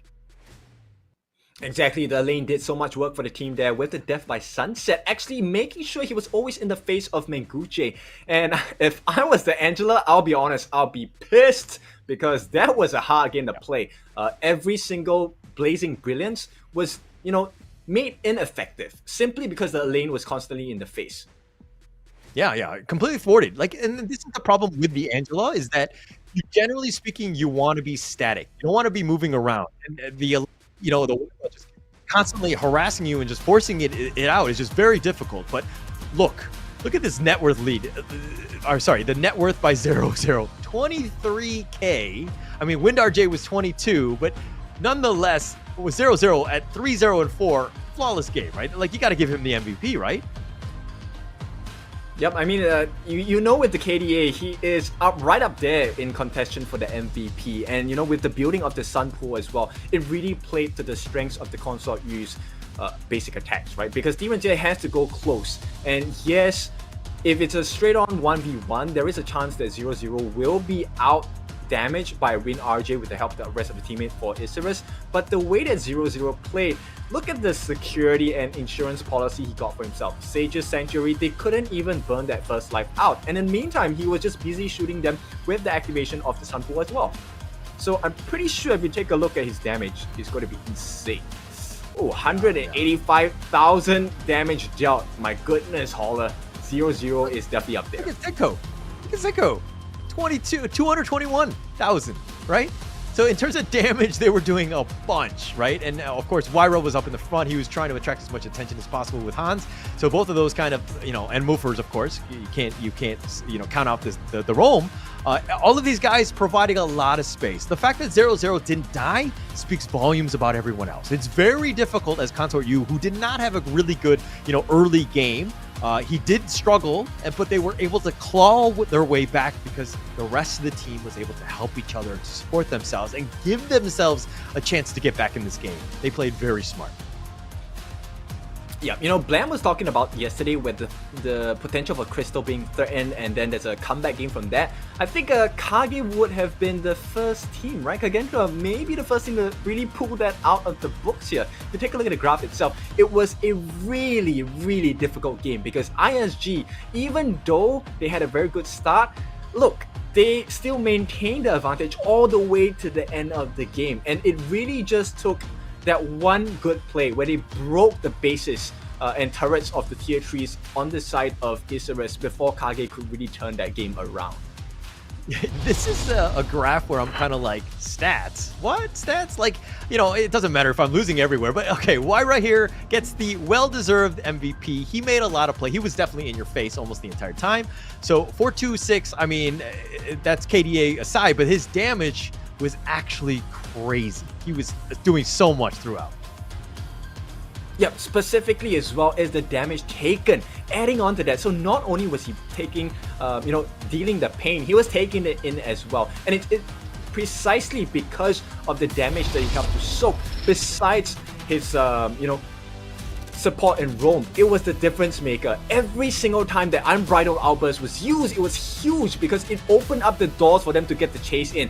Opened the doors for Hans. In the meantime, Rewall was always in on the backwards, chasing in, trying to make life more difficult for the side of Isurus, and oh boy did it work out. Yeah, it definitely did. I mean, look at Hans, just constantly chasing them. And like Mooster, he's like all by himself. He's fighting 1 versus 4, but Hans gets picked off here. And it was really neck and neck, I would say. Like ISG definitely had the advantage going into this one, but it just seemed like, you know, Kagendra were able to really find those openings. The team fight was very smart, though, just the way that they played. And at the same time, their situational awareness of when the lanes were pushing. Like in the top lane, oh, it's like, oh, somebody needs to go back. We'll deal with this. Somebody was able to get out of the team fight to deal and protect the base, right? This is, again, you have very good awareness of everything going on in the game. Yeah, exactly. And if you notice the way that Rewall actually engages in a fight, it buys a lot of room. 0-0 is always on his own on the backline. He's free hitting the entire skirmish. Nobody else can deal any damage to him. And with that, look at the result of that. 2 lanes of super minions, and that is the base for the side of KAGE to take the advantage here. And I really like this. It really shows how intense this game is. Now, Kagendra finally have the advantage. Question is, can they hold on to it? Because it's difficult to win a game. It's even more difficult to hold it against your opponents. Yeah, for sure, for sure. And this is a situation where going into game 2, like ISG are going to be like, hey, we were actually winning the entire game, but we didn't close it out, right? So I think in terms of the adjustments of what need to happen, I think it's like, obviously the losing squad needs to kind of make more, but their strategy was still sound. I think that they know how to win and they know what to do. They just need to know how to close the game out, which is a different skill set, I would say. So it's going to be interesting seeing what they bring into game 2 here. Yeah. Now, you know, we to create opportunities for the team, but more than not, we like to create content for Honor of Kings. Now, if you're interested to become an official Honor of Kings creator and post about the Season 2 Invitationals as well, you do have the chance to, and if you manage to, you will get a reward as well. All you have to do is to search the HOK Studio to link your account, and you can find out more information about it. Now, we all like, you know, pretty content, funny contents, and of course, exciting contents as well. And boy, has it been an exciting day, at least for the side of Group C so far. Isurus going up against Kagendra, and right now, Kagendra, our Indonesian boys, have done it. They have pulled a slight advantage. Slight advantage. I mean, it is game 1. Of course, I would love to be in that position as opposed to being behind a game, which is a completely different set of emotions, so to speak. But this is one of those things where ISG, look, that was rough, right? And it comes back to the coach to be like, hey, settle down. We still played all right. We need to change things up a little bit, but we're still playing our brand of, you know, HOK, right? We need to ensure that we continue to push on, and we just play a little bit better. We clean things up. But again, backs on the wall, game 2. You got to go all out on this one. You got to make sure you close it out. You cannot give up a lead like that again. Exactly. At this point, it literally is go big or go home, right? So Isurus, they have a lot on the line here. This is tournament life on the line. The Sharks, they need to do it. Now, Kagendra, of course, pressure's a little bit lesser on them, but nonetheless, there is still pressure. So Kagendra, looking to close out this second game for a clean 2-0 series, securing their way into the Esports World Cup. And of course, Isurus looking to do the same. Yeah, this is the moment, right? And like, you got to get yourself back in this game. You got to figure things out. Just settle down, right? I think if I was the coach, and you know, I would obviously be speaking in a different language and not in English to them, but I would also just let them know that, hey, it's like we're still doing things right. We still need to figure things out, but we need to find better openings. We need to like close them out in the sense of push them back, force them to do it. We don't need to split push as much as we did, especially when we're winning. We can kind of continue to, you know, close the vice that you were talking about earlier. Yep, and I think Isurus already have a very clear idea of what the problem is, and that's going to be the lady turn as well as the lane taken out of the hero pool straight away, because what a menace they were in the first game. Yeah, definitely. Those are that is something that you don't want to deal with, the Elaine. I mean, it's one of those things where if I go Angela, you don't want to see the Elaine, right? That's like the number one thing. And I think that they're just like, okay, we have to ban it if I want to go with the Angela again. But it looks like they're going to go with a different direction, and they're going to go with the Mai. Your thoughts? I like the burst potential of Mai Shiranui, and as we can see, Manquez is very good with the mage heroes that he has shown thus far. The Angela, of course, a huge problem for the side of Kagendra, but now I think Mai might be an even bigger problem for the side of the Indonesian boys. Yeah, definitely. And we're going to go into this one, and the Dahlia pick up again. Again, not the greatest of win rates, but the Kaiser kind of backing it up. I do like the Kaiser here, so a decent combination to kind of start things off. But, you know, the counter picks from ISG, walk me through the Mayan and D-Renge. I mean, they are looking to kind of burst and melt the Kaiser down, right? So the moment Kaiser actually activates his Invincible Warrior, one of the things that will help deal with that situation is the Mayan get serious and the Mayan whatever, right? Because that will have crowd control effects. As long as Kaiser doesn't get to move his hands, there's no lifesteal coming out. And with the burst of Mai, with the melting of Direnge, it could prove to be fatal for Kaiser. Yeah. Okay. I think I'm okay with this. But the counter pick to all of this was the Byron. Are you okay with that? I mean, he has a lot of tank ability. Well, he's Byron, definitely kind of in your face. Yeah, the thing is, if Byron gets his passive proc, which is the Fearless Chariot, then yes, the moment he procs his ultimate, right, the Force Field Suppression, he is going to be quite the troublemaker. And especially if he's going to be going with the Flash, when he gets into the backlines, you can expect that the Direnge, Mr. Win RJ, will not live for long. Yeah, for sure. And that's the thing where I think ISG need to kind of have some sort of way to kind of protect the Renge a little bit. Just, you know, some sort of peel, some sort of way to kind of keep him in safe so that he can do his damage. He needs that space. And Kaiser, who's going to be running at you, and the Byron as well. So, you know, you got to be safe. But the Marco Polo pick, I'm kind of okay with that. Yep, exactly, because there's going to be a lot of room created by the Byron and Kaiser as well. And if you take a look at the bans, it makes a lot of sense, right? The fact that they've taken out Ming is because the synergy between Direnge and Ming is extremely potent. At the same time, the Luna will have access into the backlines, probably catching out the Marco Polo and Dolia, which are easy kills for a Luna jungler, right? Now, on the flip side, if we're talking about Isurus, the ban on Ganem War as well as the Shangguang, very clear opportunity. Do not burst down my damage dealers. That's the whole story. Yeah. Keep them alive. And they're going to try to do that. But okay, ISG right here. I mean, they picked the Sunbin and the Musashi here. The Sunbin, obviously, just like it kind of helps in terms of keeping it alive. You have your time flux, the zoning with the time lapse. Just a little different than being something that's more of like a tank peel type roamer. So I'm okay with this, but ISG, they kind of are wanting to go fast and furious and just kind of burst people out, correct? Yep, exactly. And the benefit of actually picking the Musashi is because of the duel to the death. Now, because when you're imperiled, you do not get healing stats. You do not get healed. And it is until the duration of the duel to the death ends do you get the heals again, once again, right? So this is a prime example of how to counter the KAGE. Now, the only question is, can he reach KAGE? Because with the way the draft works, I think Kagendra is going to have a very clear idea of, let's pick our fights very carefully. Yeah, it's going to be super important. And this is, of course, the second match, Game 2. So much at stake. ISG, they need to win to keep their tournament hopes alive. If they lose this, they are out.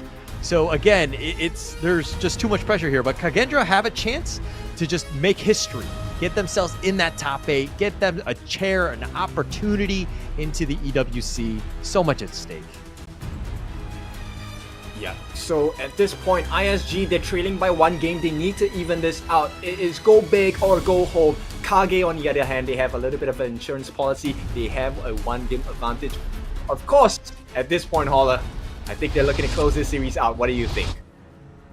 You know, I don't know what to say, because I always look at teams that, like the last game where ISG, pretty much they were winning. Right? I don't think that we discount that amount of effort and work that they did. It's one of those things where they know what to do. It's just a matter of the small mistakes that really cost them in the end, where they can do better. So I feel like ISG, if there's going to be any team that can take this game and this series to the distance, it's going to be ISG. I think they can do it. I'm expecting them to really bounce back in this game. Yep, it's important. What a nice steal there on the River Sprite as well, and this is going to help him get a little bit more experience for this side of Hans. Yes, definitely so.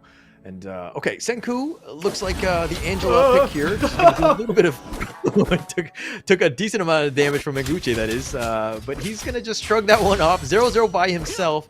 Capbox doing a little bit of babysitting here, making sure that nothing really kind of sticks to him. But Menguche already forced out and to use the healing dude. Yeah, and I really like this, right? But because this is the leash. KAGE is putting a leash on this Mai Shiranui, and when your Mai is not having enough damage, that is where KAGE is going to benefit. ISG rotating. They've committed 3 members to the top lane. And it looks like Menguche is going to have to make a beeline for the mid lane, as that one's pushing and put a little bit of tower pressure there. Israel will just kind of clean this one up and pick it up. But Senku, with just this burst, just so annoying to deal with. Senku, just wave clear, is just so fast.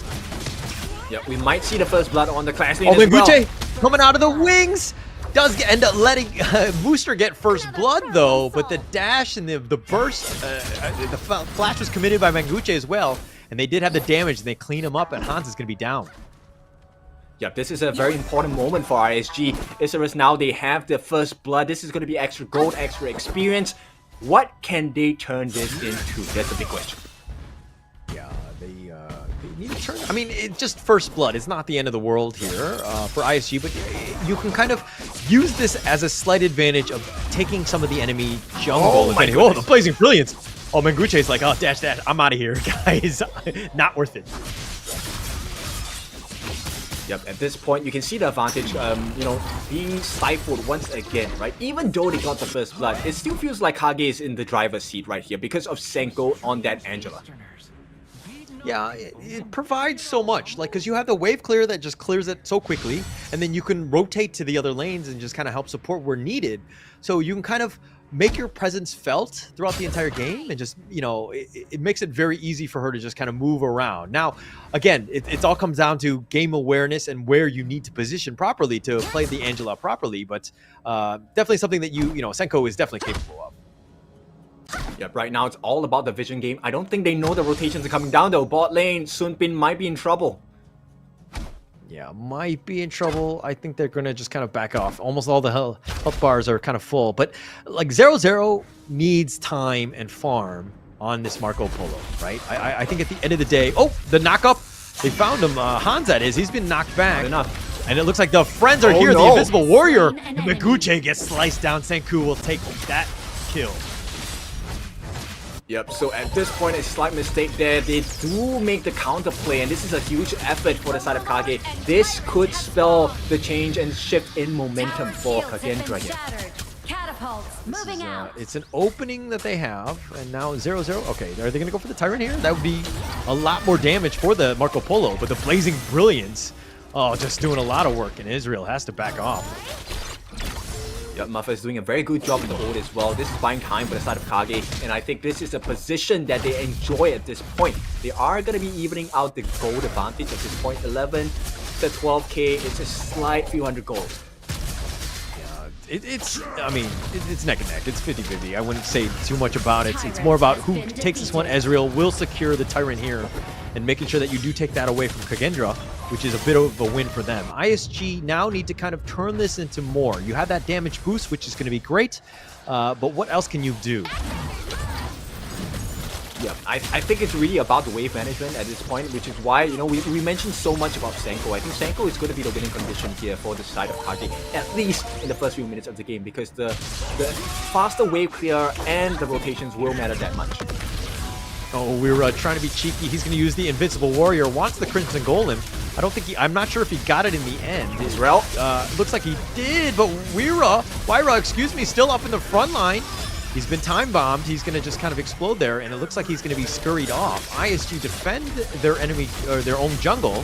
Now looks like they're trying to make the rotation, but this is a 3 versus 4. Not a great fight for ISG to take up. But they did find Hans, and they will get the kill, and Mooster will get credit. Yep, I really like the trigger discipline there. Ezreal did not use the duel to the death, and I think that was a good decision here because they bought a lot of time. KAGE was more wary. They were too tunnel vision on the potential fight at the bot lane that they left Hans alone, which allowed manquez as well as Mooster to really get that surprise and sneak kill there. Yeah, Hans, I mean, it's a tough situation, right? As the Clash laner, it's a lonely life sometimes, and sometimes you're kind of like, hey, where are my friends? What's going on? But it's a situation also where you need to be careful. You can't be overstepping your boundaries. You got to be having that perfect positioning, always very important in honor of games. Yep, and a successful defense on the jungle camps once again. So ISG, they're securing the lead, and they're making sure that this lead isn't that shaky. Hans, once again, catches vision onto the manquez, just being a total menace at this point. Yeah, I thought you were going to use another word, one that started with the letter B. It felt like it was coming out, but then you kind of like you retracted it. Nonetheless, I understand exactly. You know, Hans is having a tough time, right? He'll just farm under tower, just not overextend. He needs to play safe here, but Wyra all the way in the front with the Blazing Brilliance scurries him away. The Invincible Warrior, but he's not really invincible. Okay, he's a little bit low, but with the time bomb, okay, I guess he is the Invincible Warrior as he survives that skirmish.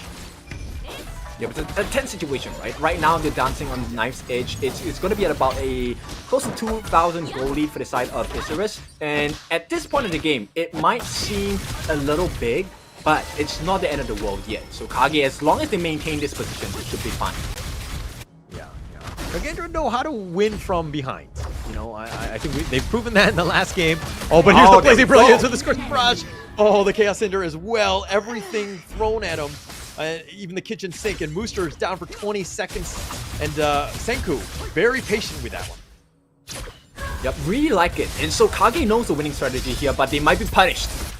Oh, time bomb. Oh, 0-0 gets blown up. Ezreal from the sidelines comes on in, and Mooper's trying to stay alive as well, and he's going to go down, and Ezreal will get credit for this one. And now Kagendra, even with 2 members down, they're like, hey, we're going to take the mid T1. We're going to get something out of it. Yep, that was a huge trade. Actually, it's still favor for KAGE because at this point, the map is pretty much barren at the tier 1 sector for the side of Isurus, which means KAGE now have freedom to roam the map a little bit more because vision is going to be obscured. Yeah, it's going to be obscure. It's going to be tough, right? And ISG right now, not having that top and the top and mid T1, yeah, you have a little bit of space in the bottom T1 or that area, but it's still a situation where ISG now they need to be a little bit more conscious of where the minions are at all points, right? Kagendra have proven that they use this map advantage to kind of let Senku just hide in the bushes and then just kind of blow up somebody. That's been their MO thus far, and it's kind of worked out. But mind you, they're still down in terms of kills, but in terms of net worth, they're still in it. Yep, Wyraw gonna secure the overload for the team. So the Vanguards are gonna start marching down the lanes itself. Now this is gonna be a little bit more map control. So Ezreal gonna trade with the Tyrant buff as well. So I think they're looking for a fight. Looking for one. The Time Bomb will slow down Wyra. Resplendent Revolver from Zero. I mean, we saw some of his stats. He's 0-1 and 0. Still trying to get that farm. But with that Tyrant buff, he's doing a little bit more, you know, AoE damage, so to speak. Oh, but Musters, he whatevers. He's going to be chased, but that bottom T1 is still alive. He's going to slow things down. And we might see the fight here. They're committing. Looks like the time lapse just to zone. And it looks like they're going to stay under the Resplendent Revolver, zoning them back. Menguche thought about going in. And with the time flux, they'll just kind of push them away. Kagendra, okay, yes, that attack was thwarted, but they didn't lose anything in return. Yep, so still a benefit for the side of KAGE at this point, and with the next 4 seconds time, you will see the Shadow Overlord get spawned as well. This is going to be a big objective, especially for the side of KAGE. Yeah, that would be huge if they could take this one out. But Kagendra still, they're going to force the Tyrant first. We don't know where the members of ISG are. They do see this one. Windar J is definitely within the vicinity. He's doing a little bit of chip damage, but on the top side, or the mid side, oh, the time flux. We're going to back off for now. They don't want to overcommit. The time lapse creating a little bit of zoning. And it looks like they're going to take this one. Wyra will take this one, takes the Tyrant, and now they're looking to chase. Wyra's still up in front with the Invincible Warrior. He's going to back off, bring the Time Bomb to his friends, because that's what you do when you have the Time Bomb, at least in my ranking. Well, this is a good discipline coming out from KAGE at this point, and you know, if ISG don't find a trade somehow, this is going to be disastrous for them because we are hitting the mid-game stride. KAGE do have quite a bit of the items in the kit as well. Yeah, but they've caught back up. I mean, look at this net worth lead. It was like 2 or 3K in favor of ISG, but oh, here we go. Fever Barrage doing some damage, but Mooster, whatever's out of this one with the Resplendent Revolver. Oh, with the flash, and he does get the snipe out, and that's going to be the first kill for 0-0. We can call him 1-1-0 from now on. Right? That's right, for sure. Call him based on his KDA. Yeah, but at this point, I think they're looking for more there. They are not satisfied with just the kill. They want the buffs as well. KAGE establishing dominance across the map. And, you know, at this point, yes, they do have the primal bonds. So I don't think they're going to go with the Shadow Overlord just yet. But the map is truly theirs at this point. Definitely theirs, and it's good to see the 0-0 pop off right there because they really needed that kill to make sure that they push it out. Look at how much space is being provided by that kill. Kagendra pushing the mid T2. The top T2 has already been taken out. 0-0 now focusing on that T3. The Blazing Brilliance, the time lapse will zone them away. They've already taken the mid T2. They've gotten what they've wanted, excuse me, and Kagendra will look to back off. But look at the bottom lane, all 3 towers still surviving. Yep, that's fine because at this point, similar situation to game 1, right? If they have 2 lanes of super minions, what good is that going to do for the side of Isurus? So what if you have 1 lane? Yeah, true. But it's something that you need to deal with. Oh, but here's a surprise! Capix gets blown up. Senku again. Look, every time Senku's in a bush, he comes out, he gets a kill. He just surprises people. Has been defeated. Exactly, and this is what you want to see, right, from Senko, especially from an Angela as well. This assassination style coming in. KAGE, they definitely feel in the groove. They might be looking for more though. Oh, they want something. Mooster has made an appearance, but Hans is like, okay, you want to go? I can take you 1 versus 2. And his friends have arrived, and they're looking to push this bottom T1. They finally do get that one. And through it all, they're going to continue pushing Wyra all the way up in front. Not scared. He's going to continue to just be that frontline tank for 0-0 to just do the damage. That's right. KAGE have them in the chokehold at this point, and Isurus doesn't look like they will be able to break out of this chokehold just yet. Let's take a look at the replay here. They actually tried to go for it, but they were surprised with that brilliance, the blazing brilliance used by Senku really to maximum effect. Maximum effect. Capix is one of those things where, like, he got blown up so quickly, he's just like, all he could do was be like, hey, I found him. And just died. That's like he couldn't have done anything. He was just, you know, like, Senko on the Angela is just doing so much damage at this point. Yeah, Vanguard pressure. This is going to be the T3 on the top lane threat, and then it looks like there is nothing else they can do. Yeah, nothing much. Hans goes in for this one. He finds destroyed a tower. Israel, chasing after him. One strike and boom, slams it down. Israel up to the door. The Blazing Brilliance right on the Mooster. Yeah, flashed away into the mid lane now. They're going to go for this one. The roaming gun forward, that was aggressive, but 0-0 a little bit low. They need to be careful. T3 has been taken in the mid lane as well as the top. The bottom has been taken as well. The base is exploded. ISG now are like, what is going on? We're down 4K. Yep, when you can run, you can hide, but KAGE will still find you. They make the base barren on the side of Isurus, and at this point, it really looks like a matter of time before KAGE deals the final blow. KAGE right here, I mean, look, they know that, hey, we're not going to always win every game, or be winning, excuse me. But KAGE find ways to get to the mid game where they're very strong and they can kind of stabilize, understand what they need to do to get themselves in a winning position. Now they're in, they do have the knockup, the Invincible Warrior from Wyra all the way in the front, deals with Mooster, who chases him away, as well as the Blazing Brilliance. Again, they don't have a lane to deal with this like they, KAGE had last game. If they can't do much there, Menguche doesn't have energy to get his skills up on as well, and this should be a tyrant in the hands of KAGE. This is a huge advantage right now. They might go for the steal here. They got to be careful here. The time bomb is going to be committed as well. They do have the zone. The resplendent revolt. Okay, they do get it. Senko will secure this one. They've gotten the tyrant, and now they're going to look to push the rest of the lanes. The top is something they need to be careful about. And we were all looking for that entry point as they're struggling to keep up. Can they close the game, KAGE? Yeah, they have the minions. The super minions are here. They're going to be pushing. This is going to be tough. Booster thought about going in. He's been chased away with the Resplendent Revolver, but Wyra with the Invincible Warrior still up in front. Him and Hans have been this tag team duo that nobody wants to deal with. And it looks like, okay, they're going to have to back off now, and KAGE will wait for the next minion. Yep, teaching us life lessons here. Patience is a virtue here. We don't have to over-rush this. KAGE, they know what's at stake. They are looking for that closing point of the game, and as you can see, they're struggling to keep up, but they're still in this. The game is not over until it's over. Yeah, definitely not over yet. I mean, they'll play. This is everything is at stake. Mooster's been killed, and they've got him, I believe, in the bottom lane. And KAGE have found that opening. This is 5 versus 4. They're going to continue to push. They just need to wait for the next minions. They'll deal with them as quickly as possible. They're all up at the river right now, so they do have a little bit of breathing room. ISG right now, 25 seconds before Muster's back up. So they need to figure out how to slow this down and stem the bleeding at this stage. This will be the final play. Invincible Warrior.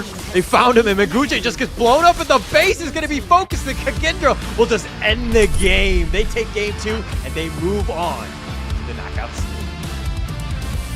Indonesian pride, KAGE make it work for themselves. Congratulations, they will make it into the Esports World Cup over in Saudi Arabia. Riyadh, the kingdom. Look at the happiness of the team there, and this is what we want to see. This is what happens when you come to the Honor of Kings Invitational Season 2. Now, this is a clean match, 2-0. ISG, I mean Isurus, they played their best, they gave it their best shot, but it just wasn't enough. Just not enough, and unfortunately, you see the amazing things when people win, but also you see the sadness that is when you lose. And unfortunately, ISG today was not their day. They're going to go home. They're going to think about what happened here. Hopefully come back even stronger. This is a team that I see a lot of potential in. They have a chance, but unfortunately for them, their road is over. You guys are back here on the live stage with me, Choo Choo, alongside with me is going to be coming out. KAGE of Indonesia just won their series. Give it up to KAGE, guys.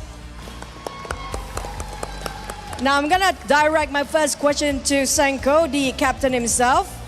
I need to, Senko. Yeah. Okay, thank you so much.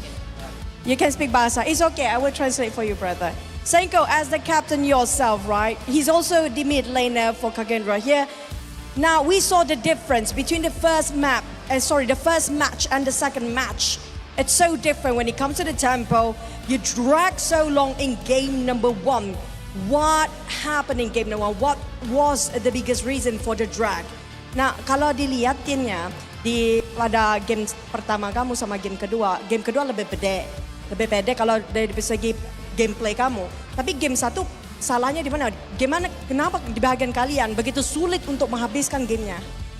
Mungkin untuk di game 1 karena game pertama ya, jadi kita kagak kayak main aman, kita respect sama musuh, jadi kita lebih banyak bermain aman, jadi itu membuat diri kita agak sedikit takut, jadinya mungkin gamenya agak pasif ya. Dan untuk di game 2 kita udah pede karena kita menang game pertama, jadi kita bisa membawa gamenya jauh and lebih cepat.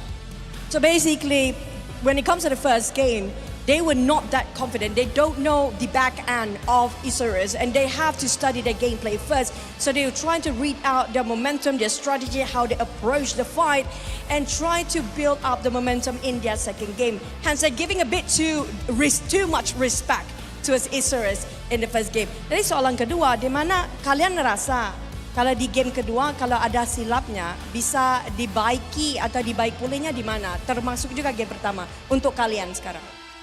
Kalau game kedua, hal yang kita perbaiki mungkin dari kesabaran untuk bisa menyelesaikan gamenya. Karena kita ada beberapa momen maupun di game 1, game 2 kita terburu-buru pengen end, pada akhirnya nggak bisa.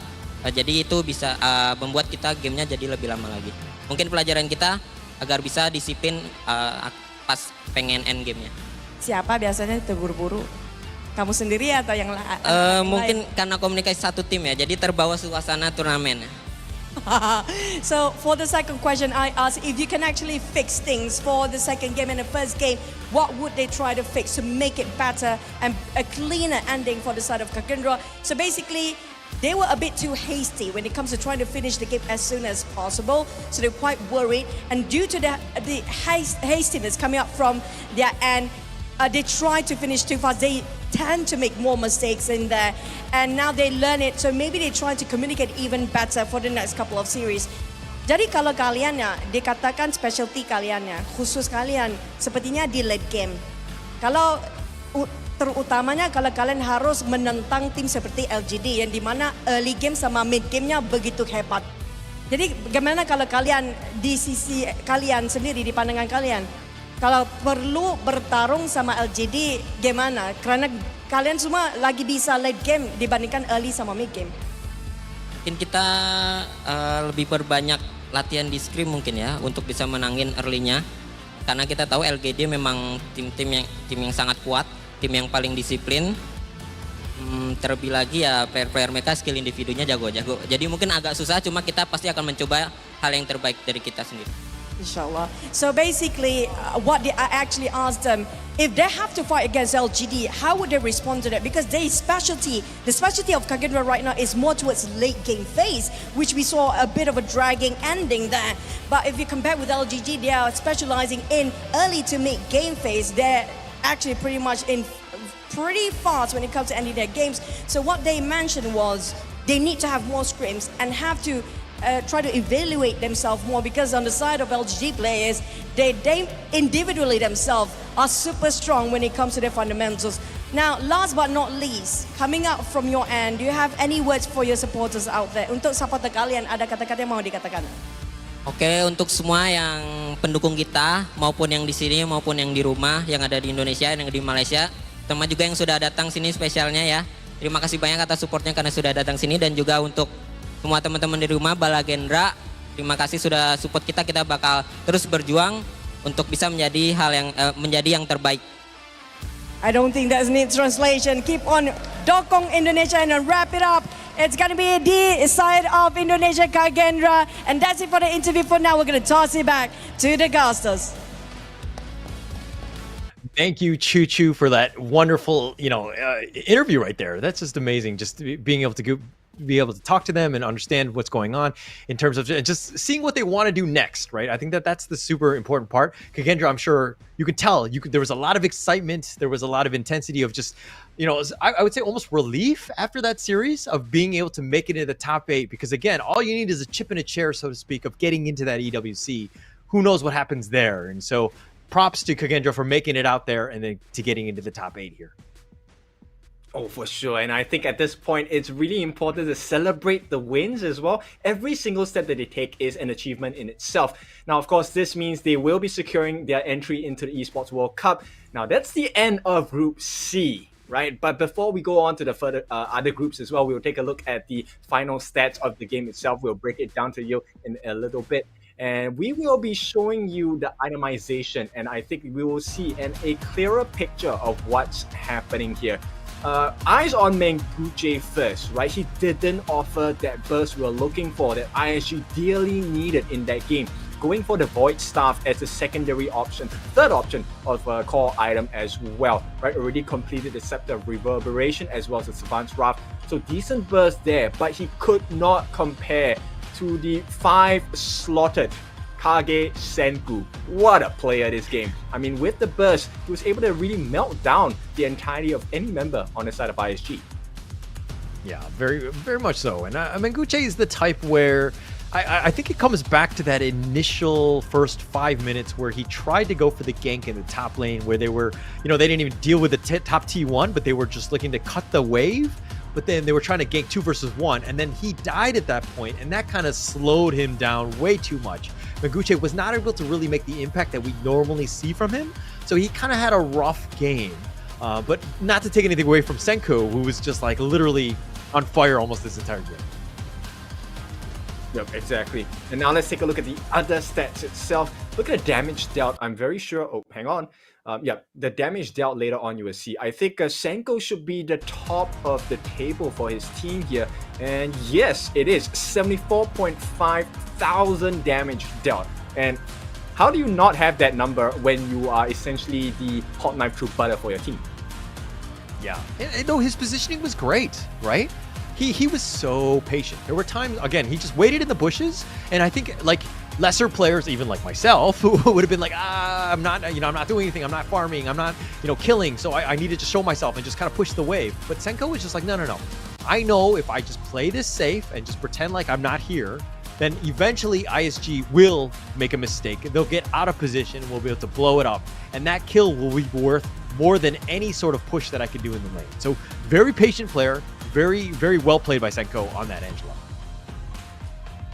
Yep, exactly. And to pair on to that, as we look at the graphs itself, 0-0 also doing a very good job here with the itemization. Take a look at that. They pulled their game from the depths, right? All the way from the bottom, and look at where we are. We are now all the way at the top. KAGE, what a game. 0-0 helping out the team as well.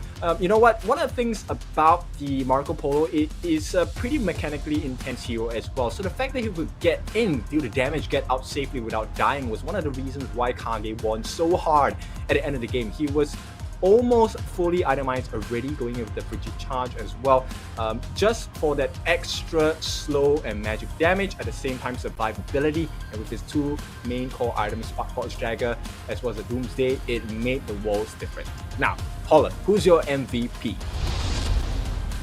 Well, it looks like they're going to choose Senku, of course. Obviously, his ambushing, his Angela, the damage that he did was actually quite high. I mean, the damage taken very low because he died. He didn't die a single time. He was 201. I mean, while the score doesn't seem very high, I think actually the KDA might have been a little higher than that, 201. Again, I need to check the math. I thought he had more kills than just 2, right? Especially with assists with just 1. No?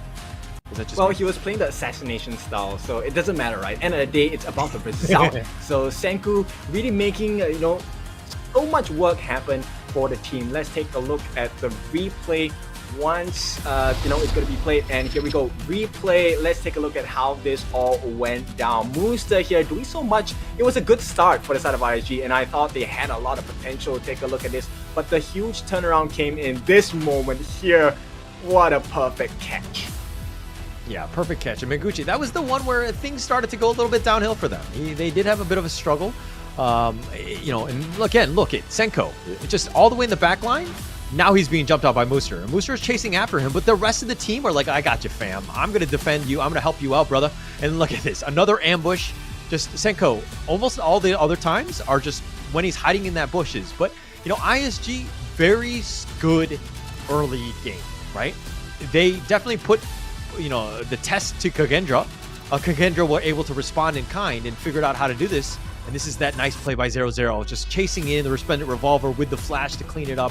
Gets him in the game where 0-0 would largely been just farming throughout. And Senku would just get another blow up there.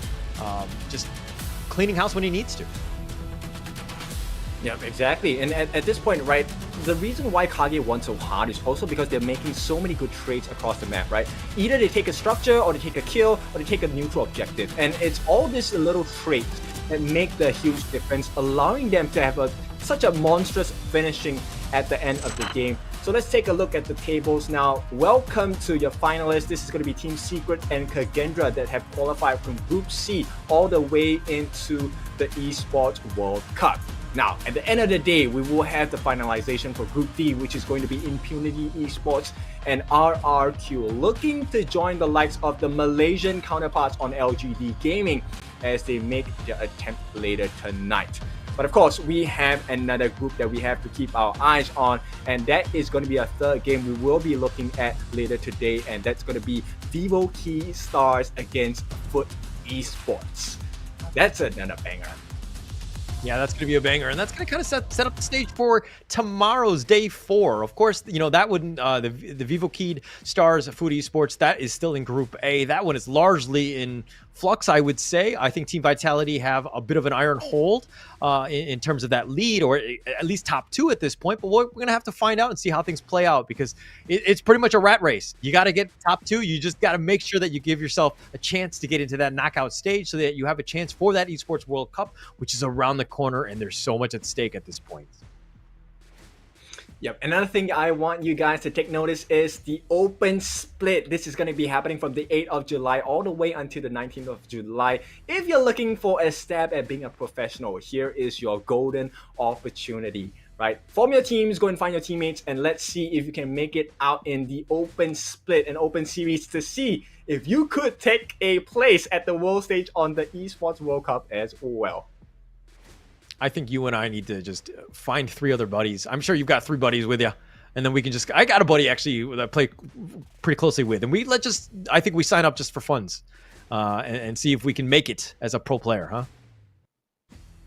Well, we might get more than we bargained for, because you know what? I started casting as a joke, and now here I am, right? So what if it becomes a case where we attempt to have a joke as a player and we turn out to be professionals there?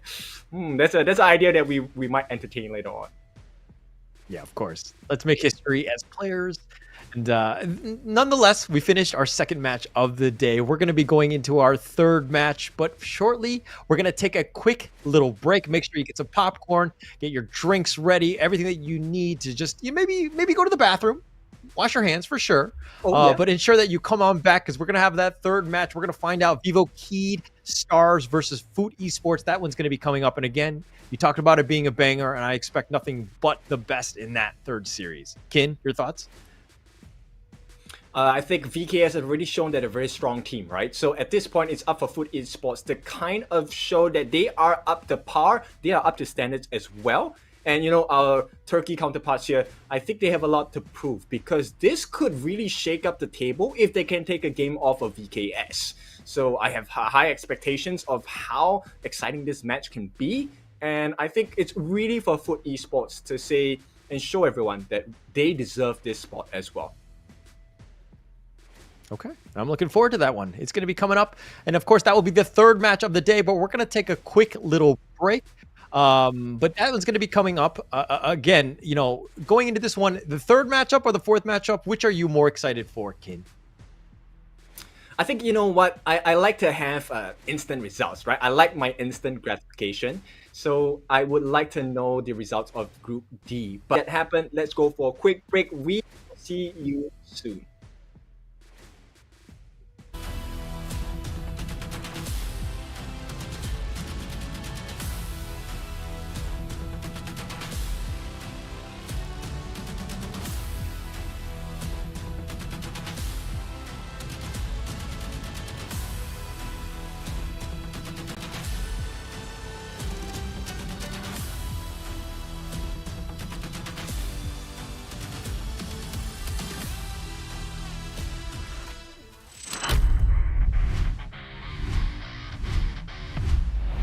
Welcome to day number 2 on All Things Invitational 2024 Season 3. Our group is 4 teams. I think they're strong, but I think we're stronger. We did some mistakes, but we will work on it and be better. One small mistake leads us to defeat. We can win every team if we play our draft and if we don't do mistakes. 我觉得我们能很顺利的成为小组第一。 Okay, teams, let's do our best and we will see you there. 我也希望能够把开根抓带上更大的舞台。 Match nanti lawan Isurus kami sih udah ada persiapan dari draft. Lalu kan kemarin juga Isurus ada bermain melawan tim Secret. Kami juga udah nontonnya dan kami rasa kami bisa sih lawan mereka. Cagendra, yo sé que ustedes les tienen miedo a Team Secret, mas a nosotros les tienen que tener más, porque hoy ellos sangraron mucho. 不管是对手是谁，做好自己，去赢下每一场比赛。 Öncelikle şöyle herhangi bir çekindiğim veya korktuğum takım bulunmuyor turnuvada. 在抽签下来之后，3个队伍可能都在我们上面一点点，但是经过一段时间的调整，我不敢保证肯定会赢，但是会是2场精彩的 BO3 吧。 VKS changed bot lane. They were playing with other 2 players in S1. So I think we have a little bit advantage on the bot lane. Having that dream come true is very amazing. Vocês vão conhecer os reis do Ocidente. VKS, 我们的目标就是胜利。 打 RQ 我们对我们来说没有什么压力，有很大的信心。我们很早就在研究他们了，因为他们也是我们的重点的对手。我们确实会有比较特别的战术。 Hati-hati saja. Hari ini kami tidak menunjukkan apa-apa karena akan memberikan surprise kepada Infinity. Saya percaya diri bersama tim RRQ. 你们不用太在意输赢，知道吧？你们自然而然就输了。我们会拿出全部状态。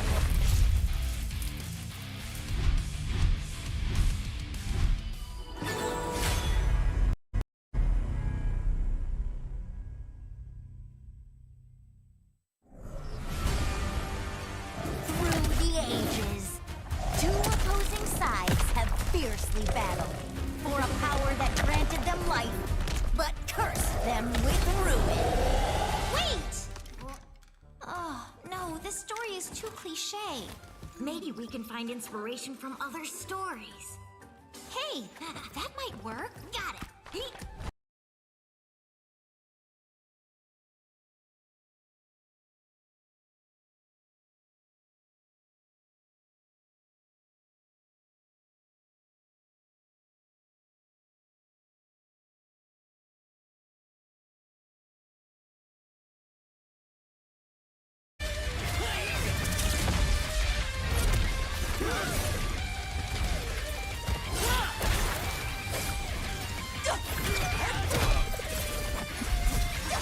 This is too much. It needs more fun. How about this?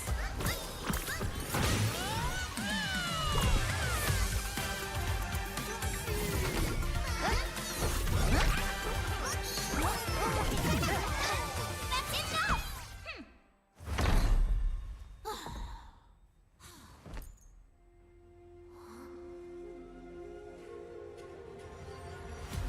Like the thrust of a spear in battle. No one can tell my story but me. I'm born this way, ay. It's in my chest and my bonus play. Can't be late, won't hesitate. What do you say? Raised up on my face, scars to on my skin. I can't convince them, please I'm illicit. I'm the one that you hate. A to the E-R-E, doing it for real, I found my goal. From the ashes, I rose again. Flow with a rumble, make them crumble, make them run. Baby, it's go time. Knock me down, so I rise. An inspiration, I know how. The one who gon' buzz them up, no lie, they gon' do it. Facing our peers, we don't think we just move it. No, we the best, so we don't gotta prove it. Somebody test me, I swear I'm gon' lose it. I got a trophies on this boom and illuminate. The truth is, another day, another win. You got the power to turn around. Ain't got a champion, calling out for the game. There's no time. Won't you yell out my name when I sing a song for you? Wherever you are.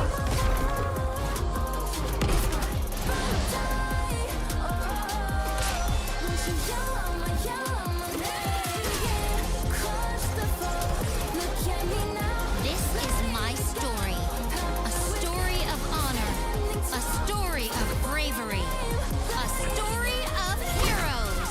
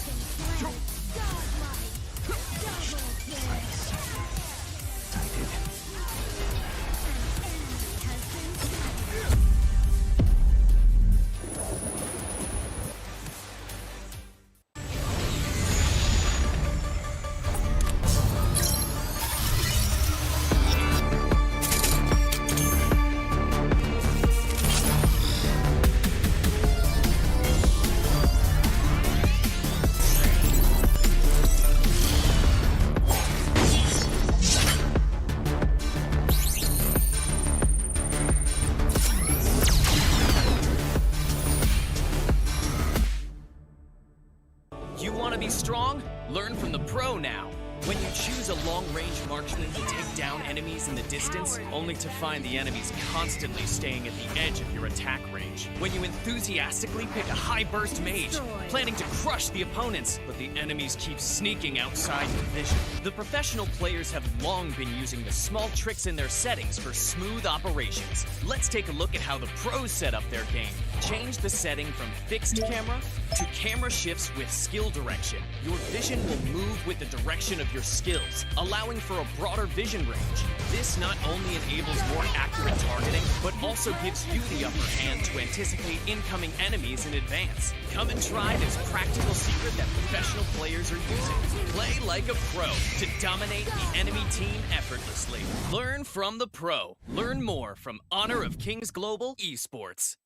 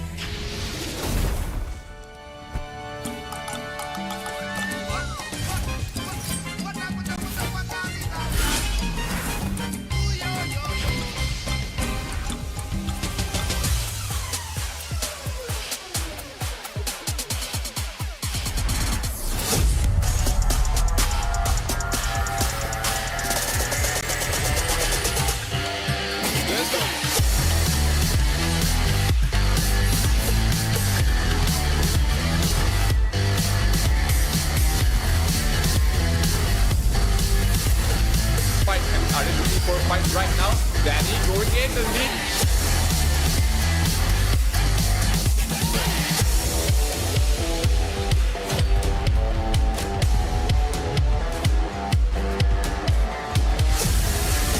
Well, confident by Fang. Fang doing the open. Time damage from Danny as well taken up with Wenshi as well. Niap is looking.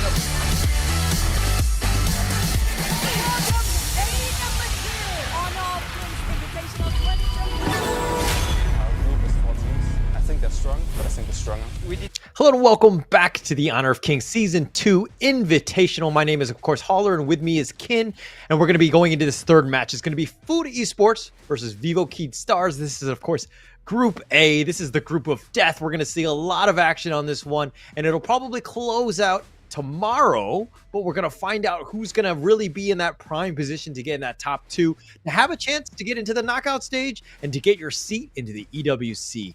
Kin, your thoughts on this initial matchup here?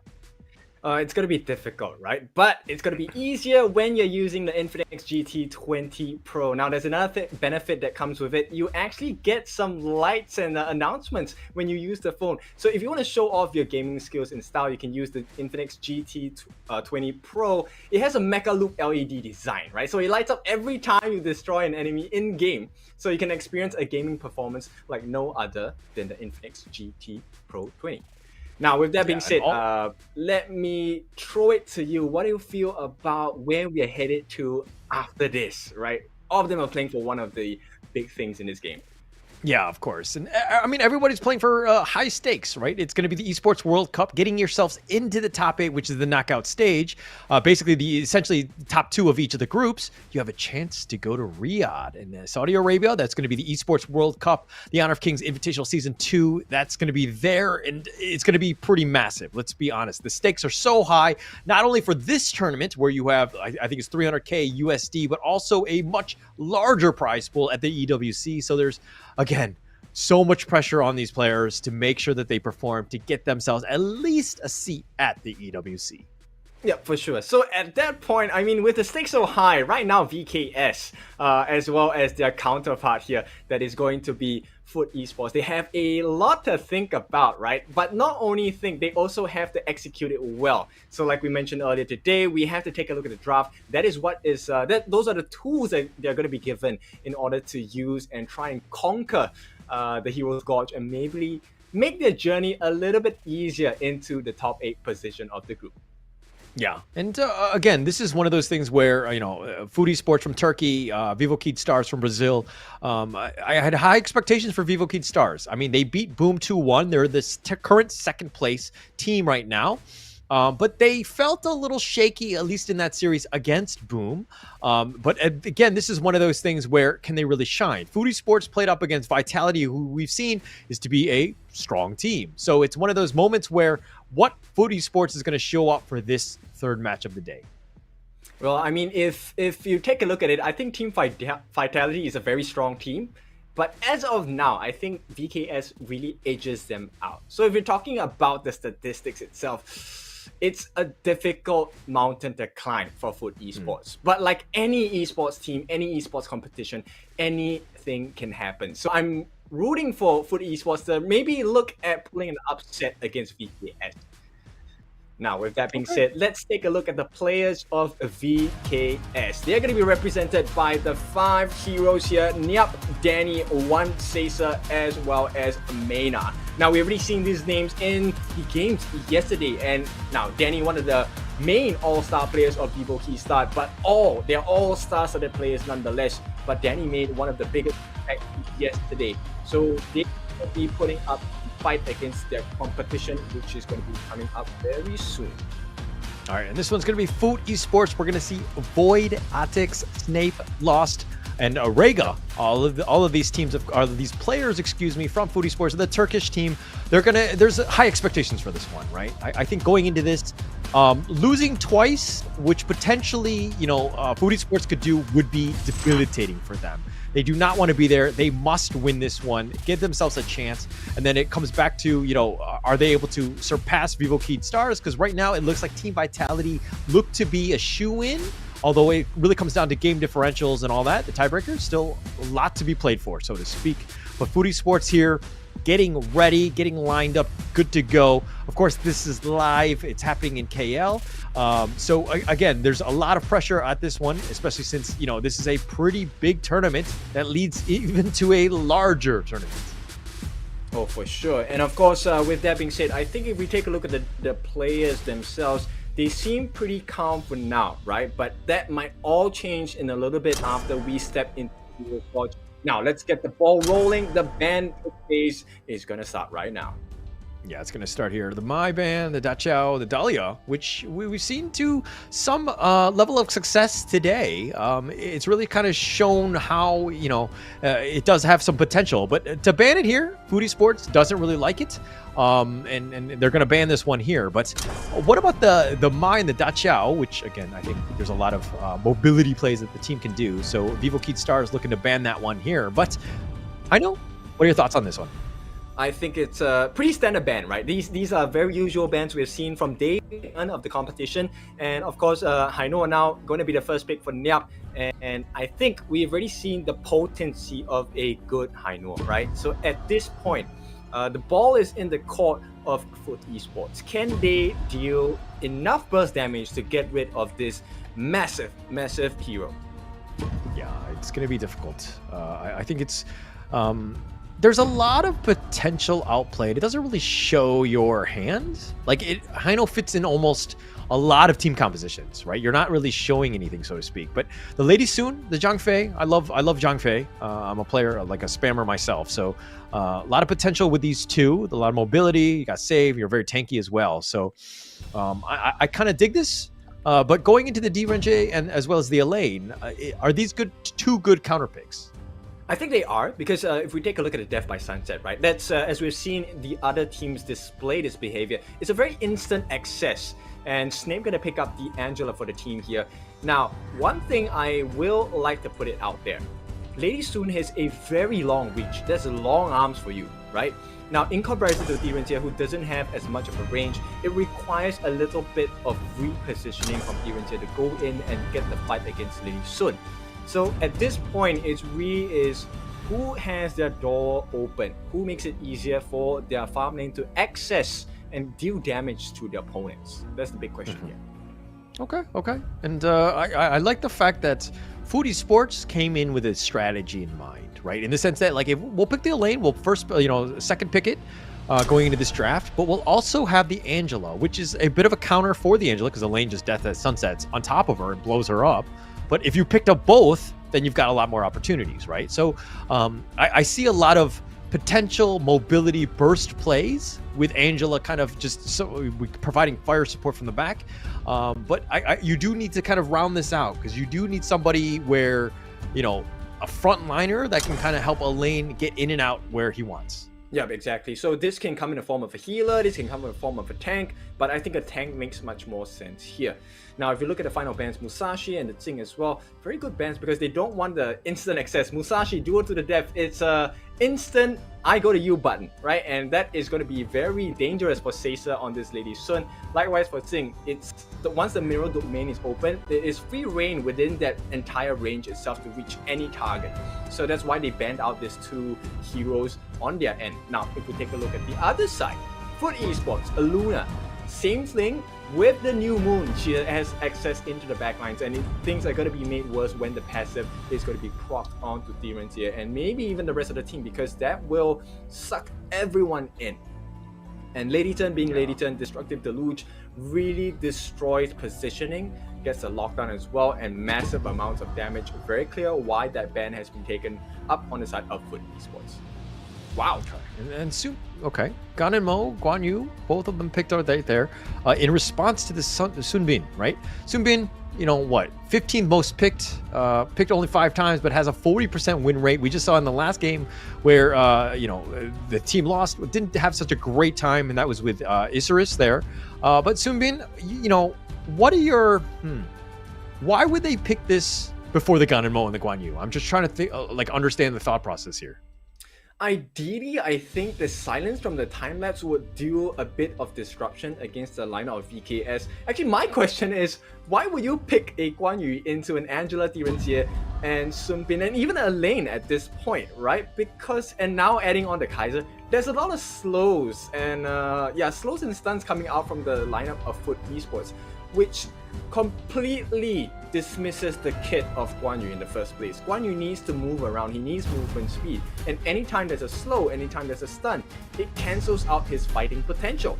Now, I can understand the Gan and Mo, right? Gan and Mo, very huge burst with a couple blades, and I think that is one of the main win conditions. If this Gan and Mo can have a good laning phase, oh, we might have a very disastrous game for the side of Foot Esports.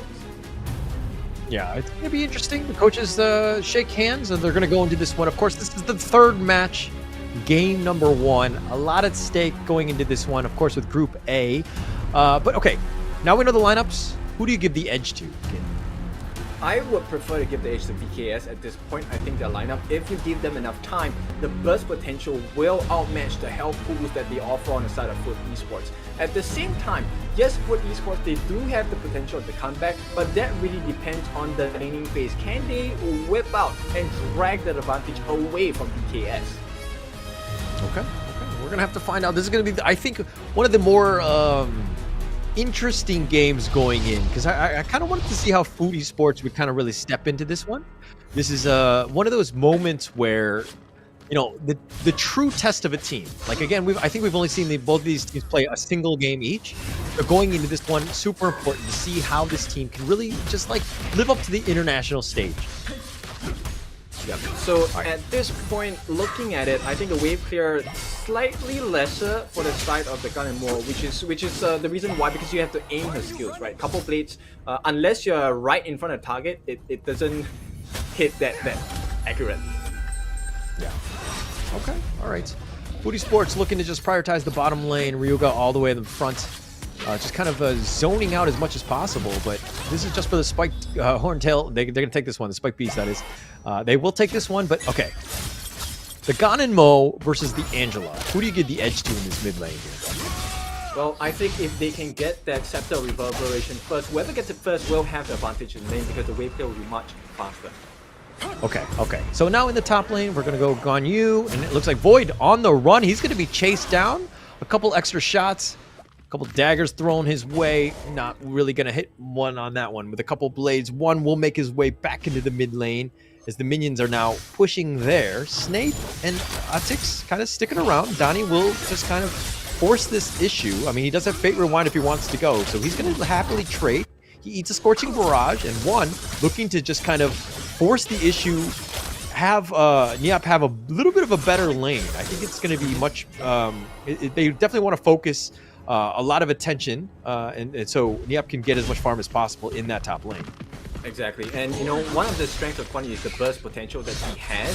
So right now, it really depends on how they're going to control the growth of Niap. Because if you allow Niap to have an advantage over the lane, he's going to clear the lanes much faster, and he's going to rotate much earlier as well.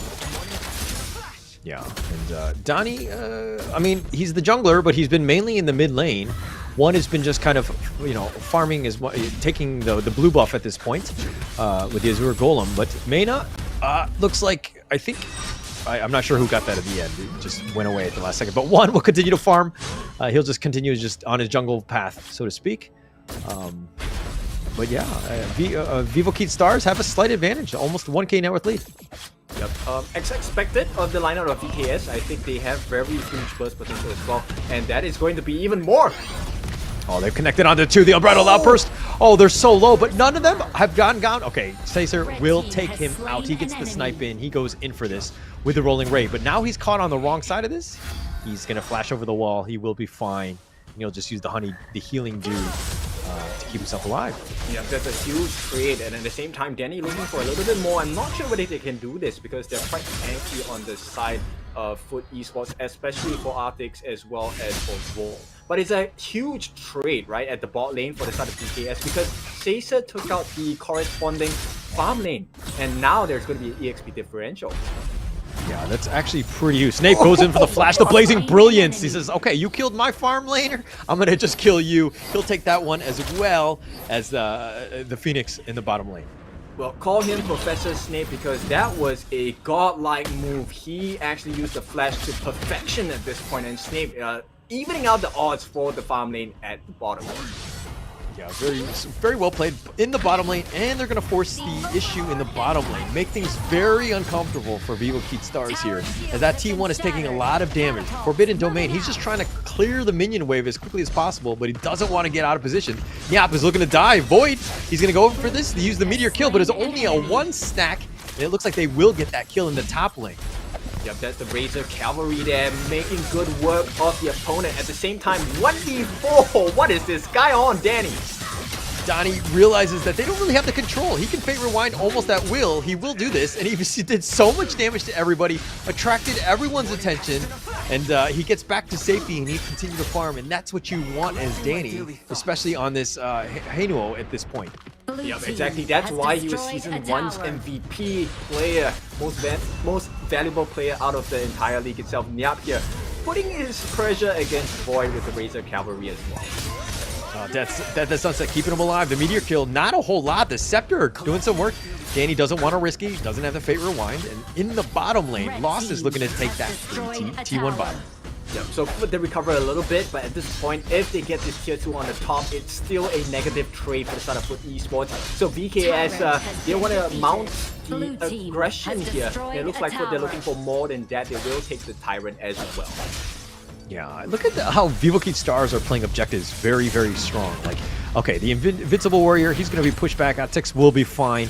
Time-lapse just zoning. They're not going to do much of this. But Vivo Keat Stars, the reason why they have such a huge lead is because they've taken the 2 towers in the top lane. Niap is now going to portal his way into the bottom lane and help pushing with that. And again, this is just one of those moments where you take out the towers, you take the space that's given, and you're just kind of able to just control the game. Yeah, and it's all about management of the resources, right? They actually give the Azure Golem all the way to the Garden War, and that's going to make a big difference because of the cooldowns. At the same time, Danny, how is he doing this? 1v5. Oh, but the Blazing Brilliance right onto Danny, but he like shrugs it off. He's like, okay, that did a little bit of damage, but that's not much. The Time Bomb is going to connect onto him though, and Void does need to be a little bit careful. He's about half-life. He gets knocked up. The Death at Sunset, that's going to be committed, and he's used those mainly just to stay alive, but now Void is going to limp back to his fountain. Yep, it's really just using them to waste their resources, right? So VKS, they technically have Foot Esports in the palm of their hands. Yeah, not a good place to be in. Somebody else's palm of their hands. Nope. All right, I'll show myself out. Anyways, Vivo Keat Stars continue to push the mid T1, putting a little bit of pressure. And again, 4 members of Food Esports just to keep that tower alive. Yes, they're trying to prioritize the mid lane. It is definitely the most important, but they're getting pushed everywhere. Vivo Keat Stars being super smart, understanding that, hey, if you want to defend the mid T1, we'll take this. Again, Death at Sunset, keeping him alive, but he's just going to go back to the fountain. Yeah, but they're trading the hit points for the defense, and it's not going to work out for Food Esports that much longer, because when you have one who's snowballing out of control, he already has the Scepter of Reverberation building into the Void Staff as well. This is a very scary situation for the side of Food Esports. Oh, Donnie going at it. He's going to go 1 versus 3. Donnie don't care. Donnie strong. Donnie throws out his scepter. He fate rewinds back and says, bye-bye. I did my work. I've attracted a lot of attention. Look at how my team is just pushing on throughout. The Unbridled Outburst pushing him back. Ryuga, that is. And it looks like, oh, the couple blades. Not enough to kill Atix. He limps away. Yeah, almost so close for the side of this Ganimura. One doing so much work for the team at this point. They're gonna steal away another Azure Golem, and once again, this is gonna extend the lead. 4,000 gold ahead. DKS are just unstoppable at this point. Very easy for them. I mean, when you have map control, like Food Esports right now, okay, they've taken back their jungle, but it's empty. They've been looted. They've been raided. They have nothing left. Vivo Keat Stars have taken everything, right? And they're just kind of, they'll give you what they want, so to speak. And they've taken pretty much everything. I mean, yeah, the Crimson Golem have been taken by Food Esports, so that's great for them. But again, they're down 4K network lead. Yep, not only that, they have lost majority of their towers. In fact, tier 3 on the top could easily be threatened by the side of VKS any time they choose. So Vivo Keat Stars continuing to push. They're finding gaps. They're forcing the issue where, again, Food Esports are just reacting to what VKS is doing. Blue team Right now, with that being said, it looks like the tier 2 is going to be threatened at this point as well. Kind of more looking for the couple blades. Look at the damage at this one mid lane. Yeah, they have so much. I mean, the Nyap, the Guan Yu is just so tanky. Nobody wants to go in at him. He's just kind of standing up front. Again, another Death at Sunset, keeping Void alive. He's going to back off.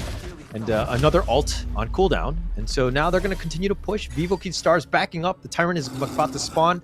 So perfectly timed by BKS. Yep, exactly. And this is going to be close to the 10-minute mark. So we're going to have the Shadow Overlord and Shadow Tyrant. And it looks like they want to have one more snap at the Tyrant right before the 10-minute mark here. So they will have that extra Chain Lightning. Now take a look at the items itself. I think we are pretty close to a unkillable Guan Yu at this point. Yeah, it's going to be... Oh, Void! Oh, limps away. He had a of life, somehow survives. And it looks like he's going to just kind of back off. And again, Food Esports hiding behind the walls. Yes, they have the high grounds, but at some point, it's looking like they're going to be sieged. And that, that defense is going to basically crumble.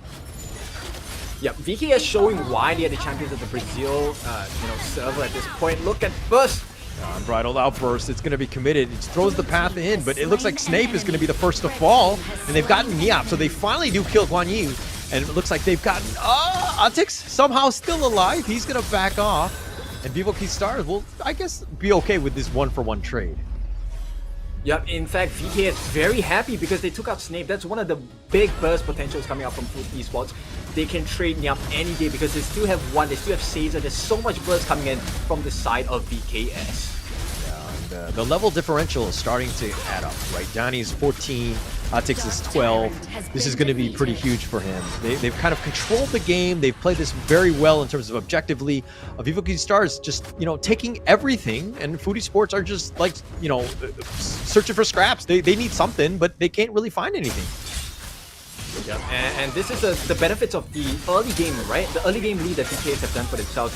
Now they're freshly, rewarded for it, and handsomely as well. And down here, Danny showing off the advantage they have. He is looking like he's ready for a 1v5 any time of the day. Yeah, he took the Azure Golem down. He did get the buff. So 1 versus 5, and Food Esports really, they can't deal with it. Danny Heino, he's just on point. He's just doing so much harass. He has a lot of damage. Danny, like, throwing out the scepter. Food Esports, man, they are struggling. Yep, if you take a look at the hit that Danny landed onto Lost, that was about 1/4 of his health gone. And they're just looking for an opening. BKS, they're searching for that perfect opportunity. Perfect opportunity. They got Snape, and that's going to be a huge start. A lot of the damage has been mitigated already, but Void is down for the count. Now they're on the run. Ryuga trying to get to the fountain, trying to heal up, but they give up at this point. It looks like the T3 is going to be taken. No, they're ran out of minions. So it looks like they're going to maybe do a little bit of chip damage onto that base. Danny's going to back off. The time bomb slows it down. They eventually get the mid T3. Danny's still up in front. He is not scared. He takes the time bomb to the face. He's going to be focused, and it looks like they do have the damage. He rewinds, but he actually goes forward, and Danny will finally fall. But they did get Ryuga, and now the base wide open. The minions are here. Tix gets coupled blade. He's going to barely survive. He gets back to the fountain, but the base and the Blazing Brilliance slowing things down. The minions are in the back. The Invincible Warrior, Optics, is still alive, and somehow Foodie Sports hold, at least for now. Yep, it's a big question mark, right? How did they hold it? At this point, BKS, the monsters with the damage they're able to deal at this point. One as well as Saison, free hitting the entire duration of the match itself. And every single time one has pressed Reforge up, you can expect that one of the members on the side of Foot Esports will take a fall 6 feet below. That's not a good place to be, if I'm going to be honest. Food Esports here trying to maybe potentially steal this Overlord, but it's been scouted out. They do need to be a bit careful of how they proceed on this one. And one is going to show up, and he will take the steal, and one says, no, you don't even get that, and they'll kill Atix. Oh, they've taken everything. BKS playing this one perfectly. Yep, they take a giant step forward. This is looking like a step towards the grand of the top 8 for EWC, and it looks like BKS will not be denied at this point. Yeah, that would be unfortunate. There would be less drama going into day 4 tomorrow if BKS were to take this one out, but it looks like Danny going in for this one, continuing to be this menace, so to speak. The Death at Sunset, yeah, connects on a 4. He does get the pick off. Taser's down, but now Void might have been left for dead. He gets charged back. He gets put away, and Void is down 6 feet under, as you were talking.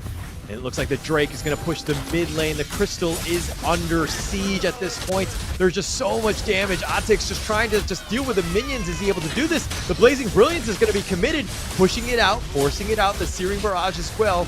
And it looks like they've gotten him in the front. He gets pushed back. The Fate Rewind keeping him alive.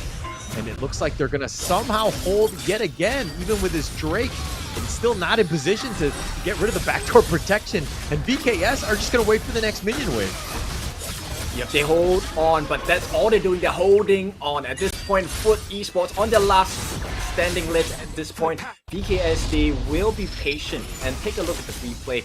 After this was a, I think, unfortunate mistake. Arthix did not get the smite on time with the crucial kill theft onto the Overlord here, and this was the start of the fall for Foot Esports. They somehow managed to recover from that, and this time they will not be allowed to steal. Okay, not this time, unfortunately. And Atix has to make that play. That's my play, right? I don't know if Danny was in position, but Neon from the backside pushes him back. Here's the Invincible Warrior trying to keep him alive. Ryuga goes down, and it looks like they got Void as well. Oh, now they're on the run. Snape just trying to stay alive. He's been chased. He's tried to juke him, but no real way. And all 5 members of BKS still alive. All they need to do is bring the minion wave back to them. And it looks like BKS have this game as the base is wide open. It's just a matter of the minions going in. Niap all the way in the front on Vital Outburst, pushing them back. And all they can do is watch from the fountain, and BKS take game 1. What a dominant show of power here from our Brazilian kings.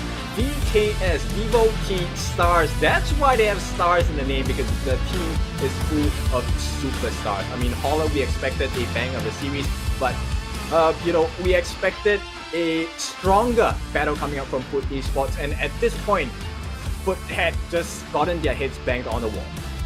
Yeah, tough situation, right? Food Esports, this is one where Vivo Key Stars did a great job of just taking over objectives. They weren't getting a lot of kills, they weren't doing rotations, but they were seeing where Food Esports were, and they just went to the weak points, right? And they took down the towers. The Guan Yu was just kind of pushing, charging down all the towers, gave themselves a huge lead to begin with, and they never relinquished it. They were just pushing throughout, and just Vivo Key Stars, again, just a very strong team, understanding how to close out the game.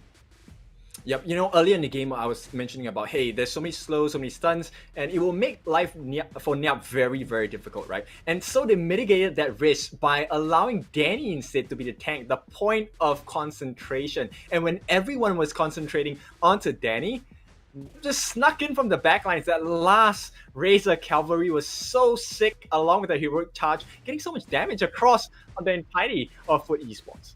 Yeah, very, very well played. I mean, Guan Yu, his rotations, his point, like he was creating so much space that it was difficult for FUT Esports to get kind of anything going. I mean, if we're looking at some of these, the net worths, 11K from Danny, Sacer, Niap, all of these guys really just, those are your cores. Those are the ones you want.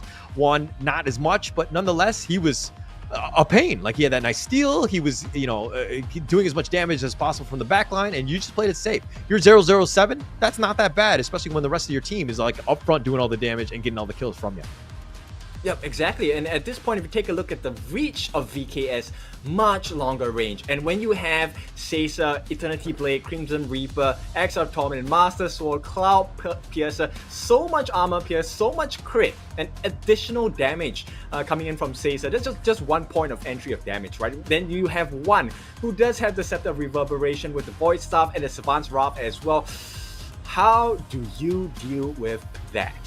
Yeah, I don't know, to be honest. And if we look at the next part, I mean, Danny, you know, kind of sticks out to me in terms of the damage taken, right? Because he was up front fighting 1 versus 4, 1 versus 5. Danny don't care. Danny continues on. Danny's going to do some damage. And he was second in terms of his team and in terms of doing damage as well. So Danny just had some serious impact throughout. Like, again, we'll go to the MVP and think that but in my eyes, I feel like the MVP could have gone to almost anybody on Vivo Keat Stars.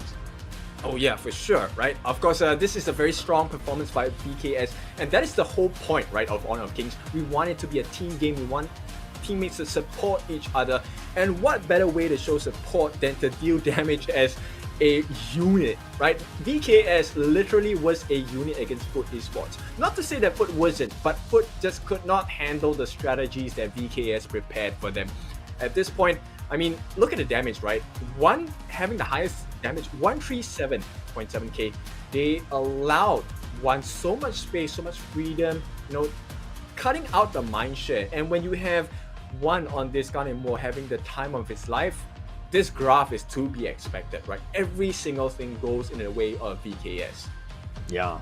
I mean, it's one thing is that it's not a hockey stick. I mean, we didn't get to that point, but in the sense of Vivo Keat Stars, just like, again, you had a lead, you can maintain the lead, you control the lead, you grow the lead, and just Vivo Keat Stars really understanding how to close out the game. It's really well played. But the MVP of this one is, of course, Niap.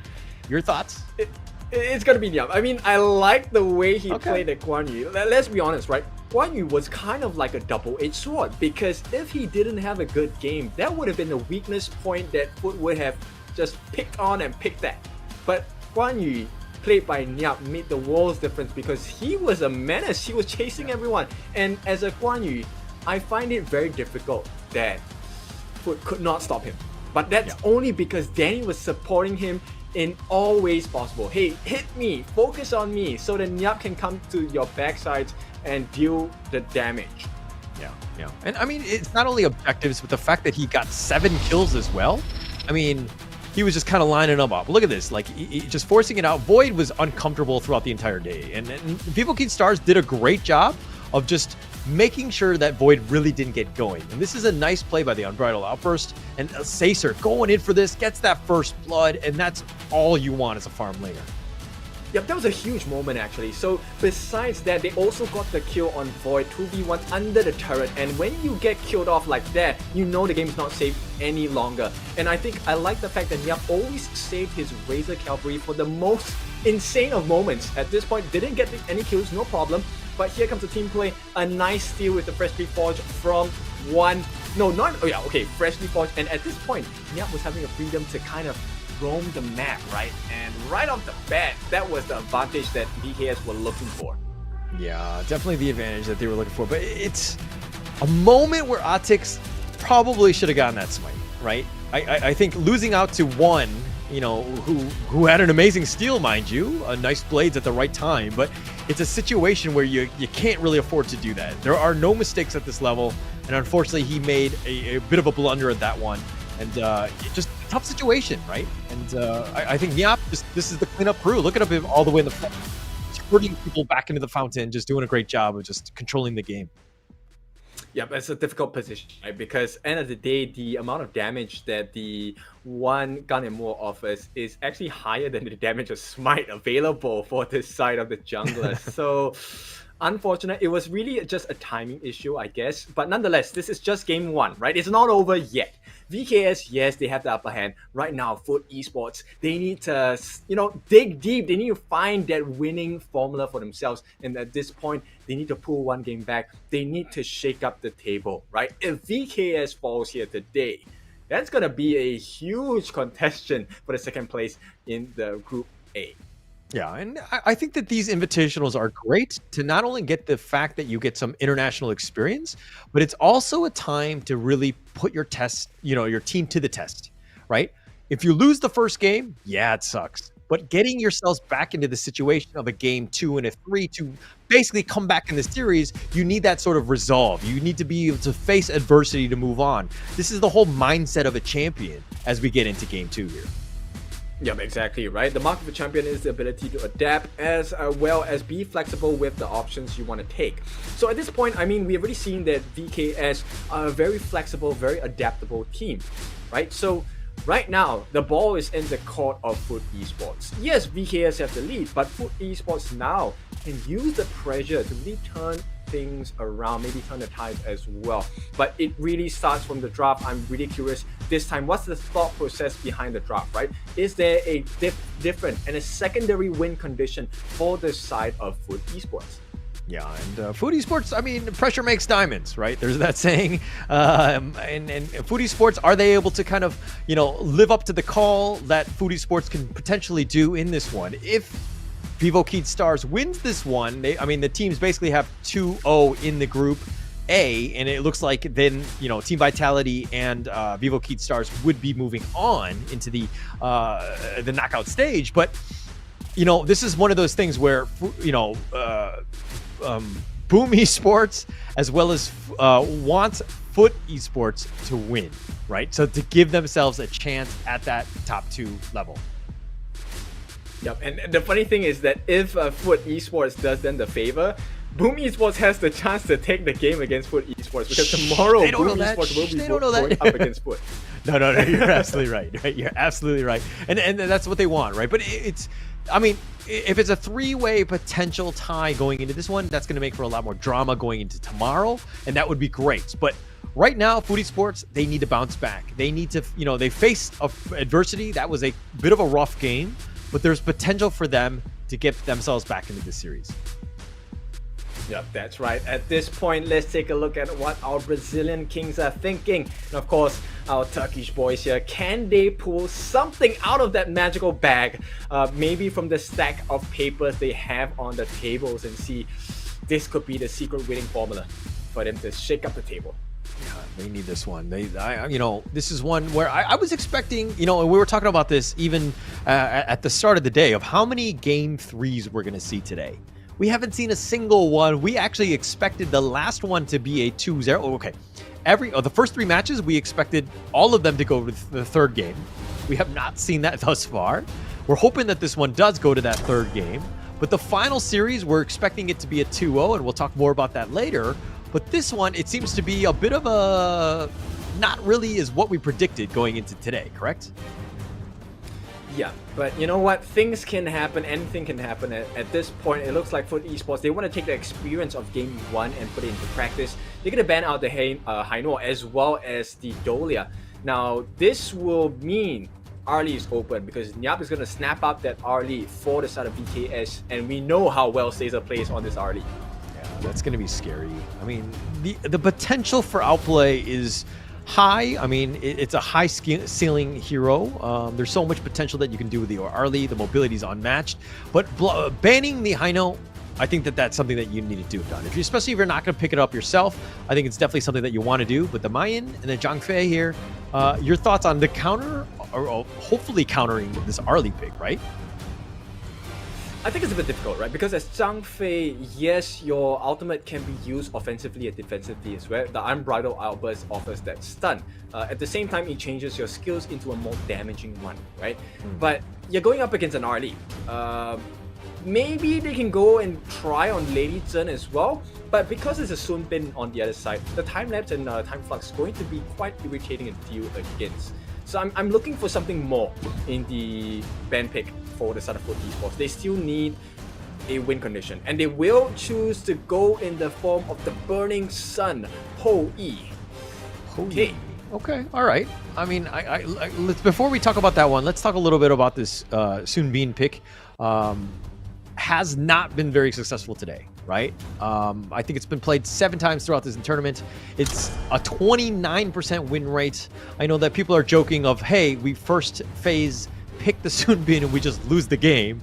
But Vivo Kid Stars, they must have a strategy in mind, right? I mean, why are teams picking this hero so much?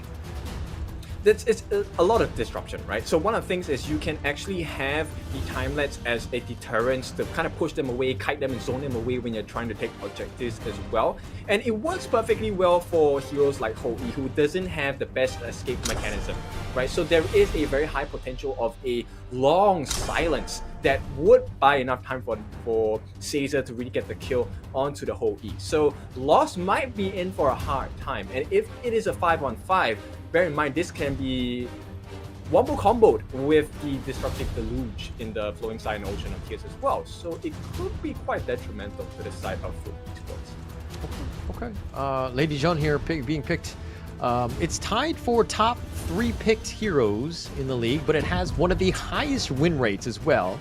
77% win rates. The Lady Jean, just so much control. You have a stun. You have a lot of potential. And I feel like Vivo Kid Stars just playing, like, these are the type of heroes that just shine with this team because their positioning is almost unmatched, I would say. Yeah, and it looks like they want to give it a try on the form of Xiao Qiao. So this will be the first Xiao Qiao we have seen so far, at least for today as well. And I believe for Season 2, no, I think there was one game where there was a Xiao Qiao, right? But regardless, I think it's going to be a massive wave clear. Xiao Qiao has one of the strongest wave clears in the game as well. So they're going to match up pretty well in the laning phase against Lady Zhen. Okay. All right. Sun Ce picks here, as well as the Jing. What sticks out to you on this one? The last 2 picks, of course, for Vivo Kid Stars. Very worrying because set sail now you can bring one other person with you as well. So there's very fast rotations that's going to be offered by the by Niap, right, in the Clash lane. Not only that, they have Jing. So the mirror domain, once again, very easy access. You can kind of ignore Zhang Fei, you can kind of ignore Ma Yin. They can really go past the frontliners and take a swipe at Xiao Qiao and Ho Yi as well.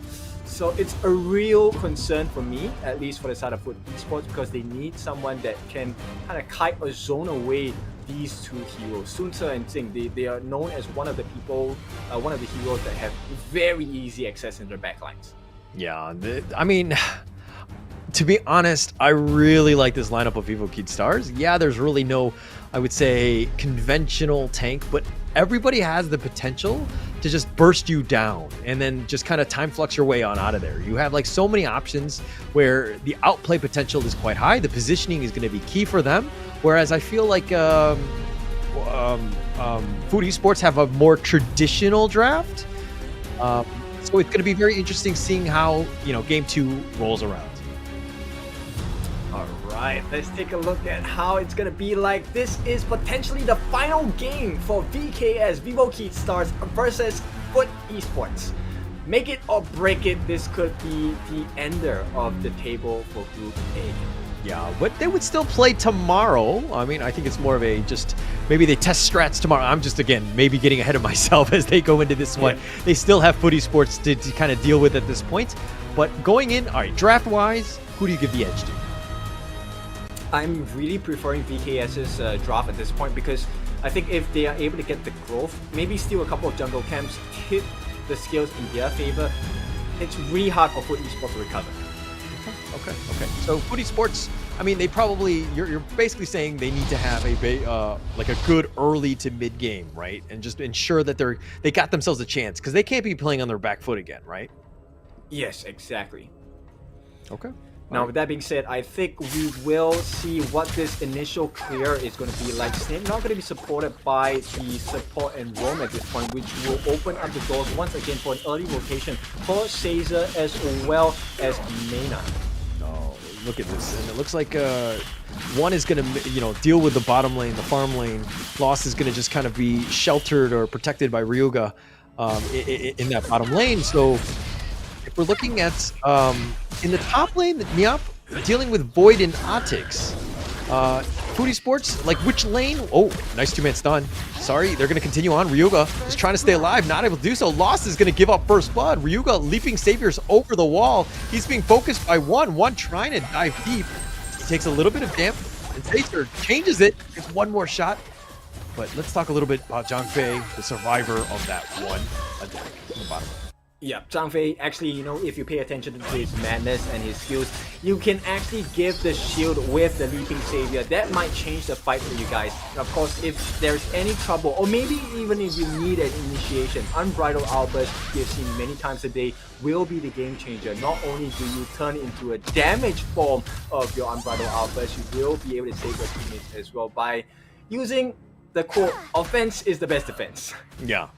And I mean, he kind of, it's one of those moments where you can kind of really get caught off guard. You think you're like, I got the Zhang Fei right where I want him. And then all of a sudden, Unbridled Outburst you, and he turns it around and he actually has some damage to kind of back it up. So it's just very, very strong. But Smite, a little bit different. This is obviously with all the junglers, dealing 1,500 true damage to nearby monsters or minions and stuns them for 1 second.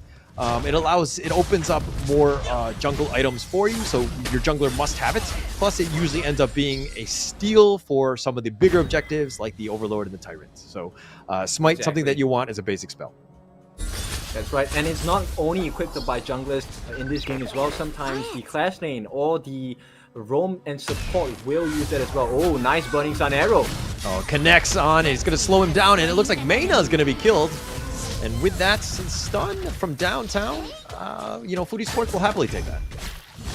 Oh, for sure. I mean, it landed on the mid lane, it landed on one, but hey, if a kill is a kill, it doesn't matter. Yeah. One of those things where, I wasn't really, looking to kill him, Mena that is, but, I wasn't looking to kill Mena, but I ended up killing him, so I'll take it, right? So, Mena just in a bad spot, probably protecting the president, so to speak, in one. Yep, and so far, I think this is the closest we have had of any game. Both teams around 8.7, 8.6k gold at this 3-minute mark. And I think for esports, they have, maintained this equilibrium. I would look for them to want to maintain this a little more. And, in the top lane, okay, Void throws him up, gets the launch up with the whatever. He's going to back away. And now he wants to go for Niap. He's going in for this one. And they do get pulled back in. Niap taking a lot of damage. He's being chased, and Void will dash after him. Does get that kill. Oh, one more Burning Sun arrow does not hit the mark though. Sometimes, but sometimes you hit, sometimes you'll miss, and unfortunately not the case. But you got to fish for it. But it looks like they're going to dive deep for this one. Lost is trying to stay alive. He's under tower. Mena taking a lot of damage.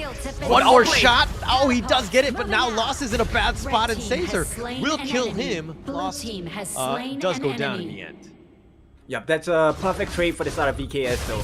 That was a very nice outplay, but at this point, advantage still to VKS. Yes, goal difference isn't that much, but the EXP differential will make a difference in the coming minutes, especially for someone like Sacer. You want to stay alive, that's the most important thing. But the Tyrant here and Foodie Sports have seemed to have found a little bit more of the correct footing, so to speak, into this one, as they're looking to do much better. They not technically winning in terms of the net worth, but they're definitely putting a lot more pressure. There's a lot more fight in them in game 2. Yep, they have to, right? At this point, this is tournament life on the line. And if you are from Foot Esports, this is something you should be doing at this point. Now, once again, they're going to put a lot of pressure on the farm lane. Lost going to be in danger once again. Yeah, my issue is Lost is by himself. He's been killed yet again, and Sacer just styling on him with this Arlie. They're gonna take the bottom T1, and you know it's one of those moments where Foodie Sports should they have done everything to kind of protect Lost, get him, make sure that he has a good game, because right now he's struggling. Well, true they're struggling, but end of the day, they also need to prioritize the other lanes as well. And I think more importantly, the jungler needs to be active as well. But Arctic's going to get caught out in the mirror domain. Caught out with the mirror domain. He's dancing back and forth. The boat has been sent in, and he does knock him up. Arctic, that is, but not continuing on. But a huge rotation here with all 5 members. Vivo Keith Stars trying to take the enemy jungle. They're going to back off now. Yep, this pressure is extremely hard to handle on the side of Foot Esports, and once again, it's really just about the poke, right? Ladyton is going to be just throwing the flowing sides and the ocean of keys, and right now, Foot, they're losing their footing on the game. I see what you did there. Can I stick with the dad jokes, or are you gonna do it too? What's gonna happen? I don't know. Void gets him back with the whatever, and it looks like Niap. Oh, he gets jumped. Oh, the Forbidden Domain pushing him back, making sure that Void secured the kill. Ryuga coming out of left field. Right, so Foot, they still have a little bit of fight in them, and this is nice to see, but at this point, they need a little more. They have cut down the gold difference to about 1,000 gold, but BKS, they still have pretty much a map dominance because they're pressuring them in the mid as well. Oh, Sacer, he's showing up. Oh, he steps back. Snape barely alive. He lives to tell the tale of what a terrible person Sacer is. Yeah, but at this point, he's going to do much more than that. He's going to take the tier 1 in the mid as well. And tier 2 going to be successfully taken in conjunction with that confusion in the mid lane. So for esports, every time they look like they're recovering, BKS take another stab. It's a very smart play by Vivo Keith Stars. You can't win everywhere. You can't, you know what I mean? You got to take what the enemy's giving you. But as I say that, there's a nice 2-man knockout by Niap. He's getting kicked back. Void pushing him back, but Sacer actually getting the kill. And Otix will go down. Ryuga as well, and Donnie now chasing after them. Oh gosh, Foodie Sports right now with only 3 members alive. They're hiding under tower. Vivo Keith Stars are looking for something. Sacer, Joe goes for this. Is looking to go for Lost. Lost has to flash away just to stay alive. And Sacer, again on this Arlie, is just on another level. Yep, it's one of the things that you will find it very weird, right? The moment you see a parasol, you fear for your life, and that's the situation that being put in, right? And Snape, he's just going to be a victim of a 3-man push, 4-man push actually on the top lane. They're bringing everything at this point, and it looks like, okay, they got 1, so that's a kill. They did get Otix in return, and Sacer has arrived, and he's going to do some damage. And Danny just kind of dealing with tower aggro with the mirror images, but Vivo Keith Stars, still, they're in control. Well, this is not the fastest game of the entire Invitationals for sure, but this is a pretty fast game as well. BKS already taking 5 turrets in the span of 8 minutes. Now, this is a very scary notion for the side of Groupe Esports who want to save a lifeline into the EWC positioning, of course. But as we see now, BKS having a very dominant hold over the game. Definitely a dominant hold. It's been tough. Foodie Sports, I mean, they were doing much better in the early game. They gave themselves a chance, but Vivo Keith Stars, man, they take one small, they take advantage of one mistake that Foodie Sports might do, and then Vivo Keith Stars just control everything, right? Sacer has been on another level. He's been getting so many kills, just very difficult situation, and he's just been able to outplay everybody. Here's the boat going in. Oh, he's not going in.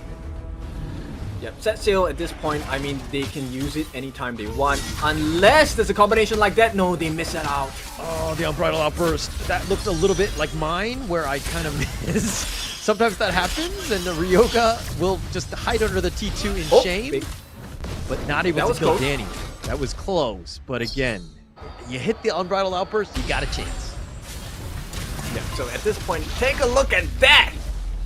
Holy Savior will keep Otix alive. He's not dead yet, but they did take a lot of damage. And Vivo Keith Stars can blow you up wherever you are. Under tower, they don't care. Yeah, I mean, my heart stopped for a moment there. And at this point, we are hitting the 10-minute mark. So the game is going to get even tougher because this time, the buffs are going to be enhanced. The chain lightning is going to be more painful. And the Shadow Vanguards take the place of the original Overlord Vanguards, which means there's going to be a lot more damage. Okay, if your heart is stopping, I think you need to seek medical attention. I don't think that's a good thing. But here's the boat. It connects onto him, and it does get it that kill. And Atix looks up, and he sees a boat crashing into him, and he gets just 6 feet under. Yep, his heart has stopped at this point, and you can't blame him because VK have hit the stride. The itemization has been reached.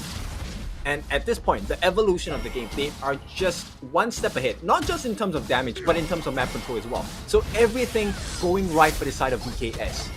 Taking it out, it's just smart. It's calculated risk, right? You're not taking anything unnecessary. You understand the state of the game, where the minions are. And here comes the push. It gets the boat, and Lost is blown up just a little bit out front. And it looks like Danny getting a little bit low. He's going to be focused. No, he gets away, but his friend Mena, not as lucky. He's going to be down. Nyap is down as well. Sacer, that's the first death for him. And they've turned this around. They've got 4 for nothing, a double kill going the way of Void. Do not lose hope. Foot Esports are still in this. Yes, they have lost quite a bit of their base. Structural damage imminent at this point. But VKS, for the first time in the span of 11 minutes, have made their first mistake. Can Foot Esports come back into this? If we were playing together, I would let you die if it meant that I could get, a couple other kills. I think that your sacrifice to the greater good would be worth it. Mine, not as much. But nonetheless, I think Vivo Kid Stars really maybe overstepped their boundaries, or overstepped here, because they got the T3 and they should have just turned tail and run. But they kind of were like, oh, do we go in? Do we not? And then they, in that confusion, Food Esports really made them pay the price. Yep, and it all came down to the damage offered by Snape, right? That mid laner, yes, that's just why he is one of the best wave players in the game. The damage he did was absolutely insane, but here's another fight that might be started. BKS looking for the perfect entry. They're not going to take anything less than a perfect fight. Yeah, I would think that you got to be a little bit careful. You don't want to let them Food Esports get back into this game. You've got to play a little bit safer. We talked about them taking low risk. That was a bit of a high-risk play in the bottom lane, and they paid with their lives. They're still in the, the driver's seat, so to speak, but they got to be careful. They don't want to do this. Ryuga getting a little bit close. The Unbridled Outburst keeping him alive, but he's just trying to run for his life. Void, and it looks like they've got the mirror images, and Danny's going to be the first to fall, and Void somehow still alive. Ryuga, not as lucky. He's down. They're going to focus it in. They get Snape, and one makes him pay. Now they're going to push this top T3. No, they're going to wait for the next minion away. Yep, that's a very painful loss because Snape and Ryoga are going to be taken out. Now that's going to be one major tank taken out and major magic damage taken out of the game as well. So you can see VK has recognized that, hey, this is the best time to get it started. They're going to start working on the Shadow Overlord. And at this point, let's take a look at the itemization. Oh, Burning Sun Arrow will not hit the mark at the correct timing just they found yet. Atix.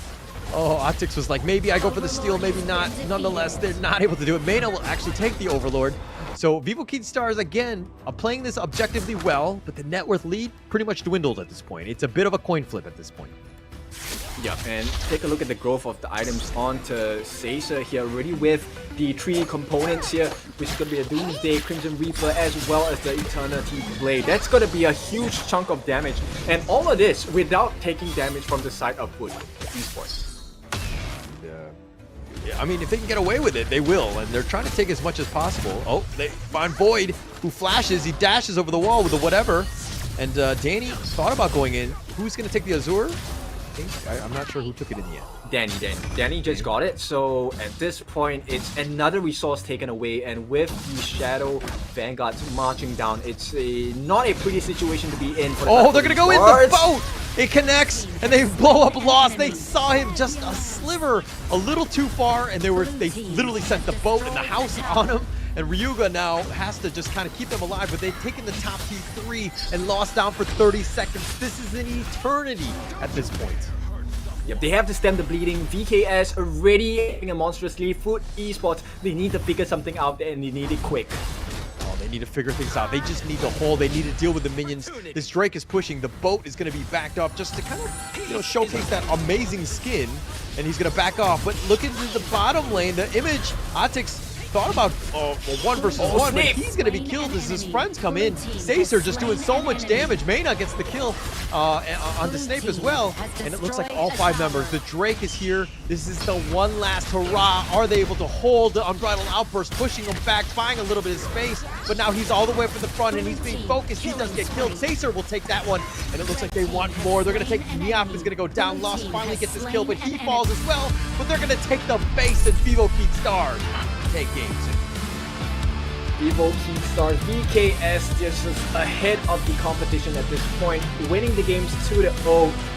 And at this point, I think it is just monumental for the side of VKS. They stem themselves as the king of the group, as well as king of Brazil.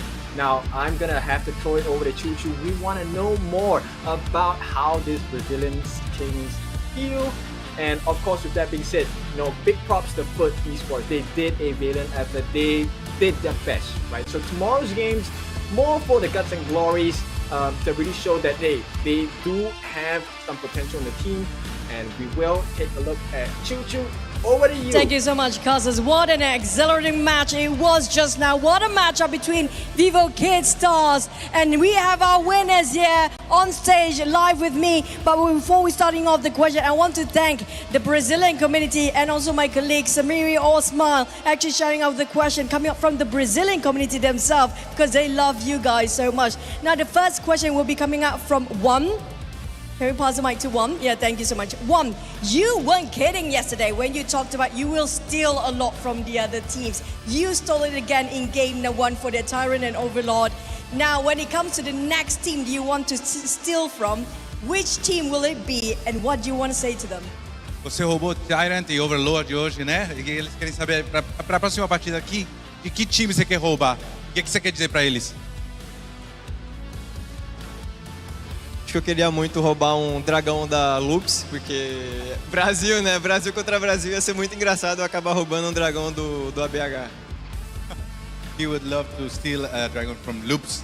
It would be lovely also to take one from V8. That's your brother, man. What's wrong with you? Okay, for the next one, we have to give it to the side of, well, we have, I think I want to ask Donnie as well, but we're going to starting off with Sacher. Why Sacher? Did I pronounce that right?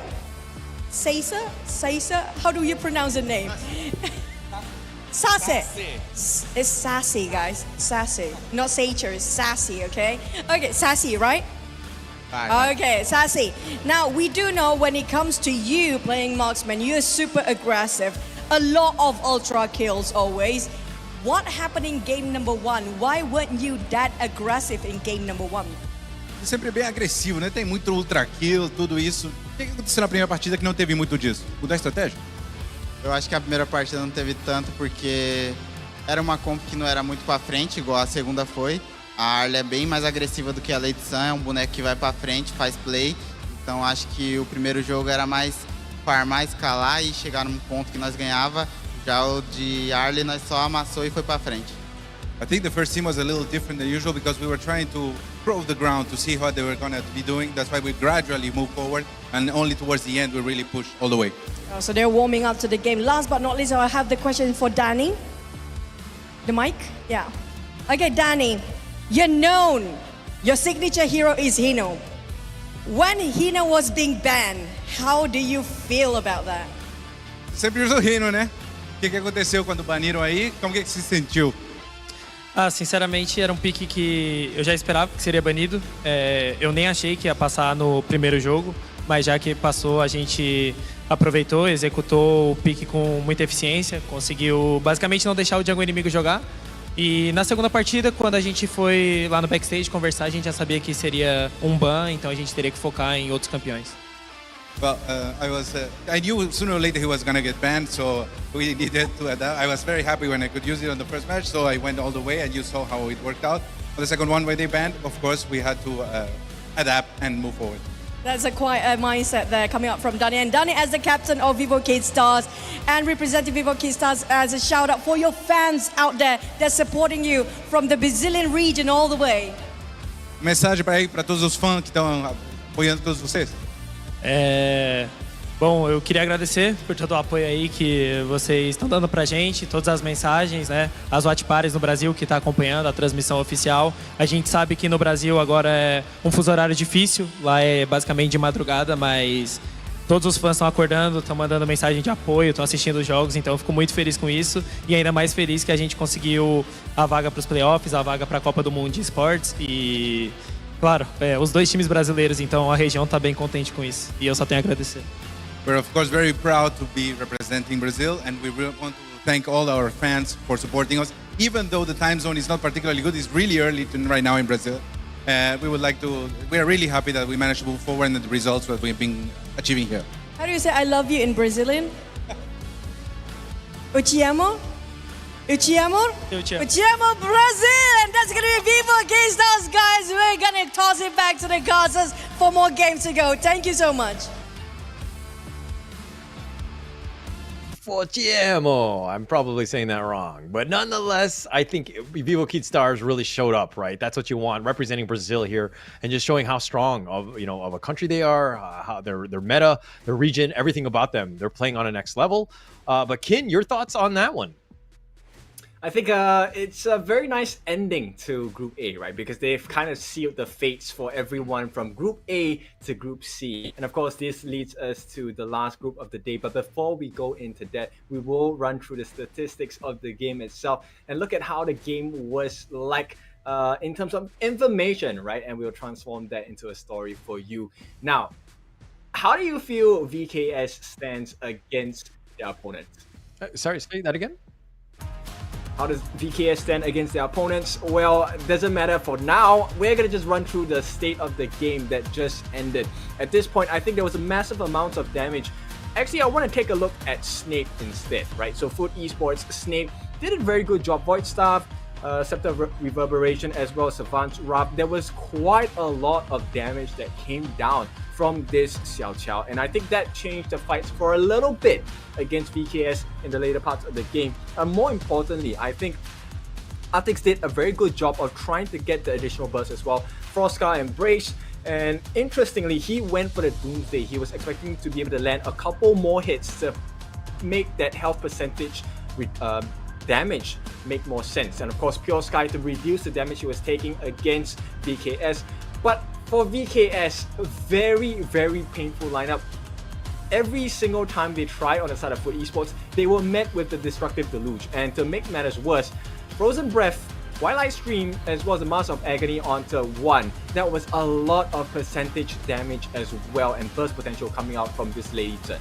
Yeah, a lot of damage there. And I think one thing that Vivo Kid Stars were like, hey, we're going to make sure that Lost has a bad game. They were focusing him throughout. I mean, he did die 6 times. He got caught out a couple times, but generally speaking, he didn't really get a real good chance to shine, especially from the laning phase, where Ryu kind of left him a little bit open early, right? And so Sacer was able to style on him. I mean, he had the mobility, he had the damage. He just had pretty much everything that you want. And I mean, it was a tough game for Lost to get anything going.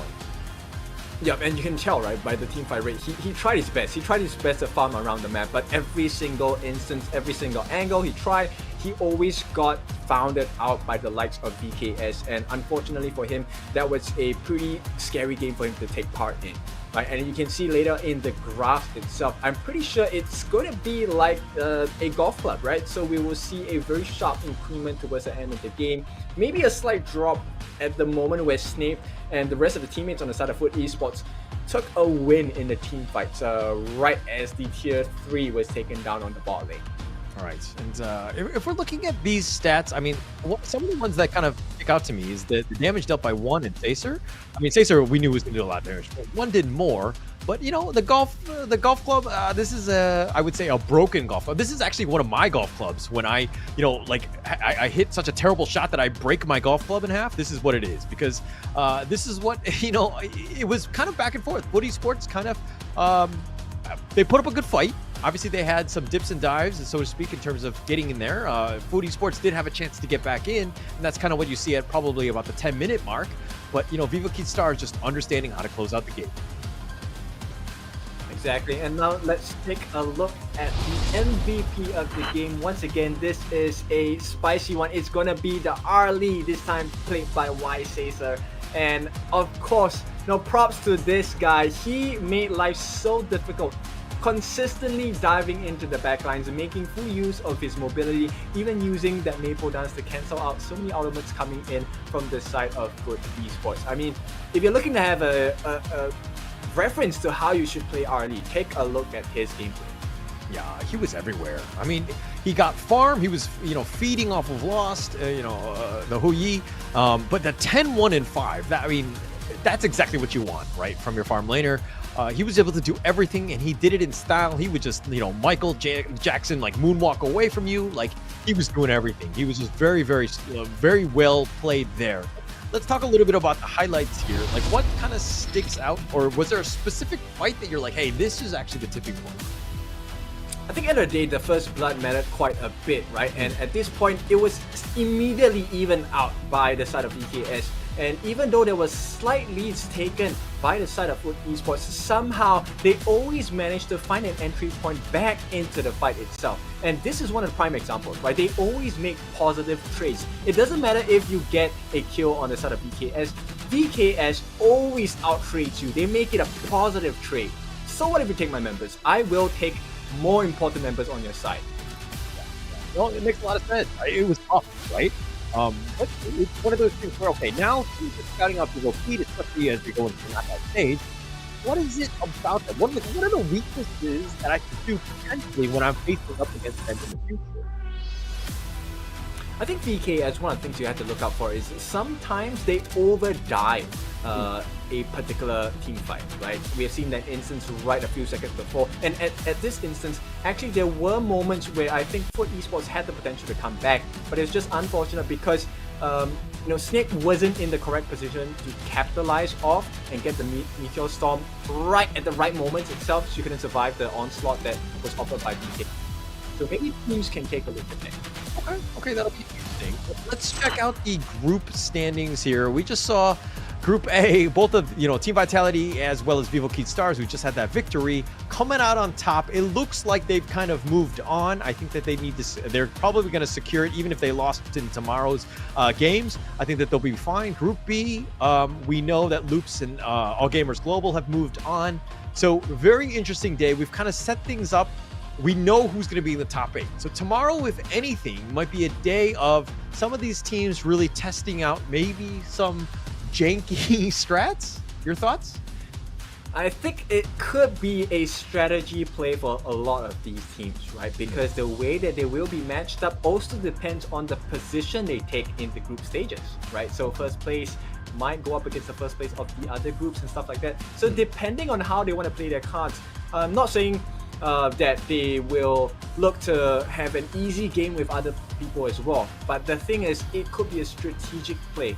Yeah, I would expect maybe experimentation with a more important thing.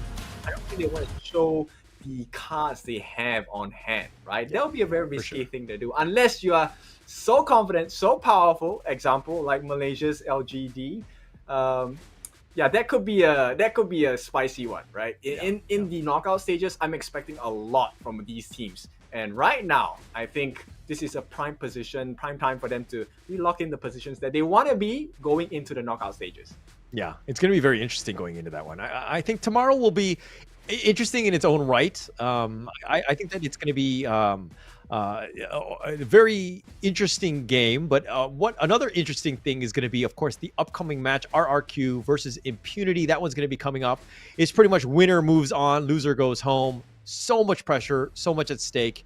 We'll talk again a little bit more about that one coming up, as that's going to be the final match of the day. But Kin, like, what are your thoughts going into this matchup? Well, I think it's going to be very interesting to see how their stress levels are going to be, because this is fate at stake, right? But another thing I want you to take control of is that today is actually the 1st of July, right? So tomorrow we have Yao. He's going to be released, available tomorrow, the Shining Star Tsing's little brother as well. If you're unfamiliar with him, I'm very sure you can go and research what kind of skills he offers to you in the Hero's Gorge, and maybe he will be responsible for getting you those stars in your ranked games as well. Now, going back into the game, being a Shining Star, right? I think we have certain star players in both of the teams on the side of RRQ as well as Impunity. But I think following on to the interviews they have given, right, it looks like RRQ have some strats for Impunity. So what do you think about it?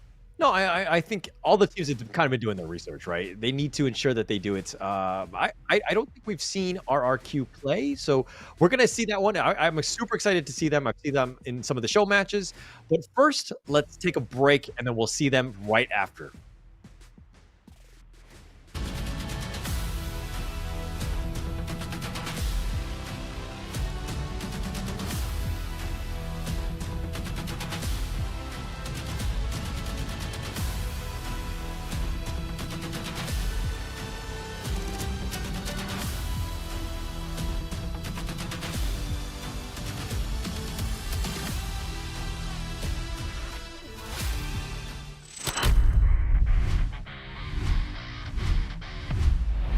Welcome to day number 2 on our Kings Invitational 2024 season. Our group is 4 teams. I think they're strong, but I think we're stronger. We did some mistakes, but we will work on it and be better. One small mistake leads us to defeat. We can win every team if we play our draft and if we don't do mistakes. Okay, teams, let's do our best and we'll see you there. 我也希望能够把开根抓带上更大的舞台。 Match nanti lawan Isurus, kami sih udah ada persiapan dari draft. Lalu kan kemarin juga Isurus ada bermain melawan tim Secret. Kami juga udah nonton permainannya dan kami rasa kami bisa sih lawan mereka. Cagendra, yo sé que ustedes les tienen miedo a Team Secret, mas nosotros le tienen que tener más, porque hoy ellos sangraron, sangraron mucho. 不管是对手是谁，这个做好自己，去赢下每一场比赛。 Öncelikle şöyle herhangi bir çekindiğim veya korktuğum takım bulunmuyor turnuvada. 在抽签下来之后，3个队伍可能都在我们上面一点点，但是经过一段时间的调整，我不敢保证肯定会赢，但是会是2场精彩的 BO3 吧。 VK changed bot lane. They were playing with other 2 players in S1. So I think we have a little bit advantage on the bot lane. Having that dream come true is very amazing. Vocês vão conhecer os reis do Ocidente. 我们的目标就是胜利。 打 RQ 我们对我们来说没有什么压力，有很大的信心。我们很早就在研究他们了，因为他们也是我们的重点的对手。我们确实会有比较特别的战术。 Hati-hati saja. Hari ini kami tidak menunjukkan apa-apa karena akan memberikan surprise kepada Impunity. Saya percaya diri bersama tim RRQ. 你们不用太在意输赢，知道吧？你们自然而然就输了。我们会拿出全部状态。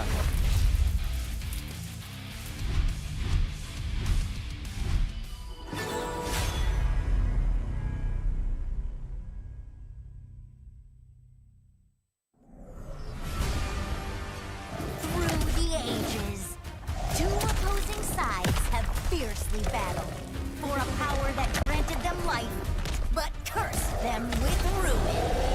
Wait! Oh, no, this story is too cliche. Maybe we can find inspiration from other stories. Hey, that might work. Got it. Woo! Oh. This story is adventurous, but lacks excitement. How about this one?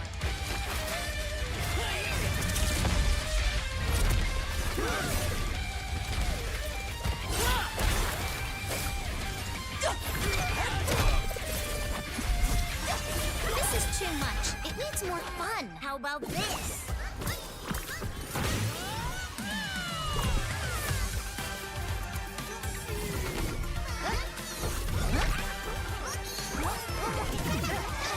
That's enough!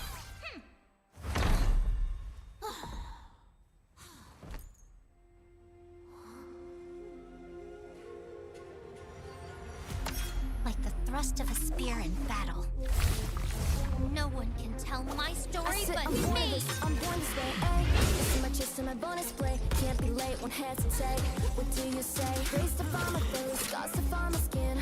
I can't convince them, please I'm illicit. I'm the one that you hate. They should eat all day, doing it for real. I found my goal. From the ashes, I go the game. Blow with a rumble, make them crumble, make them run. It's go time. Knock me down, so I rise. An inspiration I know how. The won't move over them up, nobody gon' do it. Facing our peers, we don't think we just move it. No, we the best, and we don't gotta prove it. Somebody test me, I swear I'm gon' lose it. I got a trophies on this boom and illuminate. Another day, another win. You got the power to turn around. Ain't got a champion, get to me. Calling out for the game. This up. Won't you yell out my name when I sing a song about it?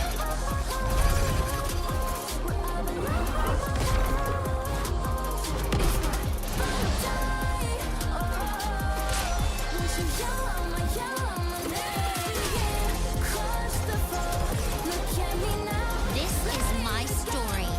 A story of honor. A story of bravery. A story of heroes.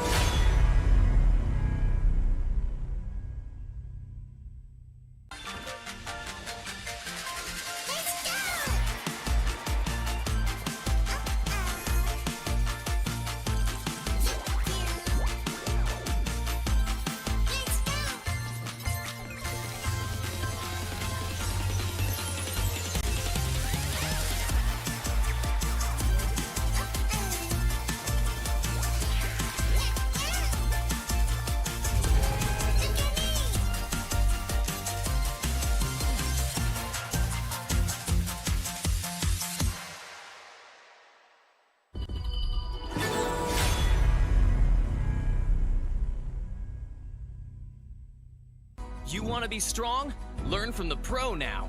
When you're attacking a tower, you might accidentally target an enemy. Or when attempting a tower dive, you end up targeting the tower and minions instead. Professional players execute such impressive moves effortlessly. While you may feel overwhelmed and get killed by the tower, your control settings might be holding you back. Change the recommended basic controls to advanced. This activates extra basic attack buttons for minions and towers. Turn on show enemy avatars to accurately select the enemy's avatar for the kill, and better assess vision exposure. Give it a try and play as smoothly as a pro, easily crushing the enemy faction. Learn from the pro. Learn more from Honor of Kings Global Esports. All I need is a target.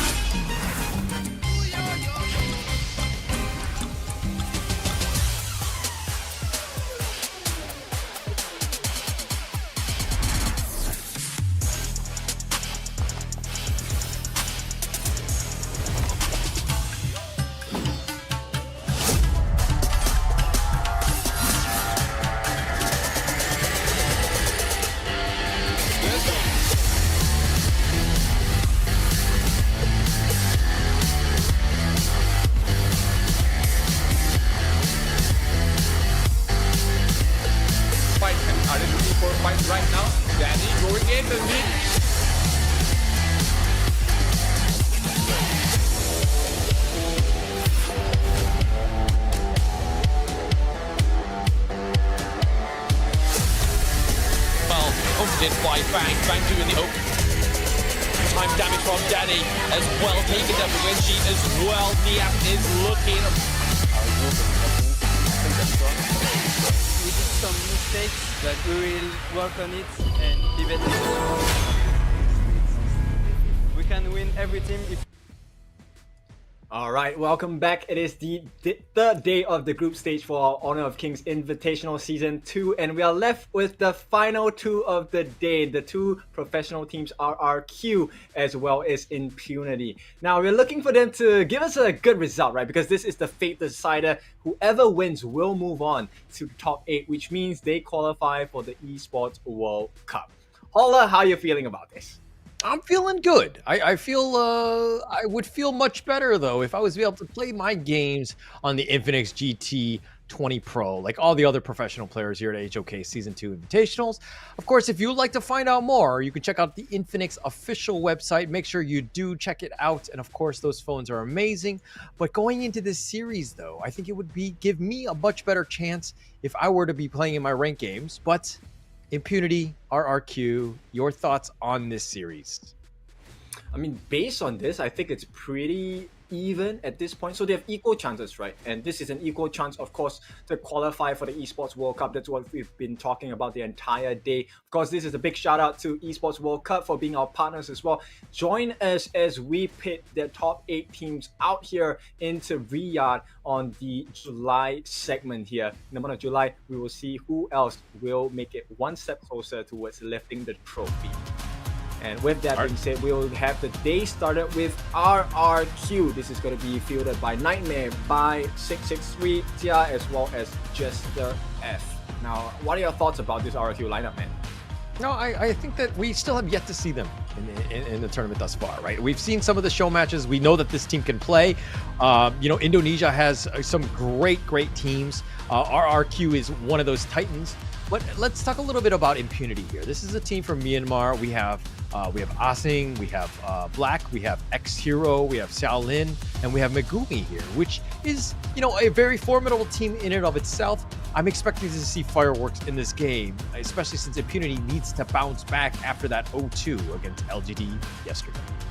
Yeah, and do not be, blinded by the results of that game itself. Impunity Esports is a really strong team, as well as the RRQ boys. So I'm expecting a very even matchup going into the games.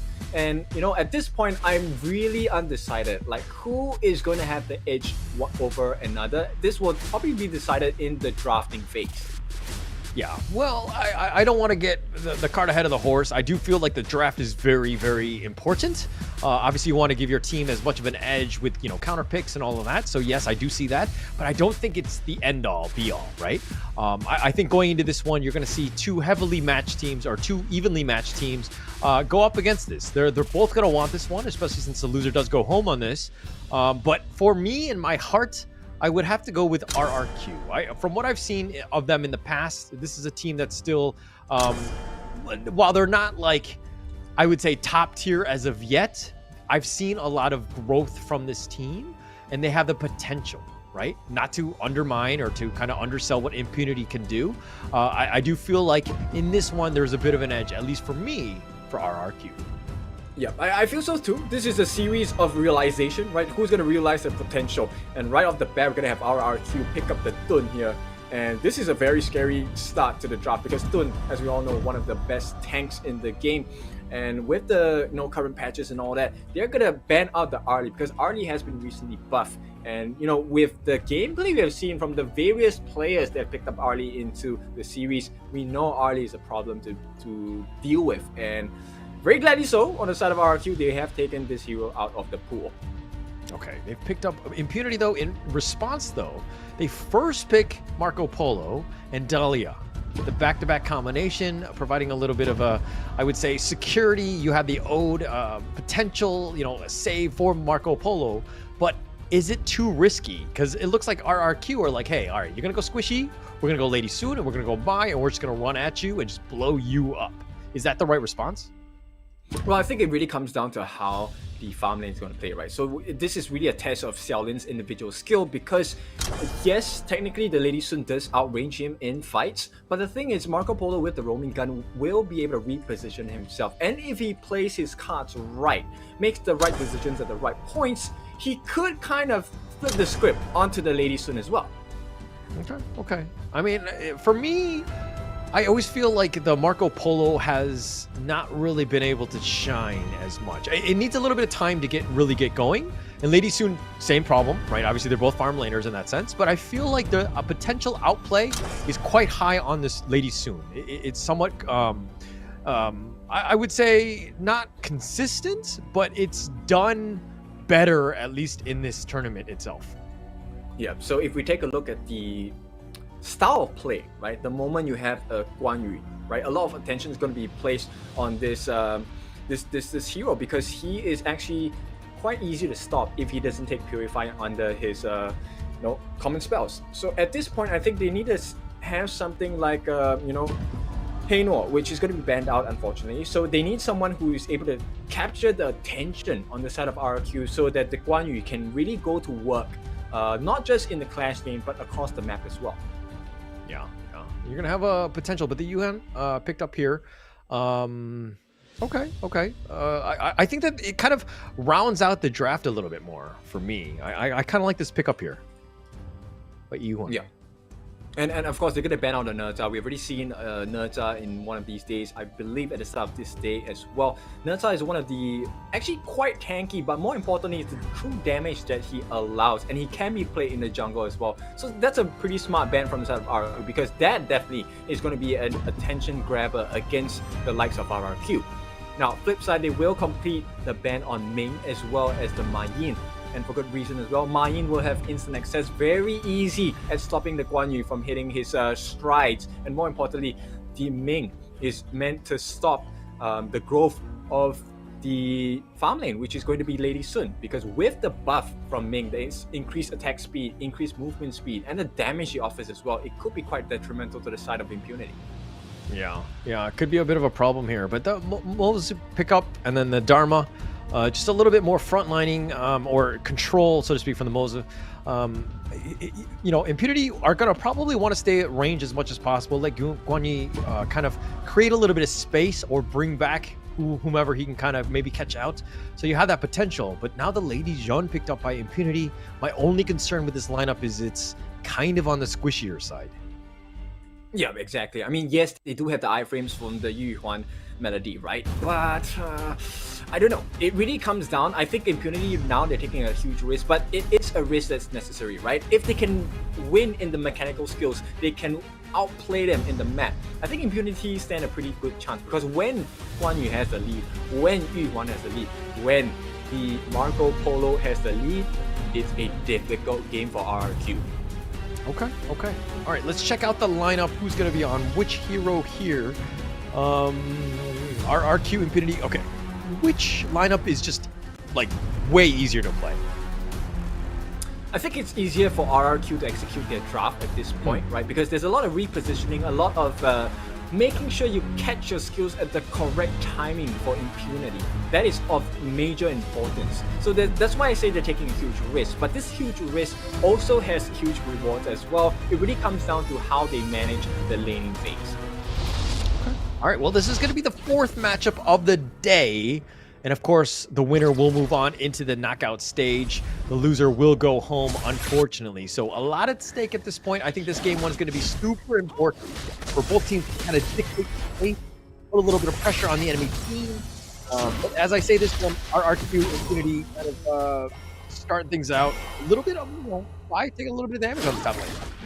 Yep, and right off the bat, you can see RRQ already making waves about the advantage they want to steal here. And this is going to be in the form of the ball camp here. Already successfully taken, this time by Jester. Megumi taking a lot of damage. Yeah, throws out the grenade and did a little bit of damage there. Oh, excuse me, the missile from the rolling raid. But okay, RRQ here, 663 Mai, looking to just kind of launch up X Hero, doing a little bit of damage, and we'll look to make a rotate. But Mai, we haven't seen we haven't seen the best plays today on the Mai. What is it about it? First blood. Okay, as I said, this Megumi goes down. Jia will take first blood. Yep, this is going to be a good start for RRQ, and this is all of different strategies that RRQ have displayed, right? So number one, the camp, now with the level advantage, he's able to deal consistent damage against X Hero. This is why Black is coming in. Maybe he will be able to trade the kill here. Will not be able to do it. Oh no, it's a missed opportunity for the IMP here, Impunity. Yeah, so close. The flowing side is going to connect onto him. He's going to do a little bit of damage to 663. Does need to be careful. Picked up the dew as well, and he will recall back to safety and just kind of heal back up. But this is a little bit of an opening now. Impunity realized that, hey, 663's low, does need to go back. So what can we take from the enemy jungle? And it looks like it's not too much, to be honest. Well, at this point, Impunity needs to make something else happen, because if you take a look at the bot lane, right, for farm lane, it's a bit difficult for the Marco Polo to play. Right now, he's trying to use Dolia as the human shield to kind of suck in, the damage that's being offered by Xia. But in the meantime, that actually allowed the first blood to be taken by RRQ. Okay, and RRQ will happily take that with their 1K net worth lead.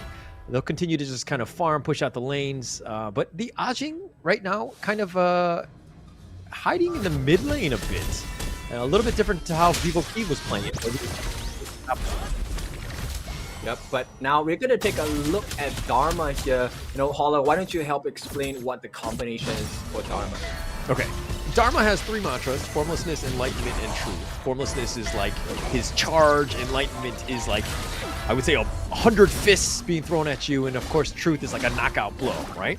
So when you start out with Dharma, you want to start off with the ult, which is the Truth, and knocking them back. Then you go into Enlightenment, where you just kind of line them up with all the fists. And of course, Formlessness to charge in one last time, and then the Truth to kind of clean things up. So if you've got the wall, you got the knock-up, just a lot of potential damage that you could do. You could just pretty much burst them down, and that's what people really like with the Dharma. Yep, so that's a huge skill to have, a huge combination to put down, and of course, one of the things you can use to counter this is actually the Purify. This is going to remove all the buffs and crowd control effects, except suppression like the Dongwang ultimate, right? Forsaken Contract will not be able to be purified out of. And this is going to give you extended crowd control immunity for the next 1.5 seconds as well. In the meantime, it looks like RRQ, they're trying to force things around the map as well. Does Purify cure COVID? I sure hope so, because right now it's going to be damage taken in. Xia's the first victim of it. And coming in, they'll do the drive-by, and they kill X0, and looks like they get something in return with Jester going down as well. Yep, so this rotation by X0 has been super potent, right? And that's the winning formula for them. Yes, we're going to use Megumi as a Michu, but for good reason, because she has a wave breaker as well, so she will be able to recover some health and some mana as well, helping to sustain your farm lane. Farming it out. It's Impunity right now, which is kind of forcing the issue. Jia left alone, he's going to be kind of just farming what he can. And Xiaolin kind of just taking the enemy, or taking his own jungle, excuse me. So taking a little away from X0, it's more of like a prioritization of making sure that this Marco Polo gets as much farm as possible. But it's one of those things where they're prioritizing it as a team. But 663 taking a lot of damage. He's going to be focused by, still up in the front, Unruly Blade, and Jia gets killed in the bottom lane. Think inside the box, and Jester F, he's going to go down as well, and Megumi will secure this one. Nice little rotation. Yeah. It's starting to look a bit dicey for the side of RRQ. Impunity have finally hit the strides. Xiaolin looking like he is the monster of this game. Right off the bat, level 8 already, 1 level ahead of Jia. Yeah, it's going to be a tough situation for Xiaolin, and that's actually what you want as a Marco Polo. They've been prioritizing farm, letting him go, but 663 does a lot of damage on the Ajing. Looks like they're going to take the Tyrants, Impunity that is, so with that opening, with that kill, they'll take some of the objectives. And Jester, all he can do is kind of watch throughout the cannon blast. And the unfortunate news for the side of RRQ is I don't think this is possible to Xiaolin anymore, and here we go. They're going to go for this one. Jia down for the count again. Oh man, tough situation for Jia on this. You need the XP, you need the farm, and not having either. And now Impunity are making a rotation into the mid lane. Oh, the charge back. It looks like Nightmare and 663 will be fine. It looks like they're going to try to focus this mid T1, the flowing side, just bouncing around on the buy, taking a lot of damage. Oh, he gets charged back. and he gets pushed back, but the nice launch up. X-Hero is actually going to be the first to fall, and Bai with the wind slash, the slam from downtown, and he'll do it. Yep, exactly. Combined with the punches and the fans from 663, this is a tough situation because once again, Impunity, it looked like they had the lead, right? And suddenly RRQ bites back. And let's take a look at the group of the items itself. First and foremost, already with the sector reverberation on this mine, that's going to make a huge difference. And he's well more than half his way into the Savant's Rock as well. Take the Overlord here, uncontested. RRQ, I mean, the T1 top has been taken out. That's the other big piece of this puzzle, so to speak. But now Jester taking a lot of damage. Black is all in the front, but they have 4 members of Impunity just waiting in the bushes. Who's going to be sticking around? Who wants to kind of challenge Black?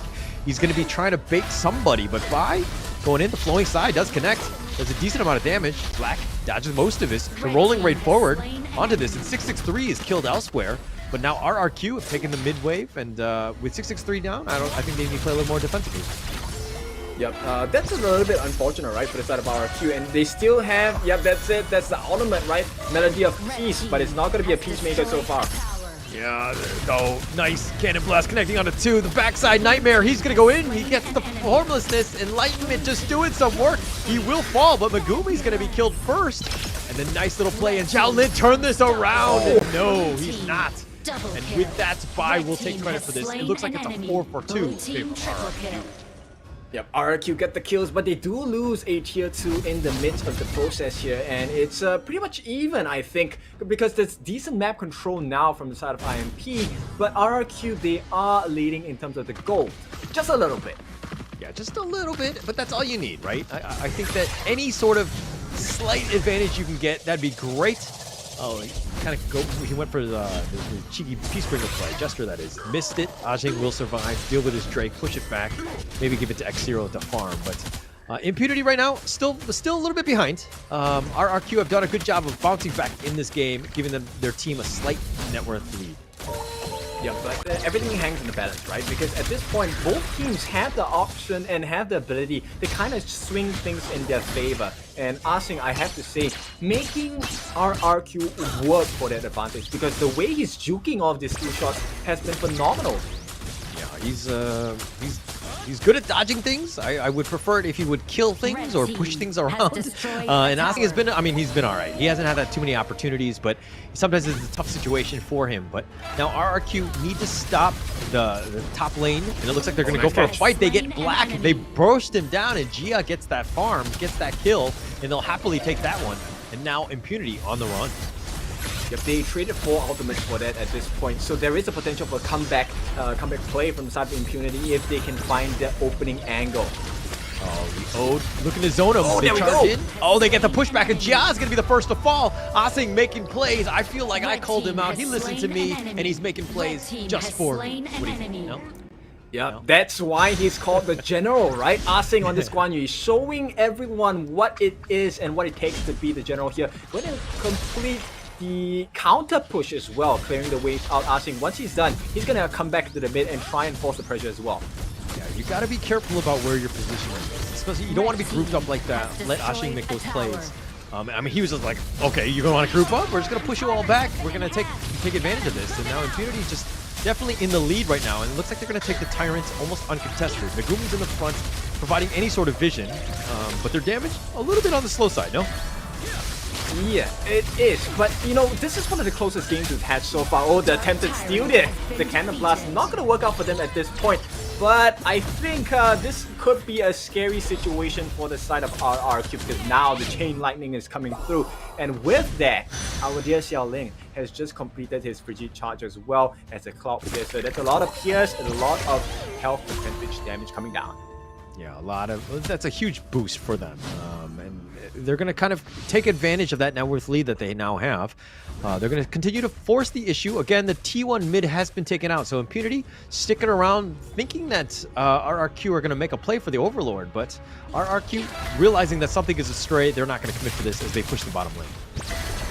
Yeah, that's right. They do have the Primal Bond, so I don't think it's a good idea at this point. But right now, it's just about sourcing for information, right? Once again, Asing being very sneaky about it. They're diving. It looks like they're going to take the T2. They were trying to force it out. Black was all the way to the front. Ashing is all the way in the backside. He's looking to go the long way around, maybe go for a flank. But he will be spotted out. I don't think RRQ going to overcommit for this one. Black will back things up. And knows just kind of slow things down. Yep, but it's a consistent pincer move, right? Look at where Ashing is looking to be at. Looks like they're going to take the Azure. Here we go. Oh, but the backside does get the charge. Jia will get out. X0 down for the count. 663 will take credit. Jia kills Ajing as well, but 663 will fall. Black now on the run. It looks like it's going to be a 2-for-1 in favor of RRQ. Yeah, it's a good one, and Jia survived. That's a huge win for the side of RRQ, and this could be the mark of a momentum swing once again. Man, I love this skin. The Sundin, or sorry, the Lady Sun. That's just awesome by Jia. Yeah, exactly. And you know what makes it even better is the amount of plays she's able to make. You know, so far I think Jia has been pretty on the ball. Yeah, definitely. Okay, the Overload is going to be started here. Megumi and Shaolin are nearby. Are they able to get a steal? They've called the help. They put out the bat symbol, not able to get there in time. And the rest of Impunity, 3 members arrive late. Oh man, this is like any sort of party, a house party, and then people are coming late to your place. Just come on time, guys. Yeah, it's difficult, right? Because at this point, like RRQ, they have pretty good control over the map, and the fact that they got so many kills in the first skirmish itself meant the countdown timers, death timers, did affect Impunity's gameplay. Let's take a look at how that went down. There was an attempted Razor Cavalry, but he got caught out. This is why you have so much control for the Guan Yu, and once Guan Yu is unable to make the plays for the team, you won't be able to be repositioned, and they took full advantage on the side of RRQ. Definitely took advantage. But speaking of taking advantage, the Cannon Blast, okay. Black will just get back. He should be fine with the Unending Sorrow, but they're looking to turn this around. The flowing side does connect, but it looks like they're gonna back off. And Ashing just dodging in and out. Oh, he's trying to dash away. He went back in, and Jia will get another kill, and that's a bit of an opening. Yep, and this is pretty concerning because once Ashing is rendered useless, I think the win con for the side of Impunity starts to fall pretty much all apart. And RRQ, you can see they feel the advantage as well. They're going to try and push and up the ante as well. Yeah, they're going to force it. The Drake is going to be there, but I don't know if it's going to get in. Okay, it does get in range, but they're not going to do a whole lot of damage. They'll take the bottom T2 instead. That's where the opening was. Gio will get credit for that one. And they're going to continue to push. Oh my goodness. Look at that. Rolling Raid always outranges. Oh, they're going in? Get some free damage. Okay. Oh, they're doing some damage. Megumi does have the ode, pushes him back. Black, though, goes for 663. Here's the Resplendent Revolver. Does connect on Zheling. Did some damage, but it looks like they're going to back off at this point. Right. It's still thievery in the first 14 minutes here coming out from RRQ. This could change imminently as Impunity looks to secure a better position for this take. Yeah, Bai here will just kind of kite out the Tyrant. I don't know if this is a full-on commit here. Very risky. Oh no. Ashing, he's on the run. He's trying to dash away, but he's being bounced around like a pinball. And Jiao with yet another kill. Here's the ode. They're going to just kind of run away. And now this is the opening. RRQ have found something. And it looks like they're going to be continuing to chase after them. Bai will stick around and deal with the Tyrant. Yep. Trying to make some trades there, you know, pushing out the mid lane as well, but I think this is a small win, right? A small consolation prize in comparison to what is being taken by RRQ. At this point, it's going to be the Tyrant, and this is a Shadow Tyrant, mind you. So now take a look at the growth of the items. We already have the Insatiable Tome, Void Staff, as well as the Savant's Wrath, and the Scepter of Reverberation. So 663, he's going to be a very important component of the team fights. Yeah. He's going to have to, I mean, he's been on point thus far. He's done all right. I mean, 2-2-3. But he's been there when he needs to, like in terms of just getting those right initiations, forcing the issues. And there's a reason why, you know, RRQ are up 4K. The team is starting to gel. They're starting to play, and they're starting to hit good cannon blasts like that. But they're going to take the top T2 as well. Yep, you know what's concerning? At this point, Ashing, he actually has the Overlord Plate Mail, which is one of the highest HPs you can get in the game from an item. But still, he got melted down by RRQ. That shows you how scary RRQ's lineup is at this point. And with the lead they have, it's about 5,000 gold. It's quite a huge differential. Yeah, it's a tough situation. I mean, if you have more HP, you think that you survive, but you're still not able to do much more. Like, the damage isn't, like, mitigated. It's more of like, oh, can I hopefully survive? And at that point, it's kind of like in the team fight, you need your team to just make sure they bring what you're lacking, which is like the damage and the control and all these other things, right? Yeah, exactly. And one of the things that's really hard to play against is just the F, because with the Peacebringer, he's able to reposition himself, and every time he uses his skills, he gets a shield as well. So it's really hard to melt them down, but they're gonna try.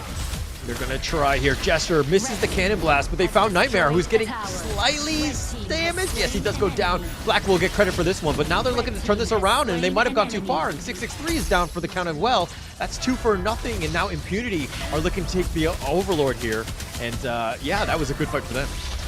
Yeah, definitely so. And at this point, they are looking to try and contest this. But is it too little too late at this point? It will be, because IMP Impunity take it with no resistance at all.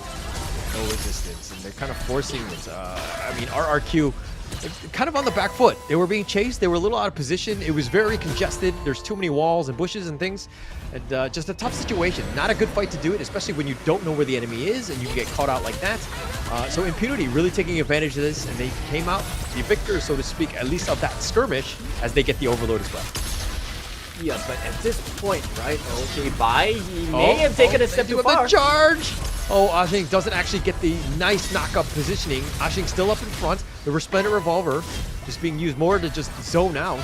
But it looks like Impunity are just going to take the enemy jungle instead. Yep, they need to be very careful, right? Because once this Shadow Vanguard dies, it's going to swing into the momentum of RRQ, because that is a open lane of super minions. If they manage to clear this without dying, it's going to be great for them. Yeah, if they can buy. Ooh, getting chunked down. He's going to be fine, though. He gets under tower. He's going to heal back up. The Drake is now here. The Cannon Blast just kind of just trying to fish for damage. And they're still up in front. They'll deal with the Drake, and it looks like that's going to be the end of it for RRQ, at least for the next wave. Yep, so it's safety for now. A little bit of work. The Cannon Blast connecting on the Black. But they just hold. They deal with the Drakes. They don't need to overcommit, so to speak. Yep, they script the surface mind you, the bottom tier 3. Yeah. Actually, the bottom T3 bottom has been taken out. So they do have a little bit of push in that lane. So it's more of the mid and the top that they need to worry about. Yeah, but at this point, you know, at the top lane as well, on the side of RQ, they have successfully taken the tier 3 from them. So Impunity, I think it's pretty much even in terms of how the map works for them. Now it's really about finding the pickoffs, right? Can they get the important members? I feel if they manage to get Asing, it could change the fight pretty much in favor of RQ. Yeah, and RRQ kind of playing a little bit more timid. I don't know if this is just like the norm for them, but they're not really like overextending. They're not showing themselves on the map, which is smart, don't get me wrong, but I think that they're also playing almost on the like the defensive scared side.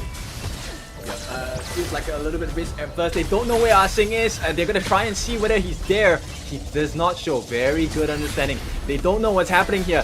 Vision obscured. Vision obscured. Megumi still up in front.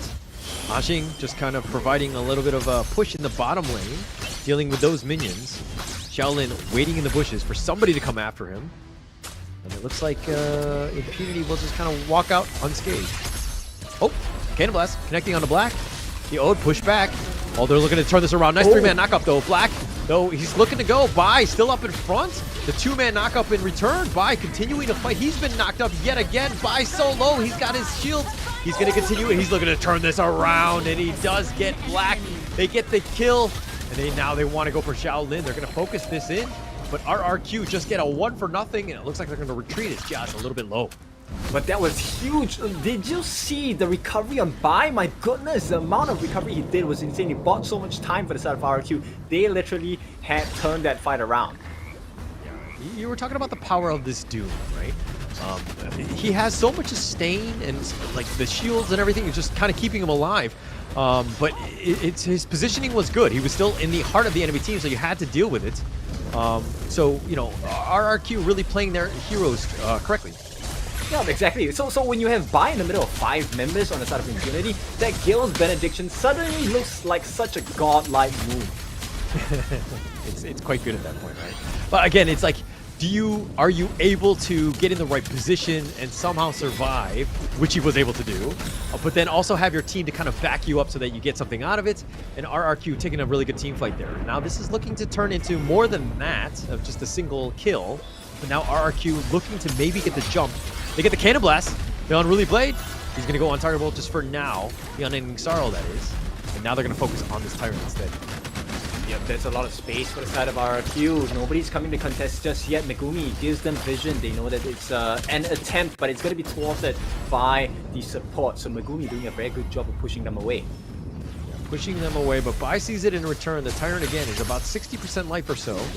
He will go back into his home. Now Impunity are going to use the Resplendent Revolver. Things are very precarious. Nobody wants to get out of position. Ashing is actually playing a little bit safer too. He's played a little bit more reserved ever since he died a couple times early. But now 663, he's been launched up. The Resplendent Revolver, the Unruly Blade back from Bai. And they're just kind of fishing around while this Tyrant just goes back into his home. Yep, it's not ideal for RRQ because right now they're able to match up the lanes as well, so they can clean up the super minions on the side of Impunity, and it is for Impunity to have to send someone so far away on the opposing lane. Yeah, one thing to note is that Impunity, they know that 663 is in the top lane. They had a numbers advantage. They didn't take advantage of it, as it looks like 663 is making a beeline for this. But it was a temporary moment where they had a numbers advantage. They didn't take advantage. Well, it is a risk, right? We don't want to have the risk. We love high risk, high reward, but at this point, I think the risk is a little too high for either team. All right, as a spectator, I want high risk, high reward. Okay. Yeah, me too. So right now, Overlord's plate mail as well, completed. There is a bit of shielding coming out. This is going to come to Frigid Charge. Not just yet. 663, top lane. He was spotted. He was spotted out there, so that's why they kind of got the green light and they're trying to go. But now they're not actually committing for this. Okay, I thought there was going to be a bit of a team fight. Yeah, I mean, at this point, it's a tug of war, right? A tug of war for positioning, tug of war for an advantage between Impunity and RRQ. Nobody is letting up just yet, but it might all end in an instant if the Tempest Dragon falls below less than half his health. Ashing needs to make his way back to the Tyrant right now. He's going to look to go for the flank. Especially, oh, no, he's not going to commit for this one. Black getting a little bit low, doesn't he? Be careful. They're going to go for this one now. And it looks like Nightmare getting so low. He's going to be whittled, but that's going to be life number one. The second life from, looks like 663 as well. And they're turning this around, and Nightmare's down for the counts. They've got the damage. And Bai all the way in the front lines. Shaolin, though, he does get the kill. Megumi is down, and Jiao will get credit for this one, but he falls as well. And 663 and Bai, the only two alive from RRQ. They're continuing to fight the Unruly Blade. Bai continuing to go. And it looks like Bai will kill Black, but the top lane is open. 663 is here. He's going to look to defend. He needs to deal with the minion wave. Ashing is here. Resplendent Revolver. Life number one for Ashing. He's going to be down. Bai continuing to stick around. He charges him into the base. Might have gone the wrong way. 663 getting a little bit low. Ashing just trying to provide cover for Xiaolin to do the damage. He's trying to force it, but now Xiaolin, without the minions, they're going to have to back off. They take the mid T3, and they just limp away. But it's still a huge win at this point. Impunity definitely have the advantage. And right now, there's going to be two lanes of super minions and RRQ. I think they might struggle to contest for this Tempest Dragon. Yes, they are all up at this point, but Black is going to be out in the matter of 9 seconds. So once again, we're going to have the tug of war at the Tempest Dragon pit. I love the fact that Impunity is down in terms of net worth, but they're playing this well objectively, right? They've taken the T3 mid and top, that you have that opening, and then this is how you want to win games. It's not always about the net worth and kills. It's about playing smart. Impunity have done a great job thus far, putting themselves in a position to win.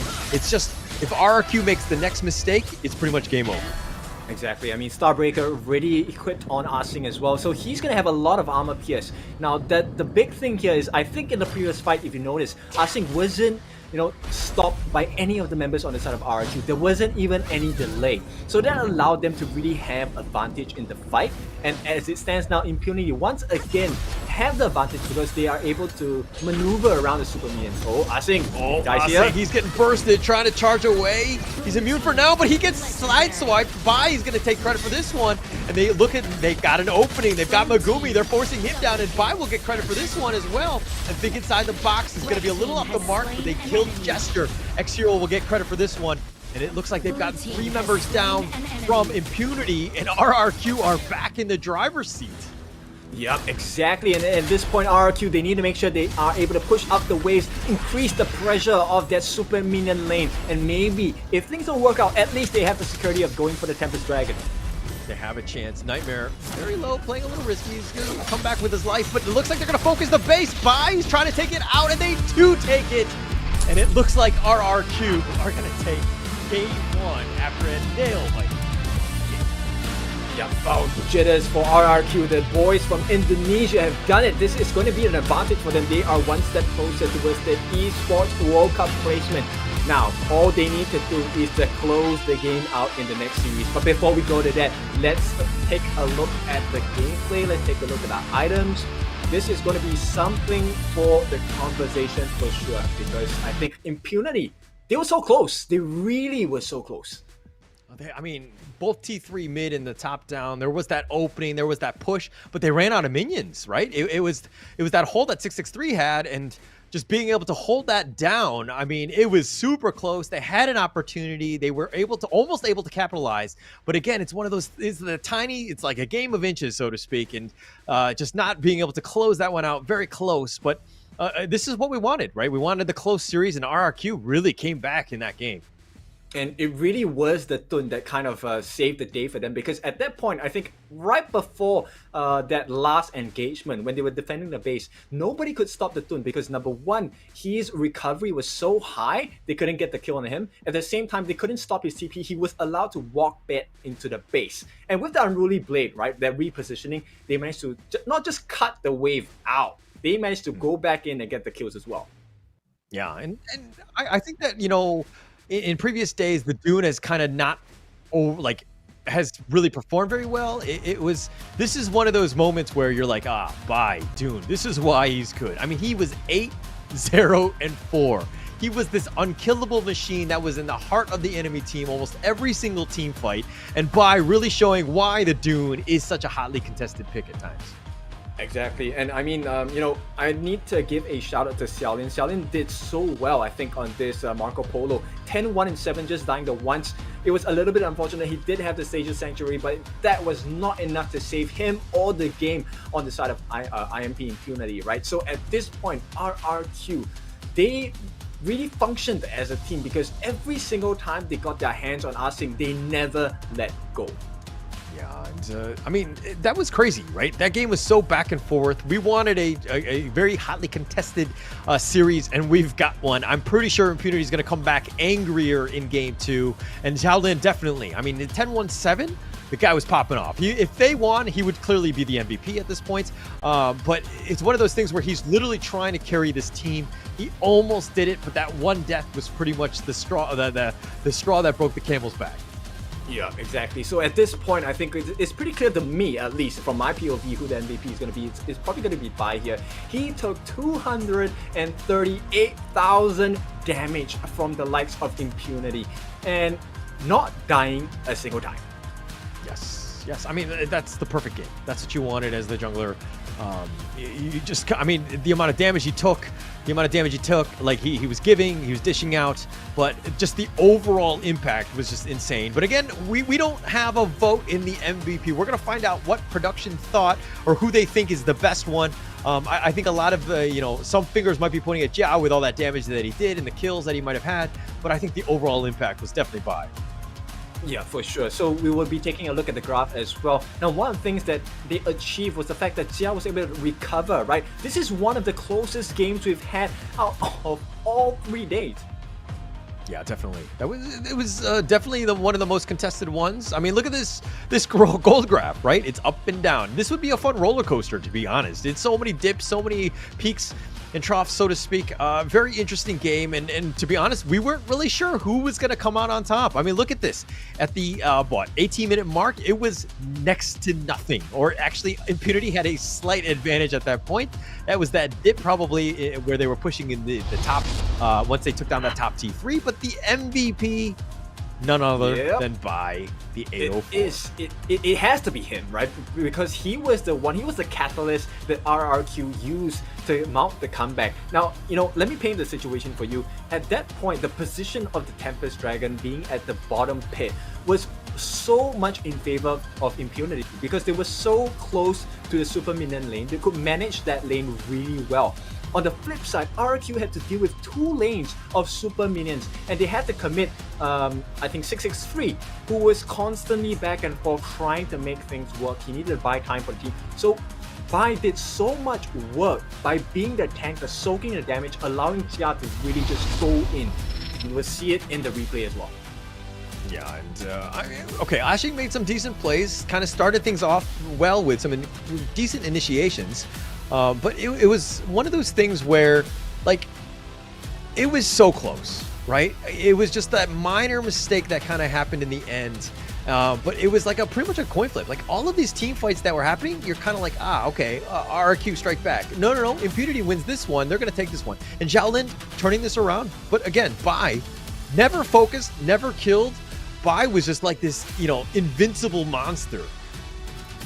Oh yeah, for sure. And of course, with that being said, the moment Asing died, right, you could see the impact that had. So the moment Asing dies, there's no one else to protect. Look at this. No one else was able to put damage onto the side of RRQ the moment Asing died.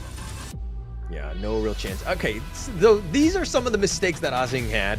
He got caught out. He would be by himself. He'd just be focused. It's very difficult because, RRQ are actually pretty mobile. I mean, not only can they do a lot of damage, but they can get on you, right? And Asing usually has that that speed dash to get on out, but he got caught out a couple of times here. And this is one of those crazy team fights. Xiaolin was just like turning it up. He was doing a lot of damage, and you're thinking, this is a game for Impunity. They got this. But then all of a sudden, RRQ are like, no, we're not done yet. We're going to be here. We're going to fight back. And it's just team fight after team fight are just almost, it's like chef's kiss.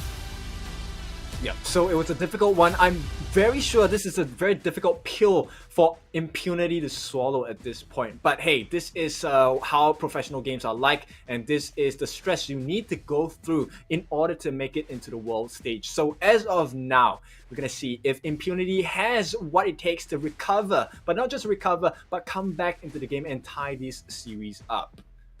Yeah, and I think that they have the potential, right? Impunity, again, you got to shake it off, right? Reset. Think of it as a 0-0 match. You can't really think about it. I think that if you dwell too much in like, oh my gosh, the what ifs, what could we have done better? I think now is not the time, right? You can play with these boys, right? The RRQ team, the squad. You have a chance. It's just a matter of just closing things out. So again, it comes back to the coaches of making sure that we just settle the team down, get themselves back into this one, because I think that they have a huge amount of potential, and I don't want to see, to be honest, I don't know who I want to see go home. I don't want to say that right now, but I think Impunity can really make this a tough series for RRQ. Yeah, you know what's funny? We predicted that, hey, the first 3 games of the day are going to be a 3-game series. But now, this last game is the one that looks closest to a 3-game series out of all the matches today. Yeah, I think we might have jinxed it or whatever. We were kind of going in. But it comes back to the teams literally taking a punch in the face in game 1, right? We haven't seen them take that adversity, take that, oh my gosh, I got punched. I want to counter punch. I want to fight back. Like, we haven't seen that real, like that fighting spirit, so to speak. Yeah, we want to see more shimmies, right? So we want to see those boxing matches come back into play. We want that return fire as well. RRQ against Impunity, they will start the ball rolling. This is the second game of the series. Potential game ender for the side of RRQ, but this time IMP, Impunity, gonna be in the driver's seat on the blue side. Yeah, they're gonna have okay, do you think that they need to go more with like a different draft, or like what would you do? How would you fix this issue? Well, I think, like I said, right, in the first drop, I think they were taking a huge risk. That risk didn't pay off. So maybe something that has less reliance on someone like Arsing. Not to say that he's a bad player, but if you put all of your eggs into one basket, meaning if Arsing dies, we don't win, then that's too huge of a risk. So right now, I think they need to maybe just switch it up in terms of the heroes that they pass on to Arsing. Give him something more stable, something that they can ride off of. A horse is a good animal to ride on, but not all the time, you know? Okay, it's kind of sounded like you were calling Arsing a bad player. But where can they find you on social media? What is it, Kindofu? No. They can find me at Blam MOBA, right? That's my IGN online. Ah, okay. All right, good. Okay, all right. At least somebody's gonna come after him with their opinion of Arsing at this point. But okay, let's go into the draft here. This is, of course, game 2. Marco Polo picked up by RRQ. Dune buys like, I got this, give it to me. And of course, with the Mai to kind of round out at least the top 3 thus far. Anything stick out to you? Well, the fact that there's a Dun, right? We've already seen how Bai performs on a Dun, and right now there are 2 angles of entry for the side of RRQ, which is going to come in the form of Marco Polo with the Resplendent Revolver, as well as Mai Shiranui. So there's a lot of burst potential from these 2. Now, bear in mind, of course, the timing differs for this. Mai Shiranui, early power spike compared to Marco Polo, but if you allow that growth on Marco Polo, which RRQ definitely can do, oh well, in for a scary time for the likes of Impunity. Yeah. And I think with, off of the back of Bai's Dune, who's just like attracting so much attention, everybody wants to kill him. And I'm sure he's going to be even more focused in game 2. And you're kind of like, hey, then the Jia on the Marco Polo will kind of have almost free reign to kind of just do damage. Or at least that's the thought process in this the hero picks here. Yeah, exactly. So right now, I think with whatever that Impunity is offering us at this point, I think it's quite legit as well. We do have the Zhang Fei, right? So the Unbridled Outburst with the Leaping Savior and whatnot, a lot of shielding capabilities, a lot of tactics to buy time. And that's exactly the thing that helps synergize with Direnze and Haino as well, right? Give them more time, they deal a lot of damage over time as well. Okay, all right. And you're going to have a lot of time, and, with Haino's favor wind and all that, you have as much time as possible, so to speak. But I think the Haino is actually very strong, especially when played and piloted with a really strong player. Not to say that anyone from Impunity couldn't pick this up, but I think that it's one of those moments where it has so much potential to do well, right? But you have to have a somewhat well-rounded draft to kind of let him do his thing. But Charlotte being picked up and the Princess Frost, you got a lot of damage, you got a lot of potential. Other squishier type heroes that might kind of maybe attract some of the attention from RRQ onto them. But your thoughts, Kin? Or Blam? I'm thinking about this Princess Frost pick, right? In theory, it works really well. A lot of people underestimate the damage that comes out from Winter is here, especially when paired up with the Frigid Prison and the Shattered Eyes as well. So I'm curious to see how they're going to make this work, because there's a lot of mobility coming out from the Impunity lineup. But at the same time, there is good burst that may come out in the form of the Charlotte and Princess Frost as well. Oh no, it's going to be a Nerza. Okay, all right. Neza is going to be picked here for the final pick. No band. Okay, walk us through the Neza. Alright, so Nerza here will be able to have easy access into the backlines. That's number 1, right? With the bind, he's able to jump through the different members on the side of Impunity. But more importantly is his AoE effect skill, his first skill. He will be able to deal true damage. That is the marker that I think is going to be very painful against Impunity. Okay, alright. So it looks like Bai will be playing the Neza, throwing people off, and Jester will be playing the Dune here. So a little bit of a change of pace, and they were kind of showing something, but they went a completely different way, maybe confusing Impunity here. But we're going to be going into this one. Of course, this is the 4th matchup of the day. This is Honor of Kings Season 2 Invitationals. This is going to be Game 2. This is must-win. Loser goes home, although it does look like RRQ do have another game to play with if worst case scenario. Yeah, I mean, really, it really brings us to do or die mindset here, right? RRQ definitely, they might feel the jitters as well, because it will really suck to be so close, so near yet so far, and falter at this point, right? So RRQ definitely want to be focused, and you can see right off the bat, they're already trying to make rotations around the map to make life difficult for the side of Impunity. Okay, now let's talk a little bit about this RRQ bot, right? I mean, he just had an amazing game on the Dune, but now Jester's playing it with the Roam. What are your thoughts on the Roam Dune? I think Dune is going to provide a lot of value for the side of RRQ, but let's take a look at Mai first, right? This is one of my favorite mid laners. The most common skill combo is to use skill 2, skill 1, basic attack, ulti, and then continue with the finishing blow on your second skill. Now, of course, with that being said, right, this is a full control combo, and your basic attack, when your passive is filled, you will be able to dash in the direction that you choose, right? But this is determined by the direction of your directional pad.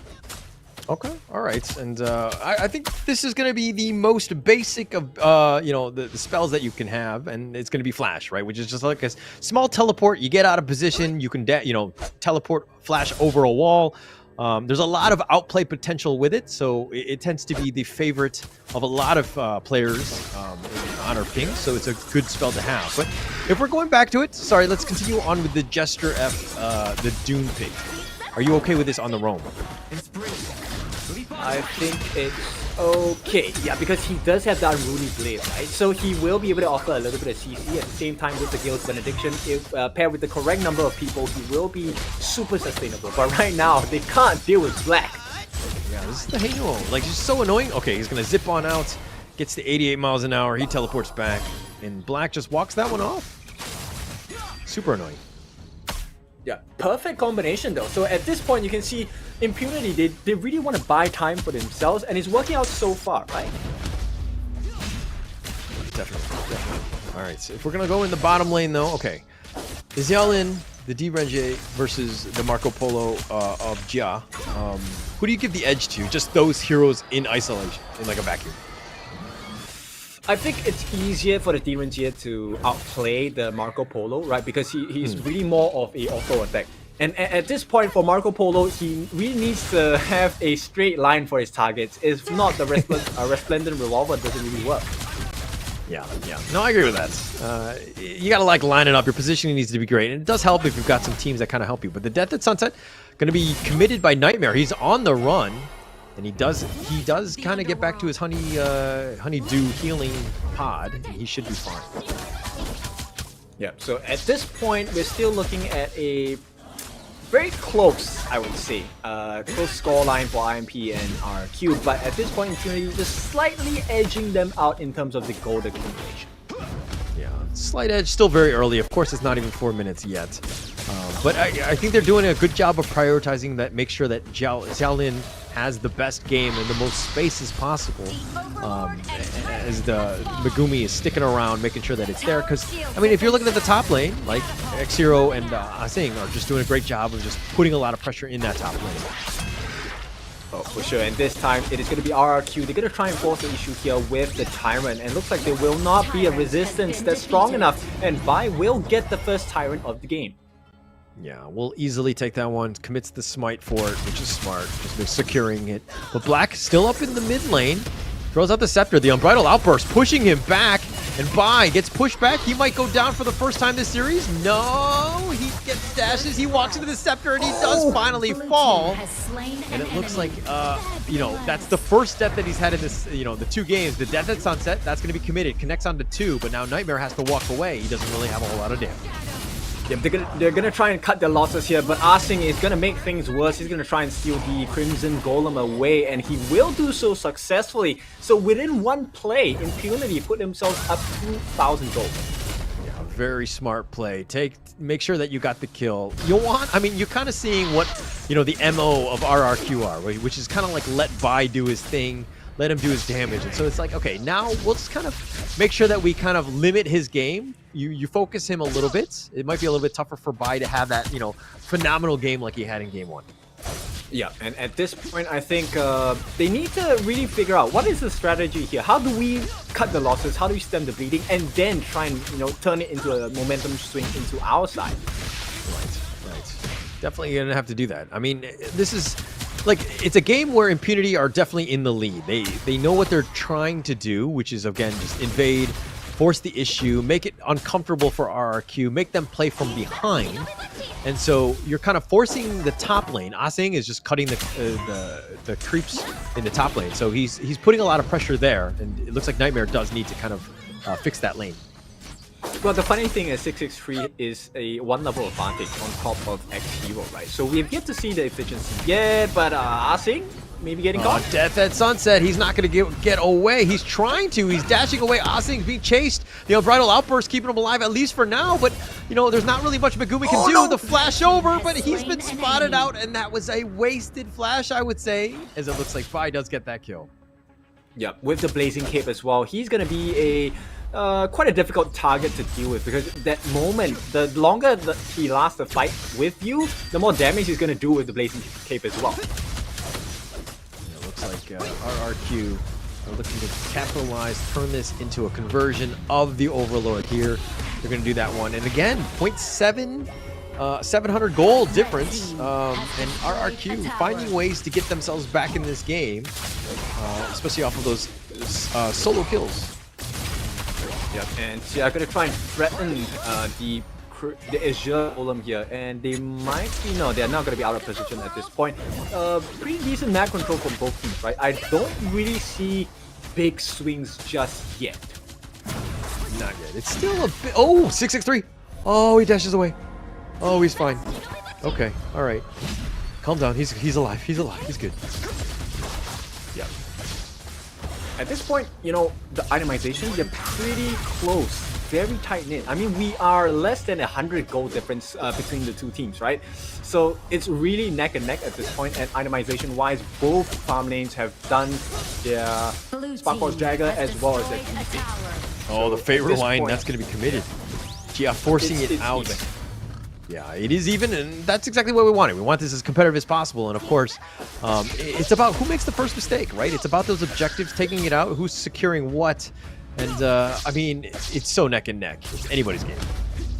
Yeah, there's a couple of things that we need to bear in mind, right? X Hero, I think he needs to definitely build one of the armor pierce, magic pierce items as well. He needs Twilight Screen, he needs the Void Staff to be able to deal with the nerfs up, because the Express Shield is quite difficult to deal with, especially if Vi is burning you the entire time he's fighting with you. Yeah, tough situation. Vi is going to be still in the mid lane though. We haven't really seen him pop off. I mean, yeah, he's a little bit tankier and all that, but with the Tyrant taken here and almost largely uncontested, another bit of an opening for Impunity. Oh, here we go. Okay, Skyfall not going to be cancelled at the last minute. Not worth the dive under the tower, because the breath of Impunity is actually going to keep them in their sight. But did he cancel the Skyfall, or did he run out of gas? Because gas prices are absolutely insane right now. Yeah, they need to, you know, watch out that foot on the pedal as well. And right now, Impunity might punish them if RQ step a bit too far forward, honestly. Yeah, and I think that they're going to look to invade the enemy jungle, take what they can. Impunity right now realizing that, hey, they have a little bit of space in the top lane. They'll probably push this one out. RRQ in the bottom lane, it's like two ships sailing in the night, so to speak. But in the mid lane, a little bit of action. They got the knock-up onto Black. Jester is going to be there in the front line. They'd get him with the Wind Slash, but with the Fate Rewind, really not much you can do against this Black. Yeah, but it feels like those are the two heroes you don't want to engage against, right? They are wasting your time. So RQ, they recognize that they're going to back off right away. They need to catch up people like Asing, X Hero, or even Xiao Lin. With the Tyrant, make it much easier for Xiao Lin to kind of push the lane. Now, will be played back for Jester. Keep them alive. Yeah, look forward. The roaming gun, the Resplendent Revolver onto the minions, though. Tyrant and the Overlord have now spawned again. So this is a bit of an opening, at least for Impunity. Not an ideal situation, right? RQ, they're gonna have to make the two recalls. I don't see how they're gonna be able to steal this. Impunity, take things with no resistance. Once again, Nightmare can only stand by and watch. Yeah, not much you can do, but I mean, if anything, RRQ are making the right call. They're like, hey, we're not gonna contest, we're gonna take our own. Yeah, it's the Overlord. He's the ugly brother of the Tyrant. And they'll take something, right? Yeah. So at this point, 2-1, this is one of the lowest kill score games we've ever had. We've already hit the 10.5 minute mark, and this is where the winter is just going to make a lot of sense. And with that Xiaoling, will reward the team with that mid lane T1. Yeah, kind of getting a little bit low, making me a little uncomfortable. Okay, all right. Hey, no, he didn't. He didn't. okay. I thought that was super close. But nonetheless, RRQ right now, I mean, you're talking about kills. It's just that this is an elimination game, right? You don't want to be making mistakes. So you have to play somewhat risk averse. You got to just take calculated plays, so to speak. And they'll do it, and they'll push ahead with the bottom Drake here. Megumi taking a little bit of damage. And just play things safe. They need to escort the Vanguard a little bit better at this point because Xiaoling is rendering that Vanguard mute at this point, and it looks like RQ, they don't want to push too heavily, and they will make a beeline for the back of their base. Gia taking a lot of damage. The roaming gun. Oh, he actually had to use the Fever Broad just to keep himself alive. The Unbridled Outburst pushes 2 back. He's looking to stand in front. Black is continuing to fight, but the Fate Rewind sends him back to where he came from. And again, a lot of action. Everyone was taking damage, but nobody was down. Yeah, but this is a very, very clean foreshadowing, right? If you take a look at what's happening, Impunity didn't take that much damage, but the entirety of RRQ down to around half their health. And if it so happens again, I think Impunity will not miss a second time. Oh, Megumi, did you see that? There was a cheeky little, he get the Forbidden Domain. He got the steal on that Crimson Golem, taking it away from RRQ. And oh, they've got him, Jester. They found him out, the Death at Sunset. The Resplendent Revolver on the backside, but now he's in a bad spot. He's going to go in for this one. He's continuing to fight. The Resplendent Revolver does kill Xiaolin. X-Hero is down for the count as well. 5 will get credit. Xiaolin is dead by 663. Megumi as well. And it looks like it's a 3-for-1 in favor of RRQ, and they're back. Yeah, and that's what's so dangerous RQ, right? Every single time you feel like, hey, I have the advantage, RRQ bite back like this Indonesian boys. They will not let up without a fight. Red team I don't know where you're going. Has destroyed a tower. Fighting you, as if this is like a normal thing. I don't know, but nonetheless, RQ, they found out the way to get back in the game. It's a bit of a comeback in that sense, and now they're like, how do they proceed from this point on? They still need to deal with that mid T1. They have a long way to go, but they do have a slight net worth advantage, so that's you know, something that they can kind of hang their hat on. I think anti-heals would be good at this point. If you take a look at the itemization, there isn't anything that points out about anti-heals at this point. So I think it would do good for X-Hero to maybe pick up the Venomous Staff, because that is the skill with Winter here, one of the highest AoEs in the game, which means potentially you could lay down the passive of the anti-heal, anti-regen onto majority of the cast on the side of RRQ. Okay, all right.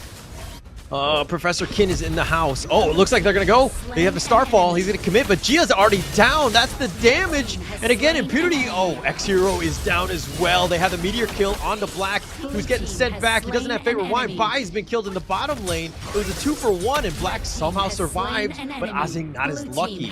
And oh my gosh, we need to CSI this. It's a 3-for-2 in favor of Impunity, and they're back. Yep, exactly, and that's where the health pools matter, right? So Impunity, they once again reward themselves with another Tyrant. I don't think RRQ will be able to contest against this. This is a type, 3 turrets each, 3 neutral objectives each, 6-6 in the kill score, and we are in 14.5 minutes of game time. This is as even as it can be. Even as it can be, and that's what we're kind of looking for. Death at Sunset, connecting onto 2. The Moonlight flashes back. Jester is now in the front line. Looks like they're going to let him go, but Impunity here, they want to take the Azure Golem. Black pushing him out, throws out the Scepter. Gia was hopefully looking to get it. He's just going to farm up the his jungle camps, try to take as much... Yeah, this is going to be the next big one. Jester will walk into Black here, who eats a Scepter to the face. Jester just using the Guild Benediction. Wind Slash as well, but Black just kind of shrugs that one off. Really no damage to him. But the Unbridled Outburst committed by Megumi. Something to take note of, as that ultimate, that cooldown is quite long. Yep, so this could be a trigger, right? This could be the marker for Impunity to not take a fight, but here, that's why our the wind slash, that connects. The stasis, though, keeping him alive, but Jiyoung is the first to fall. He's gonna go down. X-Hero is dead as well. Black still up in the front line, throws out the scepter once again. Oh, it looks like Asing survives, somehow limps away. 663 is being focused, and Black is wanting to go after him, and they got by as well, and they're turning this around. They've gotten 2 thus far. And it looks like they're trying to push the lanes as well. And Charlotte, Asing that is, will be going back to the fountain to heal. Yeah, they just out-sustain the likes of RRQ, right? So it's a 2-for-1, a very good trade for the side of Impunity. And once again, this time they're gonna threaten the Overlord. And this is a Shadow Overlord. Yeah, they'll take this one. Black will secure that one. And it looks like Impunity right now. I mean, the net worth is like negligible, right?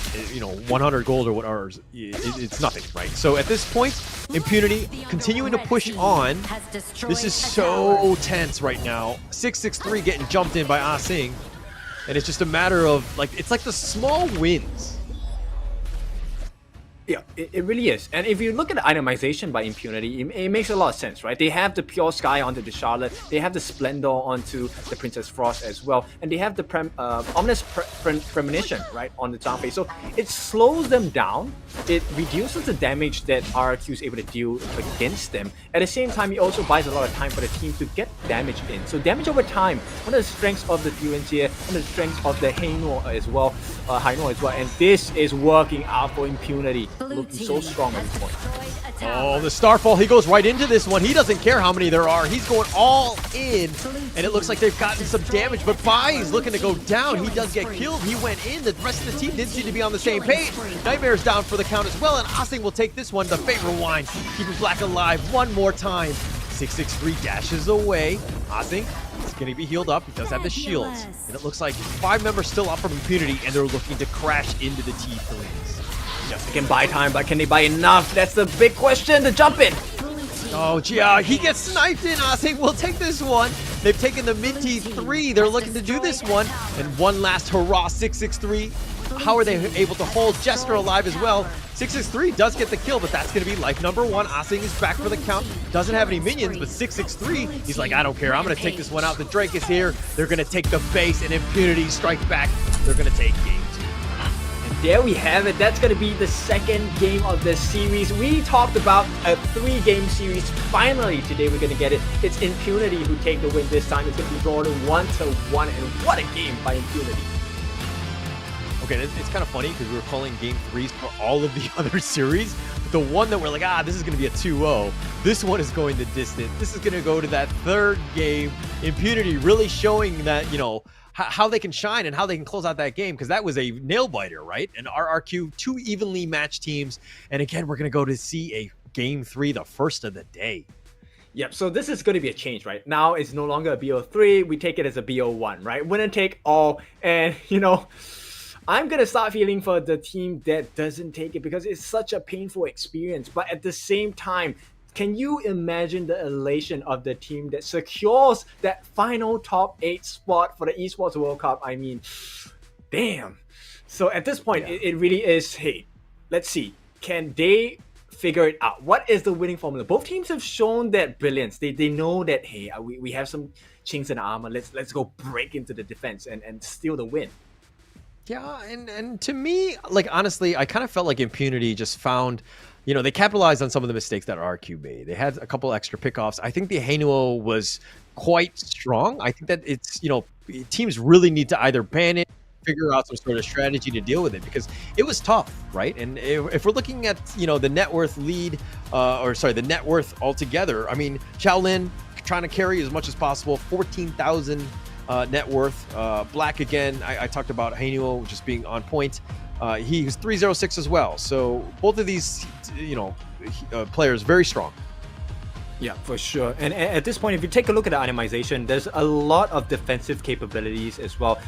Specifically, I want to point about the Deep Frost Siege being put into the hands of Xiaolin. So this is a hybrid build where he's actually going more tanky instead. So he's able to survive the fights and just try and leech more damage onto them with the help of the passive of the Sparkforged Dagger. And this is going to be complemented by the Blood Rage as well as the Cuirass of Savagery. And boy, did it work well. 4, 1, and 5, Xiaolin did so much work for the team. But I think the one person we need to keep our eyes on is actually Black. He not only survived, he was responsible for buying so much time for the team. Okay, I'll talk a little bit about RQ here. I feel like he had an amazing game 1, so he's allowed to have a bad game 2. But his Neza Starfalls were really not on point. They were it's one of those situations that you have so much mobility that you're further out than everyone else. So if you're going to go in for that initiation, your team needs to back you up. I think that him going first is not great. I think you needed, the Elaine or, even the Mai to kind of start things off. And then you can kind of come in like a giant starfall, right? Like you just kind of crash into that, like a comet, so to speak. But if we're talking about damage here, Black still up on top, did so much damage. He was so annoying, right?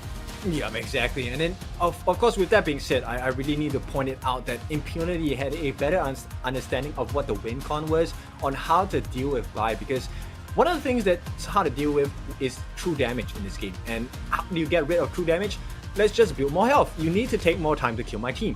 And at the same time, they managed to just deal so much damage, soak damage at the same time across the entire team, and allow the main damage dealers to get the pain in. Yeah. There's a lot of potential. But look at this goal graph. I mean, it was like the peaks were never very high, except for towards the end when Impunity kind of just controlled that game at the end. But this was really back and forth. I wasn't really sure, which team had a huge advantage. Impunity showing their strength early, then they kind of faltered a bit, RRQ, but then they kind of fumbled the ball in the end where they let Impunity kind of take over the game. I think that this is going to be an interesting VOD to watch to see what sort of mistakes they made, because I feel like this is RRQ's game to have lost. At the same time, it's also difficult to kind of decide who the MVP was. For me, I think it was the Hainor, right? I think Black did such a good job of tanking everything and allowing the team to really flourish. So let's see. It's gonna be the Charlotte instead. Okay, so it's gonna be Asing doing a lot of work. I think, but mainly that last play, the ability to dive into the backlines, get the kill onto the farm lane as well. That was a huge deficit to the side of RRQ. And throughout the entire match, Asing also did a lot of very zoning plays that allowed the team to capitalize the positions as well. Yeah, Asing had some nice plays. I mean, it was one of those things where Impunity played like as a team very well, right? So there were some moments of like the MVP was kind of up in the air. I don't think Asing this is like a clear-cut winner and he was like the best. It was more of, he made decent plays and he put his team, just slightly better than everyone else, because everyone from Impunity played well, in my opinion. That was a good game by them. They were able to bounce back. I mean, just look at this Fate Rewind. He attracted the attention of 4 members, made it very difficult for RRQ to kind of get anything going. But the Starfall, again, this is a numbers advantage, right? They're taking this fight 3 versus 4. Not the smartest of plays. Now 663 is joining the fight, right? And they were lucky to have kind of turned this one around, but I felt like, okay, the first couple times you got lucky, you did all right. But then later on, it's one of those moments where you got to let your team make the initiation. He jumps in late on this one, and you see how much damage he's doing and how much he's kind of cleaning things up. But without Jiao, actually, not a whole lot of damage to this team. Yeah, but if you look at it, it's kind of like playing tag team, right? Hey, I've soaked enough damage, so let's tag each other in and out. And then that's how Impunity won most of these fights, which I thought was really interesting.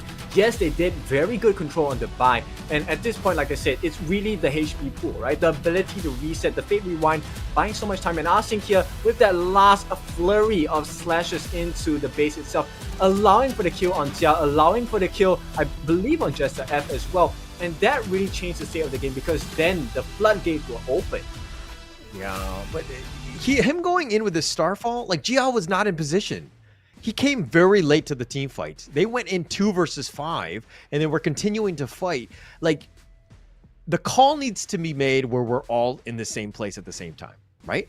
And then we focus on, we just blow up people that we need to do. The farm lane, you just have priorities, right? You just make these calls. But if you're going in solo, you're like, go, go, go, go. We're like, oh, wait, I'm not ready. I was all halfway across the map. Like, we're going to have a hard time.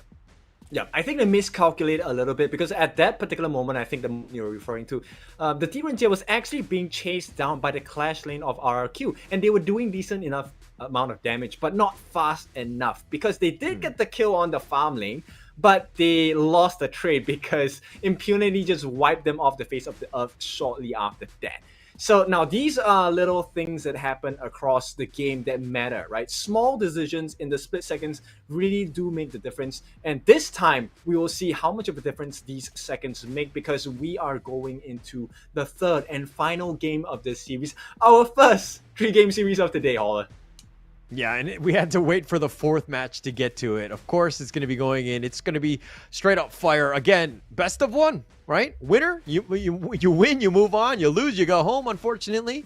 And so there's going to be a lot of pressure. Make sure that you get into the top 8 because, again, there's so much at stake. You not only get into the playoffs for this one, the knockout section stage, yeah. Of the tournaments, the knockout stage, excuse me, but you also get to go to EWC, and who knows at that point. Well, as the saying goes, right, we always save the best for the last, and welcome to the last game of today and of the series as well. Impunity and RRQ battling it out to see who will be the final victor, one step closer towards that esports World Cup dream. Yeah, and I'm sure there's got to be the coach is just trying to calm people down, calm the team, the players, make sure that you just play the best of your abilities, right? We're going to draft, we're going to go into this third game, we're going to pick everybody's most comfortable heroes so that when you get into this with your backs on the wall and all this pressure is there, you can just be like, hey, I know this hero, this is the best one, it's going to be for the team, let's stick together, we're going to do well in this game 3. Yep, exactly. So it all starts with the draft once again. This is the last draft of the day. Like you mentioned, I think the coaches, they have to take very careful care of the mental state of the players, right? Now everything's at stake and you don't want to be the one that misses the buzzer beater, right? Imagine you miss that shot, it's going to be a very painful experience for the players. So the coach right now, besides calming the nerves, they're also trying to provide them with the best tools possible to get the best results. Yeah, for sure. And they need to do this. I mean, going into this draft, okay. I think right now with game 3, this draft, you cannot get cute. You pick your best heroes. You get yourself the best possibility of winning this game because everything is at stake in this game. Yeah, so right off the bat, RQ going to ban out the Guan Yu as well as the Zhang Fei, right? So 2 very, very difficult to execute heroes, but when executed properly, it can be, decimating to the side of your opponents. Likewise, Impunity gonna take out a specialty hero in the form of Jing, and of course they want to reduce the amount of burst damage that comes through, taking away the Lady Sun. Yeah, take it away. But the Haino being picked up here with the Dahlia. Interesting to pick up here. Again, the Dahlia's been doing decent throughout. The win rates have definitely gone up from today. So they're going into this one. But, I think the Lady Soon, you just ban it out. Make Jia play something he might not be as comfortable with. But the Haino, I really think this hero is in a really strong place right now. I'm not saying we need to nerf him, but I think that it needs to be in a situation where your team needs to be prepared for something like this. Yeah, and interestingly, I was about to say, hey, isn't it a very huge risk to allow the entry of a Haino into this match? But now they have come up with the Yaria. And Yaria, I think this is one of the first few appearances, at least for today as well, right? So Yaria, a lot of disruptions, but more importantly, giving you that extra shield. So it could be the difference maker, especially if she gets her ultimate, the Verdant Protector, onto the RLE. Yeah, and I mean, it opens up a lot of doors. I mean, the Yaria, the Verdant Protector is just so strong at times. But it combos well with the Arlie because, obviously the extra mobility and all that. And she's kind of on the squishier side, so you got to be a little bit more careful. But there's a lot of outplay potential where Arlie can list step with the Verdant Protector on it, and now you've got 2 people right in the heart of the enemy team, or dodging away. You have, but a lot of mobility. Oh, for sure. And of course, it might not seem like a lot of damage, but you know, accelerating blitz, the second skill of Yaria, does give some wisp damage onto the opponents. Sometimes it could be that slight additional increase of damage that makes the difference to get the kill. So we'll see how that works out. Yeah. Okay. So it's gonna. I mean, we're gonna go into the final phase coming in for the draft here. But Impunity again going with the Charlotte, very you know, the MVP from Asing last game. So picking it up here, no surprises. Again, picking into the best hero. Now I'm curious as of where this Dune is gonna go from RRQ. Is it gonna go back to Bai? I would hope so, right? I would think that at this point it's a flex pick, right? He could go into the Clash lane, he could go into the jungle as well. And if you take a look at the bans coming out from RRQ, they want to make life really difficult for the farm lane. So I'm curious to see what they have for the farm lane. Yeah, so at this point, let's take a look at what's going to happen. Yuan going to be secured by Impunity as they look for inspiration for the final picks coming out from RRQ to give them some direction on what the final pick will be for the Impunity farm lane. I see some finger pointing at this point to RRQ. They seem to have a very decent idea of what they want to do against Impunity. At the same time, you know, while they're considering, okay, it's going to be a Byron, so there's going to be a lot of tankiness, a lot of burst damage coming out with the Storm Strike as well. And it looks like Dun will be going into the jungle, which means Shangguan here going into the mid. They have the full roster. RRQ placing all of their bets onto these 5 heroes. Now we're going to be left with the final pick for the side of Impunity as well. Megumi this time. What kind of farm lane will they pick up for the team? Impunity, they have the first 4 already. All right, so now I've got the Byron, the Shangguan, and the Yuhan being picked up here. What is going to be the best kind of to round out this draft from Impunity? Well, they're missing a farm lane, right? But the big question is, with the amount of farm lane bans out there, okay, no, it's going to be probably a Hainua farm lane, I presume. Okay. Interesting. Yuan. All right. Okay. Wow. All right. Are you comfortable with this, with your backs on the wall, kind of going into this one with this lineup from Impunity? I mean, let's be honest, right? It does get a little bit confusing for the newer players as well, but these are professionals, right? So I think they do recognize certain win conditions, and that is in the form of the burst as well as the crowd control skills. So they are expecting the dive from the Byron, they are expecting the dive from the Dun. And at this point, actually, with the knockout from the Xiao Xiao, it could make the world's difference. Yeah. I mean, wow.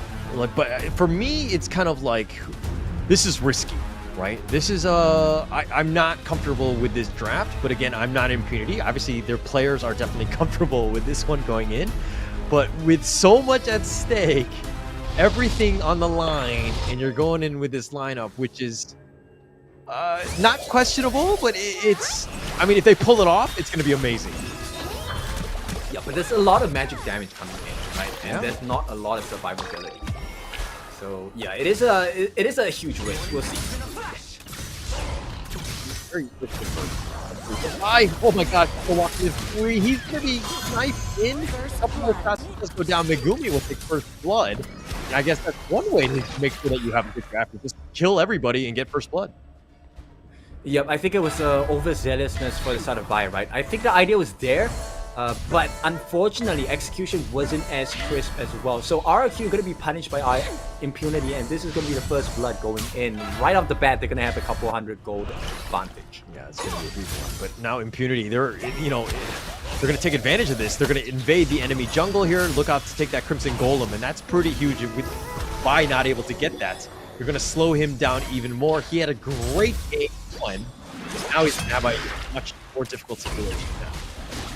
You give them an inch, they'll take a mile, and that's gonna be impunity. Right now, let's talk about the Dun here, because we need to know how do you play this Dun best, right? And that's gonna come in the form of first skill, ultimate first skill, and second skill. Now, Wind Slash going into your ultimate Unruly Blade, and finish up with the secondary state of Wind Slash. Finally get the Gale's Benediction. Will be able to kind of crowd control people, get your shields up as well, and recover some health. I mean, the play, by not dying in that first game where he was like this unkillable machine, got like 804 or something like that, just very strong, and he kind of overstepped his boundaries. But let's talk a little bit about heal. 15% to the user and nearby teammates. Of course, it increases the movement speed as well. What about this heal other than like, should every roamer take this, or why shouldn't they? Well, really dependent, right? So example, if you take a look at RRQ, they don't exactly have the squishiest draft, but it would be a difference maker, especially if the Bai and Nightmare are having troubles. Maybe they need an extra hit, maybe they need an extra entry, and the heal would buy them that extra opportunity to get and turn the fight around. Okay, because usually my roamers don't take it. They usually take like Flash, or they take something else. So what do I do to convince my roamers that I'm stuck with to take heal to just kind of keep me healed the entire game? Well, it's called a request, right? So a request can be denied. So unfortunately, you're out of luck there. Okay, because every time I try to talk to them, they don't talk back to me, or they just don't like me. I don't know what it is. Maybe I'm unapproachable. Well, talking about unapproachable, right? It looks like the jungle camps are pretty much unapproachable for the side of Impunity. No steals have happened so far. Yeah, I mean, nothing as of yet. RRQ will continue to just push out the bottom lane. The play, a little bit more standard, but they're down 1k. Impunity have taken that first blood, and they've kind of turned it into much more. I mean, invading the enemy jungle was great. Ashing will stand up in front. But Nightmare, just trying to deal with this potential pickoff where they get 3 to jump on him, and they do, and the flash away. And Nightmare will stay alive, but at the expense of that flash. I think that's a good trade, but at this point, he's still going to lose the T1 tower, I believe. Right now, RQ has to figure something out. They need to make a different kind of play. They need to find a kill somewhere else across the map. They're going to take the bottom T1. They're going to trade, understanding that, hey, they're going to force a lot of players, 3 players in the top lane. If they're going to take the bottom lane, they have 3 of their own. It looks like RRQ will take out the Tyrant. Impunity are looking to take the Overlord here. Right, that's a little bit of recovery, but of course with the trade onto the Overlord, I think it's still Impunity that are in the driver's seat at this point. Definitely in the driver's seat. I mean, this net worth lead is starting to grow. Impunity right now finding ways to just get farm and to kind of, force RRQ to react to what they're trying to do. Gia still up in front. Verdant Protector's away. I'm sorry, the list step away, excuse me. Yep, at this point, the silver lining is that they do have the potential to outplay because of the Verdant Protector onto Tia at this point. But everyone else on the map for the side of RRQ will be struggling because the level difference is quite big, right? It's unignorable at this point. And as Impunity take more of the objectives across the map, you're gonna start to see that RRQ don't actually have the best draft to play from behind. Yeah, definitely don't. Tough one. But, I mean, this is why they're in the lead. They're taking advantage of it. They're going to be like, hey, I don't want to play from behind. It's tough. So we're just going to, have an early start to this one. Kind of force the issue and let RRQ kind of make the comeback. It's not going to be easy for them. They do have options. It looks like they're going to go for... okay, they're just going to kind of push out the lanes and back off here. Unruly Blade, bye-bye, to keep himself alive. Yeah, and it takes a bit, right?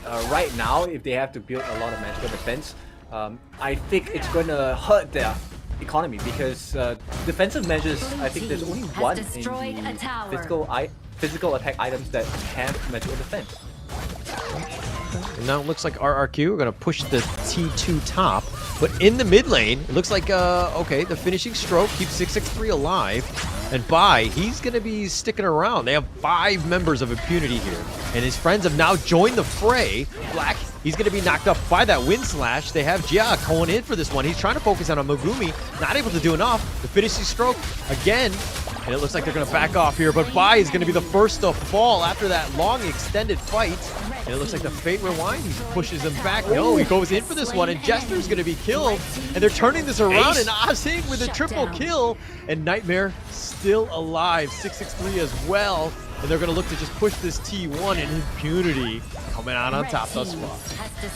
Oh, for sure. That was a huge win for the side of Impunity. Look at the net worth growth here. It's close to 2,000 at this point. And, you know, most importantly is they could have gotten the ace, and that would have been damaging to the growth of the game for RRQ. Yeah, it would have been very tough here. But again, you know, Impunity understanding that they've got the T1 mid, they're going to focus their attention on the bottom lane. Bai hasn't really been doing as much. I mean, Black he has a slight net worth advantage if we're talking about roll to roll with the jungle, right?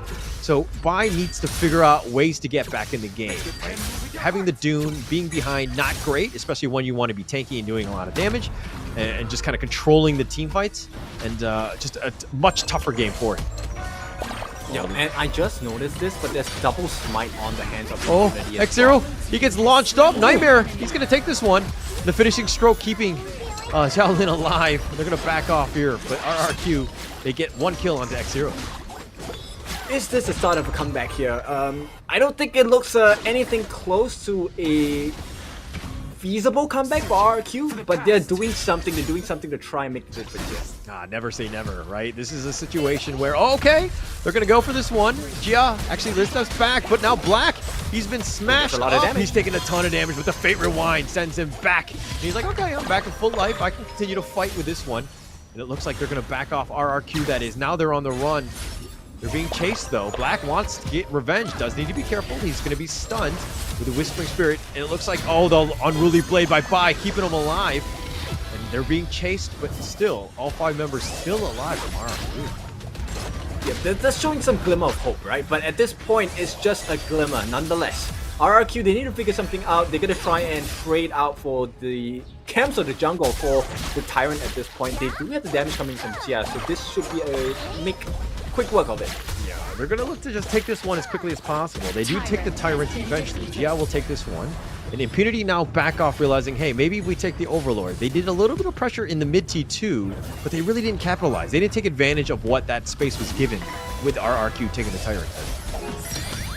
Yeah, but you can see, right, that RRQ Jia, he's carving a pathway out for RRQ to come back into this game. But the question is, how much time can he buy for the team? They need a couple more to kind of shorten the time limit, which is to maybe get a couple of kills, steal more camps, I don't know. Because right now, Impunity, they recognize the momentum shift. They're not going to allow it lightly. Yeah, it's going to be tough at this point. I mean, Impunity right now still, you know, in the lead. They're still pushing. Megumi's going to spot into Nightmare. Hits him with the Ode. They're going to back off here, but a couple things to note in the top lane. This Jia hasn't really been popping off as of yet, right? Like, he hasn't been getting all the kills that we've kind of seen from, you know, other teams that have been playing the Arlie as of late, like Vivo Kid Stars. Well, he can't, right? Oh, and once again, Bai gets caught out. Will he be able to get it work? Bai somehow still alive, gets the Wind Slash, and they do get the knock-up onto Ashe, which is great, and Megumi as well. And Nightmare continuing to fight, the finishing stroke backing off. And it looks like Bai is on the run. Nightmare's been killed, as well as Jester.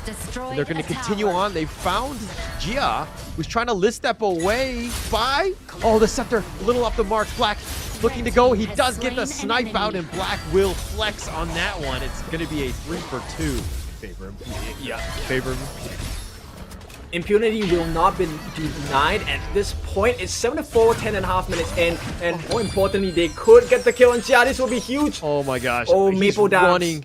X-Hero on the run, and he gets blasted with the Honey Sweet Breeze.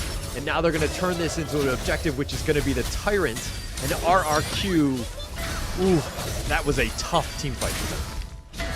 Yep, and you know, you were questioning about the draft. Is it time to use it? Looks like that was the correct answer, because this time Shadow Tyrant on the board. We are past the 10-minute mark. This is going to be an increment on the damage as well as the buff for the side of Impunity. And you know them, they will not waste this. Yeah, will not. They're going to continue to push. I mean, they're going to take as much of the farm as they can. I mean, this net worth lead is starting to grow in favor of Impunity. You know, I'm starting to question everything. I was like, hey, is this draft good enough? I mean, the way that they're playing, yeah. I think they understand the strengths of their heroes. They seem to be playing on points, and they're playing well as a team. They're understanding when to take those team fights. So again, just taking this team comp to the next level. Yep, and I think it's a little greedy from this side of RQ. They have not built a lot, if any, magic defense, just the boots itself, which is kind of really hurting them in the long run. Yeah. Oh, Jia still up in front, being forced back by Black. These scepters are just insane. How much damage they do, being pushed forward. And it looks like they're going to take the enemy jungle as well. Impunity, that is. And again, the 3K net worth lead. Tough situation for RRQ. Yep, and not only that, right? If you take the itemization of the team on the side of Impunity, they also have defensive measures as well. They have the magic defense, and that's going to come in the form of the August Wand. But more importantly, there is a stave of sorcery. I believe it is on Black. If not, it's going to be on Xiaolin. Either one of them. Oh, Nightmare! Damage! Woo! The electrifying charge into the sword strike. Just that combination. So much damage bursted. He just walked into the bush and he got deleted. And that's going to be a bit of an opening for RRQ. How are they going to turn this one into more? I mean, they've got a numbers advantage, but they're still just pushing the lanes. Yep, and it's hard to dive on the front lines as well as the back lines of the side of Impunity, right? They have the reset with the Fate Rewind, they have Arsene who's able to dash in and out, and of course with that being said, Xiaolin has the Melody of Peace, so hard to access the back line. Jia going in. Okay, just zoning them away. They're going to take a free Overlord here. Jia will make sure that they just kind of secure this one. But they've done a great job, RRQ, of just kind of taking a kill and converting it into some sort of objective. Hey, but this is RRQ we're talking about, right? So once again, Jia falling a bit low. Meaningful dance to get out of danger at this point. What is up with this Impunity T1? Obviously, Black has the Fate Rewind, and I think he's used it a couple times to keep it alive just for a little bit longer. But, it's been almost nigh indestructible. As I say this, Black is getting all the way in the front line, forcing the issue with Bai trading, happily doing it. They don't really have the control, so to speak, into dealing with this Taino, who's pushing the lane. And just all the way up in the front, super tanky, just does so much damage. Yep, they're actually kiting and zoning Jia out, which is a great play by Impunity. But this all might change if they get the lockdown here. Oh, here we go, the switch. Azing from the side, he does connect on the 2, and he's going to start this one off. Azing now backing off the finishing stroke and committed as well. Black still up in front. It looks like they want to go for this one, but he's 1 versus 5, and Nightmare, he's fighting a losing battle as he goes down. And Nightmare down for 40 seconds. This is a huge window of opportunity for Impunity. Yep, they're going to cancel out the Shadow Vanguard as well as the Overlord Vanguard as well. And this is going to be a big opportunity, like you mentioned. Impunity, if they play their cards right, they will be able to get a big win. Jia is the target of choice at the moment. I don't think they know that he's in the brush. They don't know. I don't know if he's going to go for the steal. Oh, he's trying to go for this one. Jia does go for this. He does get the kill. Now he's got his friends. The Fate Rewind back. The Scepter forward. And it looks like they're going to back off here. 663. He's going to dodge away. Finishing stroke. Black continue to stand up in front. But now the Tyrant there. They need to be careful. Naval Dance is going to be committed.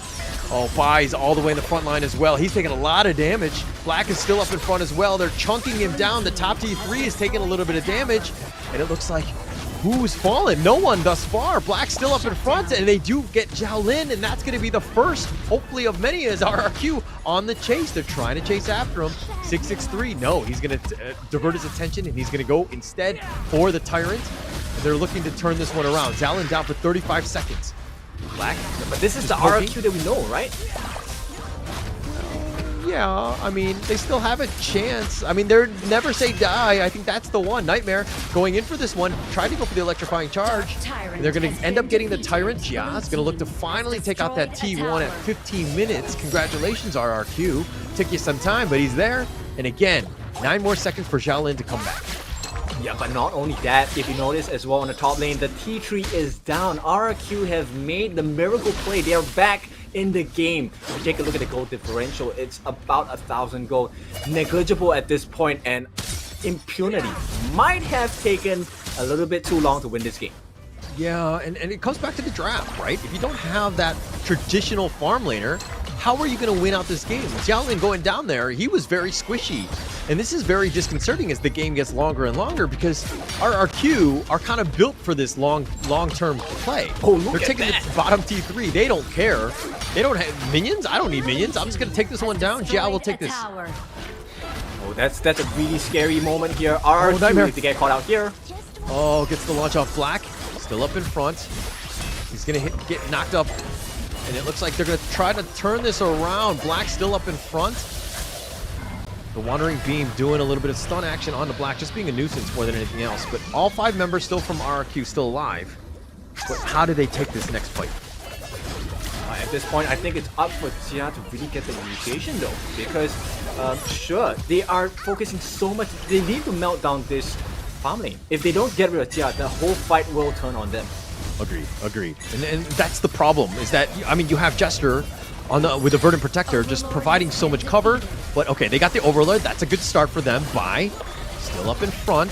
Megumi, they found Black. They do have the numbers on him. They're trying to focus him down, and they do have the knock up, the launch. The Black, is he able to fate rewind? He is. He does get away. And playing with fire, he does survive. Ashing dashes away. Looks like they're going to continue on. Xiaolin still up in front. They want to go for this. They do have the knockup. They end up killing Jia. That's all the damage. They're looking to turn this around, and Bai now Unruly Blade. He's just going to run. Nightmare on the run as well. They got Jester. They're looking to turn the Xiaolin. They got Nightmare as well, and that's a double kill going the way of Xiaolin. Continuing on, but now they need to wait for the minions. They have that window of opportunity with 4 members down. A triple kill going the way of Xiaolin. We question the pick, but he's making it pay off in spades, as it looks like Impunity is just a matter of time as they take out Bai as well, just to pad the KDA, and they're going to take the base. Impunity will move on. Congratulations to Impunity. What a game by them. They had to go the full distance here, all 3 games, but what a game by Impunity here. The Myanmar boys have done it. They will secure the ticket. They will be heading over the Riyadh for the Esports World Cup. They are part of your top 8 in this tournament for the Invitational Season 2. Now, we were talking about the draft, right? It was a bit iffy at certain times. No, they couldn't survive if they were ganked out of surprise, but Impunity still made it work. RRQ, there were glimmers of hope. Jia, that shining star, couldn't really bring the game back, but we'll see. Chu, it's time for you to let us know what they think.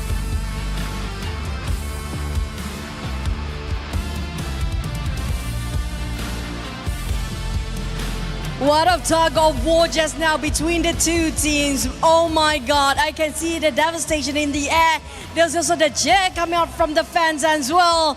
RQ versus Impunity. That was such a phenomenal run. It's a whole sum of Honor of Kings, as it is. But congratulations on the side of Impunity.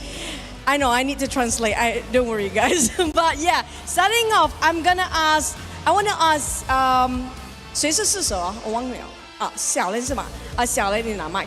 Okay, I'm going to starting off with Chinese first, okay, just in case. 啊，小雷第一场的比赛的时候，我感觉到你们差一点点而已就可以赢了，但是发生了什么事呀？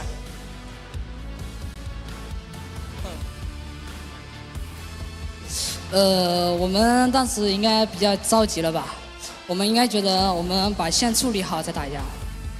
我觉得我们打龙团那波有点那个吧，有点不像训练赛打出来的成绩。就是我们训练赛打出来的跟比赛打出来的有点不一样吧。你可以告诉我什么不一样，可以吗？就是我们那波其实要从下路给压力的，但是我们还是。给自己压力了。对，给自己压力了。Okay, so I basically asked Xiaoling, he was the marksman or the one that actually had to carry out the game number 1.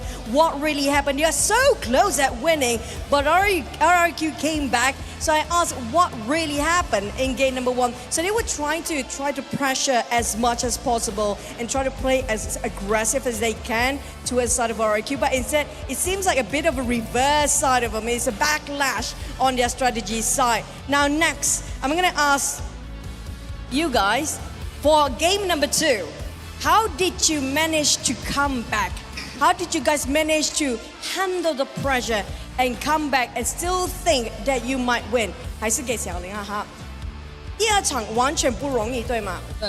那压力很大。对，压力很大。但是你们会怎么样回来？你们呢？你想的东西，你们那时候的打法，还有你们讨论东西，那时候很短的时间，你们的过程是怎么样？我们过程就是尽量放松一点嘛，就是我们比赛的压力不要给到自己吧。我觉得我们紧张，对面也会更紧张。你是一个射手，你当然压力最大是吧？他们有骂你吗？完全没有吗？等一下的吗？ So basically what they do for second game, how did they come back? They try to cool it down for a bit. They know the pressure is big. It was huge, enormous, especially for Xiaolin. He's actually the one that have to carry out till the last, and especially when it comes to the dragon game. But they managed to call it out safely. Nobody actually blame you as well. 那这个下一个我就是要给 X Hero 队长 ，OK 队长，我知道你们的Sorry， 你们队员有告诉我，今天是阿星的生日，对吧？对。成为你们自己的，你是队长，你有什么要祝阿星吗？他的生日？我感觉我们全队都想揍他，因为他隐瞒了我们，不告诉我们。你也不知道？对，一开始我以为是假的。真的，你要祝阿星什么？现在？他的生日，今天是他的生日。想打他一顿吧，然后海底捞庆祝。Okay, so today is actually Asing's birthday, and I asked the captain, Axira, what would you actually say? Want to wish for his birthday? But he will actually treat him into a hot pot, maybe afterwards. But they need to fight another one, so make sure that they have to fight better after this. For Asing, last one from you. Asing, Mike, yeah, okay. Sorry, Asing, 我看不到你，不好意思。Asing，今天是你的生日，你的团队已经给你最大的礼物了，那就是飞你去 Riyadh， 你感觉到什么？什么？你们去 ，what we call？去 EWC， 对，很正常吧？很正。Casual day for him. So basically, I asked, today is your birthday, and your team just gave you the best gift ever. You go to EWC, and today has been a long day. So he just like, this is pretty normal, man. Like my birthday, yeah, cool. Okay, last but not least, Asing, today is your birthday. In your own language, what do you want to say to your fan? 你有对你的粉丝要说吗？用你自己的语言来说。不太会，因为我中文一直说中文，缅语不太会。You guys, anything to say for your fans? 会一点。Okay, Asing, happy birthday in Burmese. 对。我突然之间忘记了，我也。你要有什么对你的粉丝说嘛？用你的自己的语言来说。要跟粉丝说吗？对，Yes。用中文说不行。隨便你們啦。阿星每年嘛表現嘛死咯，就當尾巴咧。Okay, that's it for the side of impunity. Thank you so much. We're gonna wrap it up. Happy birthday, Asing. 我来翻译一下，就说生日快乐，祝我生日快乐。Thank you so much. Back to Garces.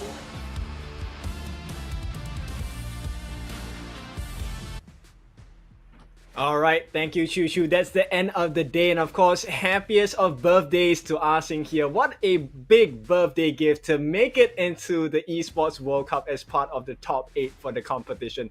But we're not done just yet, right? So, Hollow, we have to walk through how this game went with the stats and, of course, the MVP and whatnot. But how was this game for you? All right. Okay. Let me respond to Asing's birthday. I didn't know that going into this one. I felt like you can't lose on your birthday, right? Like the other team didn't even have a chance on that one, right?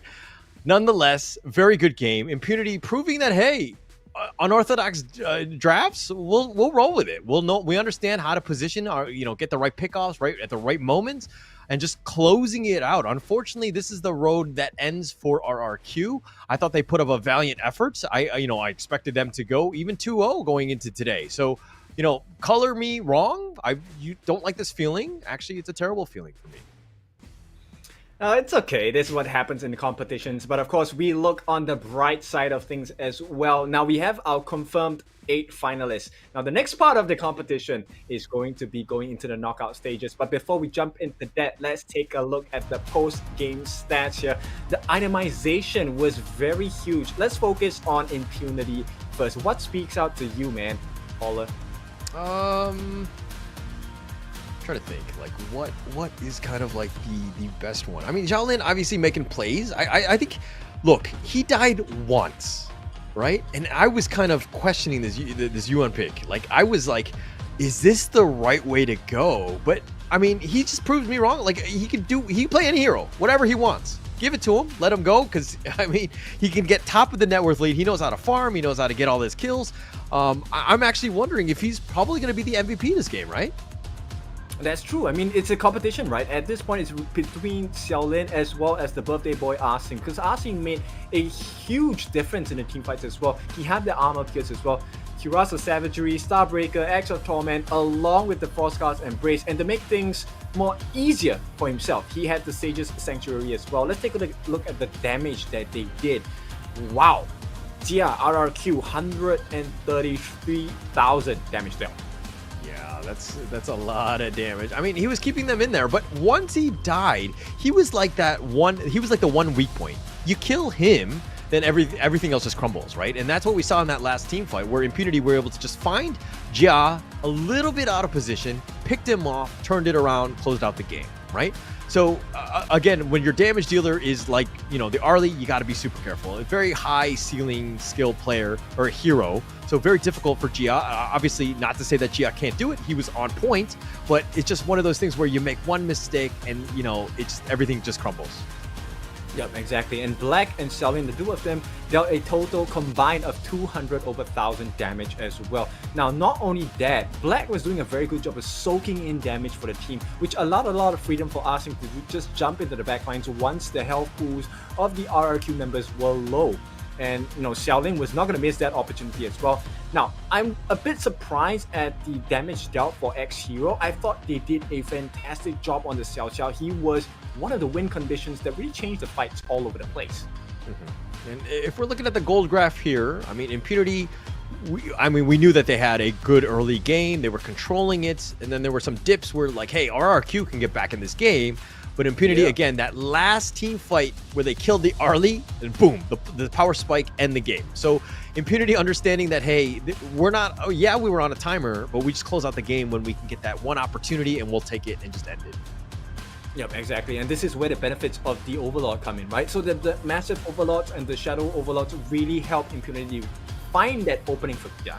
Now, who is the MVP of the day? That's the big question. Let's take a look. It is going to be Xiaolin. This is going to be the Yuhuan. What a game, especially with the Melody of Peace so many times averting the imminent death coming in that RRQ wanted to provide and give him with a fast delivery as well. Xiaolin, juked all of the damage, juked all of the attempts, made it out, gave so much damage for the team, and with that, he helps the team secure entry into the Esports World Cup.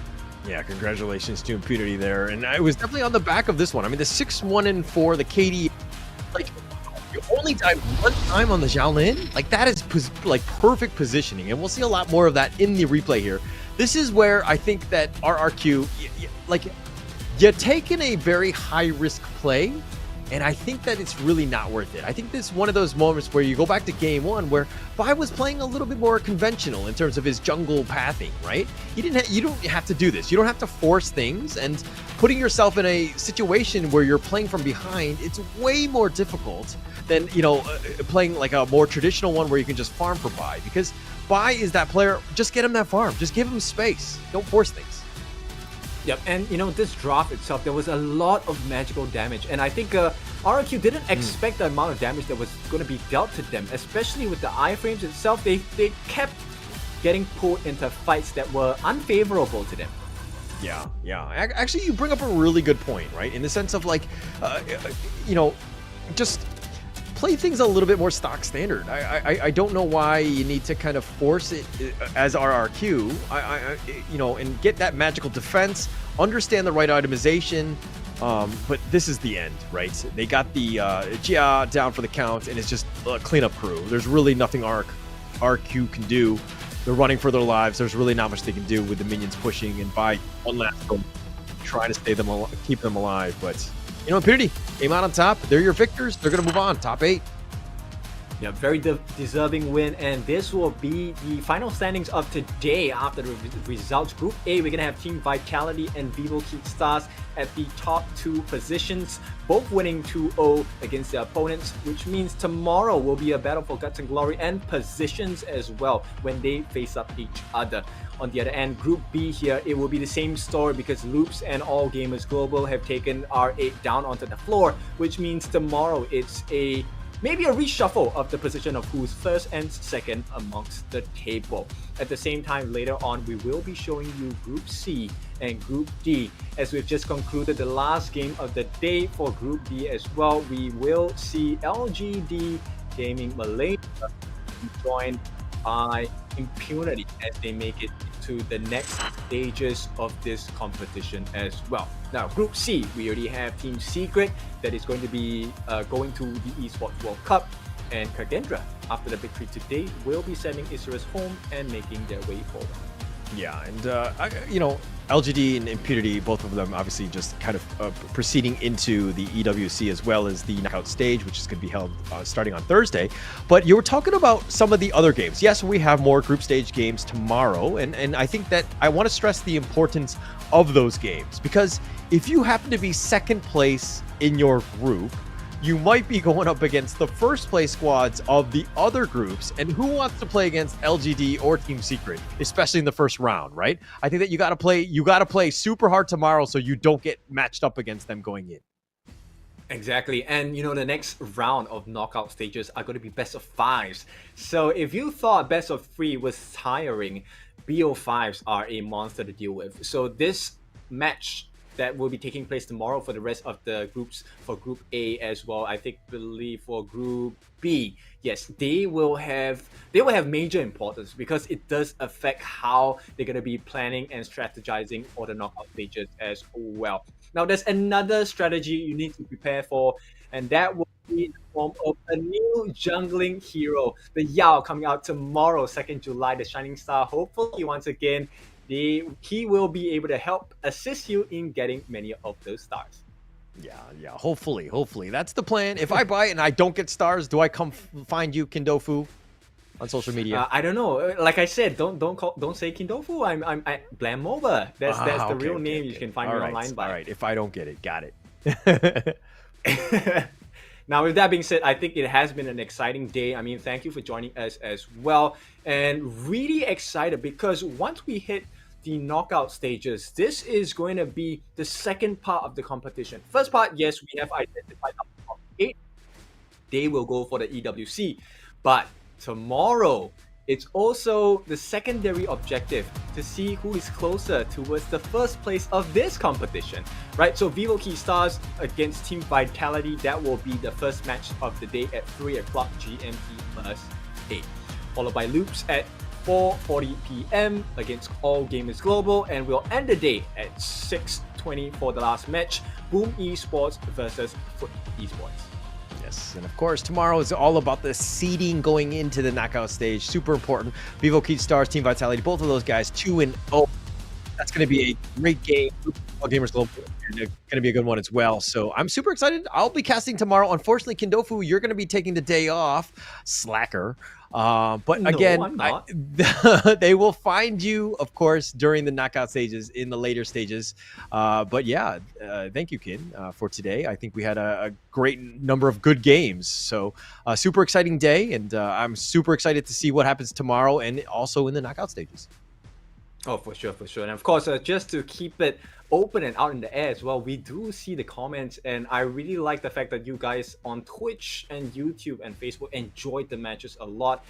We always open the feedback. Let us know what you think of the games, and maybe let us know if the strategies that the professionals have pulled off in game on the professional stage work out for you in your ranked games as well. Remember, we do want to find out about more content, right? Not just about season 2, but across the board for all types of content for Honor of Kings. Now, Holler, of course, I'm pretty sure you're ready for tomorrow because it's another round of decider matches, right? Like you said, it's going to decide the fate of the position and the teams they're going to be playing against in the knockout stages as well. So with that being said, I think it's been a interesting first few days, right? Day 3, and we're going to head into day 4 with a lot of big expectations as well. Yeah, a lot of expectations playing live, I'm sure, for some of these squads. Not something that you always do, especially traveling here into KL and being able to play in on stage is not easy to do, and going into this one. So nonetheless, interesting games to play throughout. But we're going to go check out the highlights.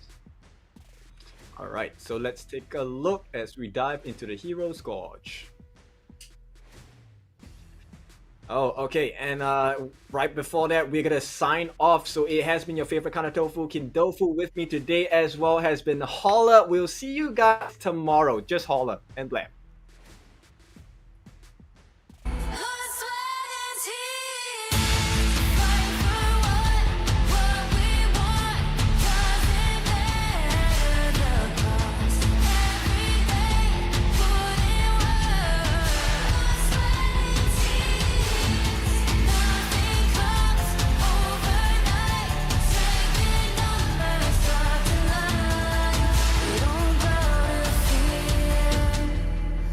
Sweat and tears.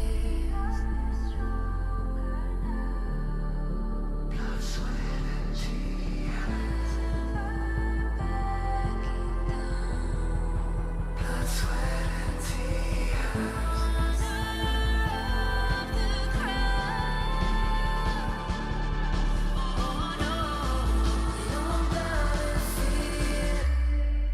Blood, sweat and tears.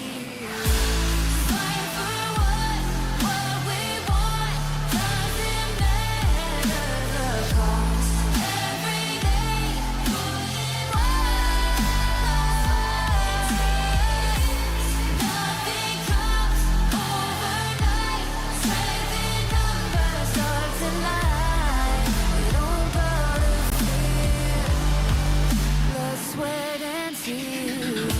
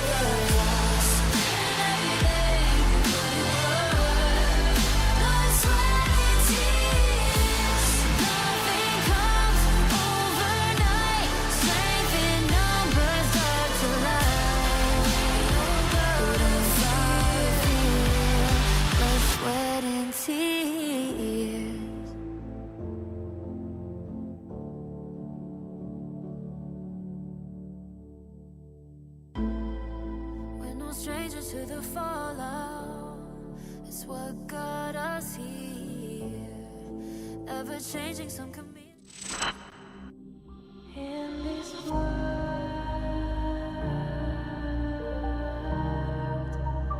Only ones in this world. Only ones in this world. Call out my name.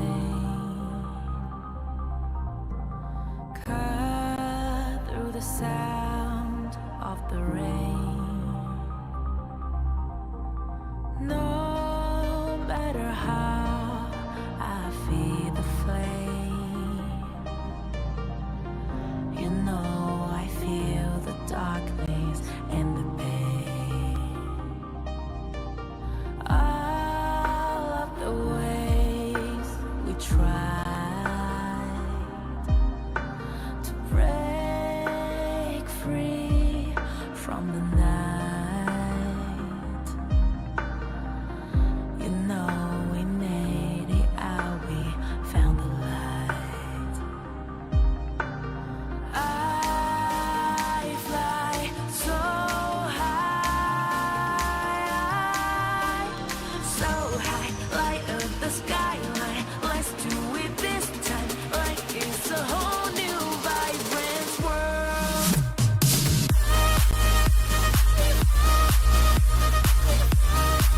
Like we're the only ones in this world. Like we're the only ones in this world. Now I see that I got everything I need. It's alright, I'm on fire, I'm alive, 'cause now I fly so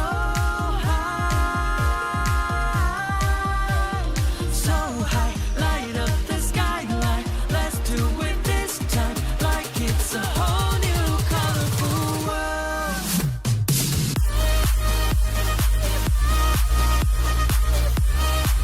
Like we're the only ones in this world. Like we're the only ones in this world. Never thought we'd get this far, burning like the stars. How we get